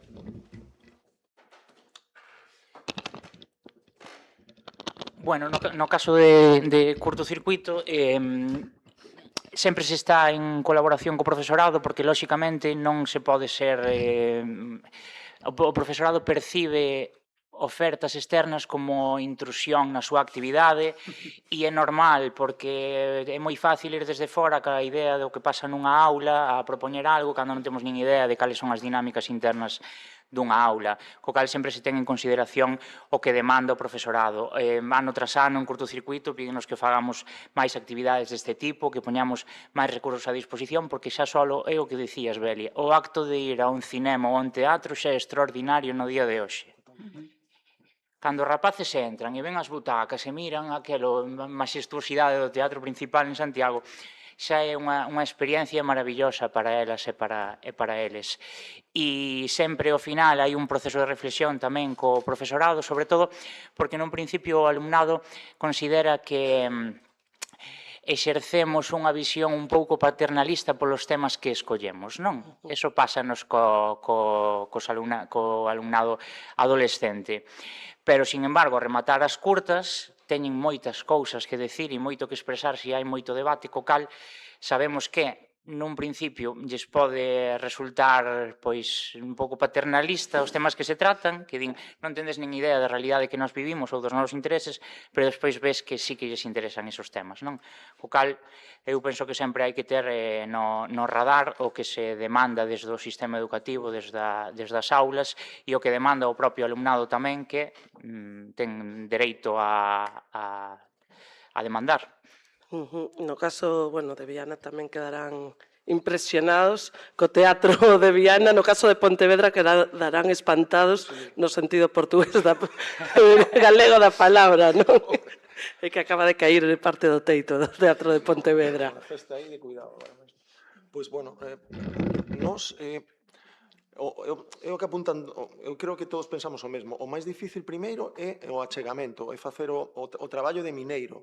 Porque moitas veces nos equipos de festivais, como estamos sobrepasados de traballo, dicir, non, mándalle un mail. Mándalle un mail, teñen 8.000 mails ali sen ler, entón ten que presentar, ir ali, traca, e chega un momento que no momento que ven o que di el primeiro, que non é intrusista, segundo, que intentas implementar as actividades en función dos seus biorritmos, porque os centros educativos teñen uns biorritmos moi determinados. Logo tamén, cando entenden que o que queres facer é algo comunitario, onde todos teñamos unha aprendizaxe, non só o que recibes, senón que o que tamén intenta deseñar a actividade, e que buscas espazos onde sexamos comunidade de todos e unha horizontalidade. Nos, por exemplo, ao principio tíamos moitos problemas cas actividades para o bacharelato, pero non tíamos, pero aquí, vou poñer moi galego, é a movida esta do guitarra dos Rolling Stones que decía, eu non teño problemas cas drogas, teño problemas ca policía, non? Pois, nós non tiñamos problemas co alumnado, tiñamos problemas co profesorado. Que era, traíamos a Jaione Camborda, por exemplo, e empezan a preguntar. Entón, o profesorado o que facía aos 15 minutos é botarlle a bronca ao alumnado. Entón, eu levantei a man, collín o micro, e eu son así de punk, que eu dixenlle, bueno, esta actividade está pensada para o alumnado, as opinións do profesorado a min neste momento non me interesan, poden me interesar despois, e aquí habla todo o mundo con liberdade. E se din paxaradas, pois tamén as digo eu e non pasa absolutamente nada. A partir de que chegamos a esa conclusión de que as actividades son para eles, porque ti non podes cortar un adolescente que está facendo unha pregunta, porque está con 200 adolescentes e queda fatal, ademais. Entón, no momento que ven que iso controla esa actividade e que intentas facer algo que se produce unha aprendizaxe e seleccionas cousas que crees que a eles os poden incomodar no bo sentido da palabra, desde cousas de xénero, de violencia, de xenofobia, de racismo, pero que formalmente, o sea, que a linguaxe cinematográfica que traballe, que non sexa unha cousa, sabes, como moi de masticar, e que eles, incomodadas como poden estar, tamén participen e manifesten o que pensan. Partindo dese feito, pois creo que, a ver, se pode traballar. O problema básico é que eles teñen unhas eivas e nós temos outras. Nós temos, como lle pasa a todos, a capacidade, casi todo funciona por forza de traballo, non funciona por capacidade económica, que é outra das cousas que sempre hai que poñer enriba da mesa.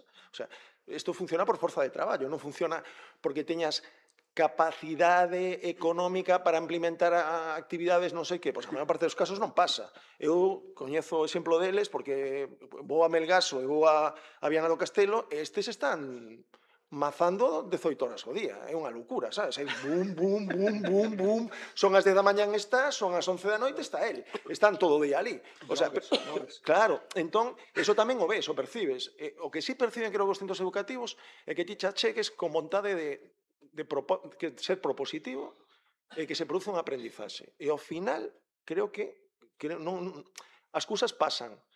En Pontevedra é unha plaza difícil de torear, moi difícil, e nós agora temos demandas de centros. Agora os centros nos chaman e queren colaborar. Pero tamén, claro, agora vamos a Barro, vamos a Sanxenxo, vamos a Cangas do Morrazo, vamos a Moaña, vamos a Caldas de Reis este ano, intentamos tamén ampliar o espectro, pero claro, na medida das túas posibilidades.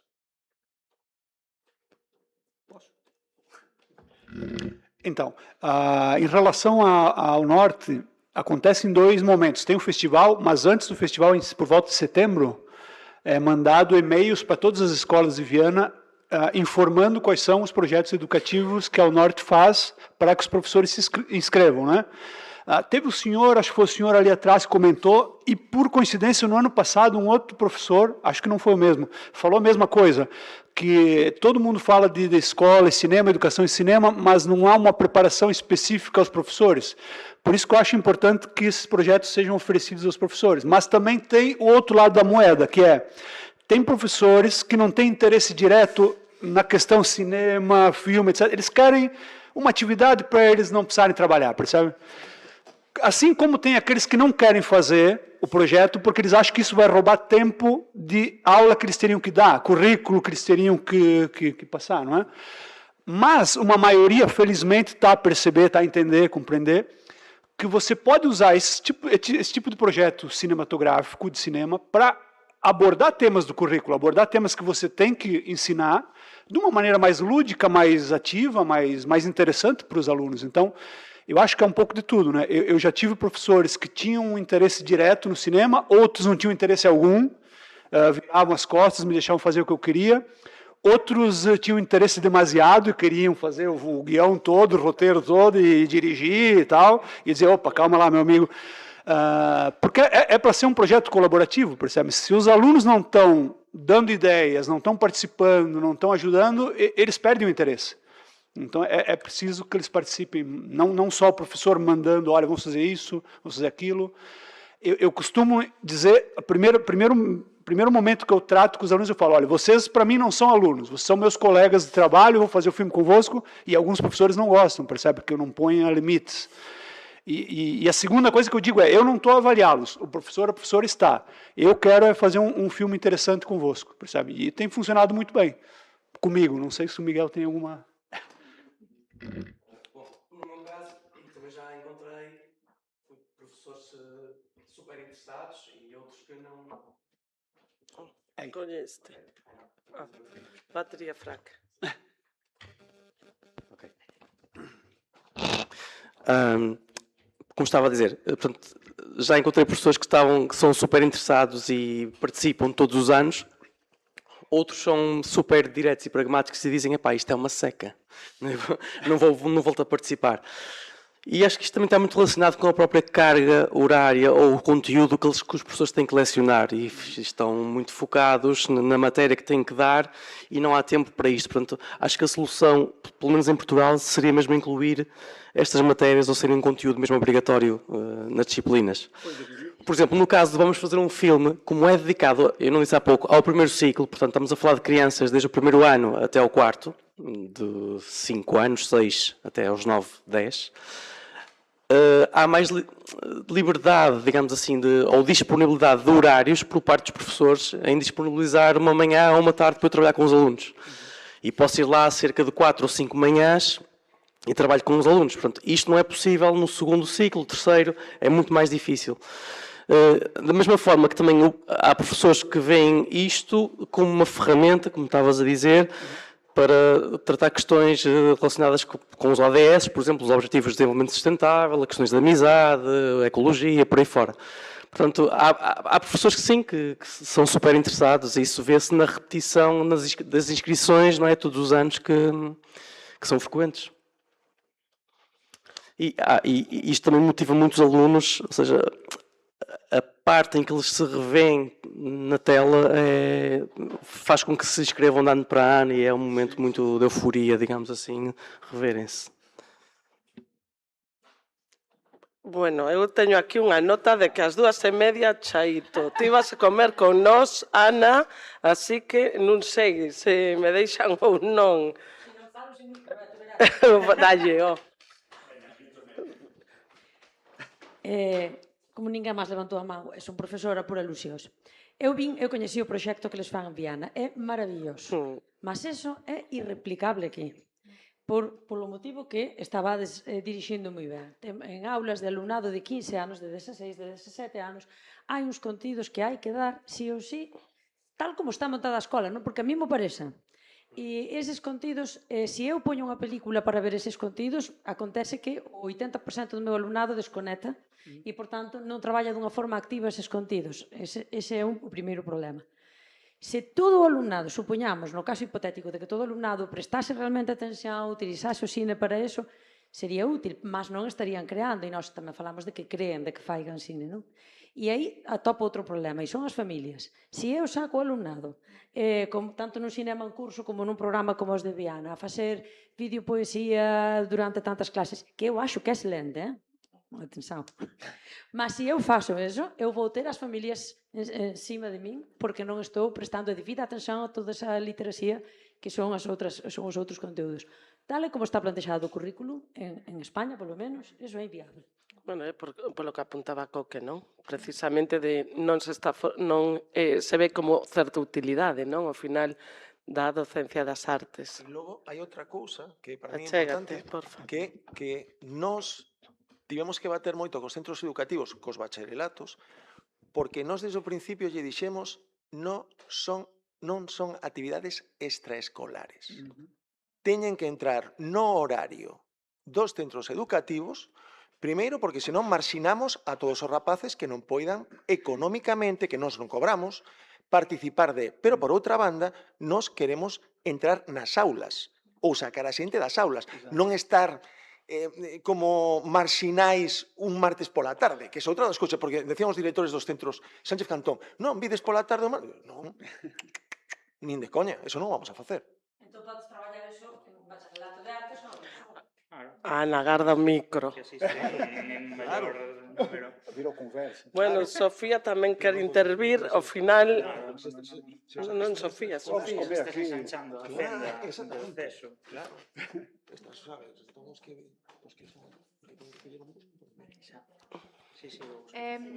Eu lembrei de uma coisa que foi muito marcante para nós no Batalha, porque percebemos exatamente que nos pequeninos, ótimo, têm tempo, os professores querem, eles querem. Depois aquela idade entre os 10 e os 14, impossível. Não têm tempo, nem os professores querem, nem eles querem. E percebemos que no secundário, não é? A partir dos 15, os que vêm mais são do ensino profissional. Não sei se aqui existe essa diferença. Sim. E isso, eu acho que isso é uma grande pista para nós pensarmos a educação artística, porque e tem a ver com tudo o que falámos antes também sobre a escola ser esta escola escritural, numérica e não artística, porque os alunos do curso profissional, que muitas vezes são vistos como menores, têm muito mais tempo e muito mais interesse, e os professores estão muito mais preparados para lidar com questões de cinema na aula. E querem, no secundário eu diria que 80% do nosso público é do ensino profissional. Então, não é? Estamos a pensar, então, as pessoas que estão a estudar literatura, línguas, o que estão a fazer nas aulas? Porque os outros do profissional têm realmente esse tempo, porque têm muito mais flexibilidade, os professores trabalham por módulos e não por currículo. Então acho que isso é importante, não é? Repensar o ensino artístico pensando na questão científico-linguística ou profissional, não é? Onde é que ele cabe e que possibilidades criamos para ele existir, não é?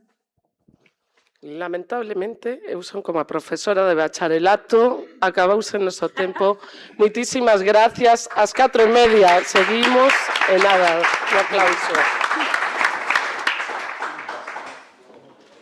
A bateria.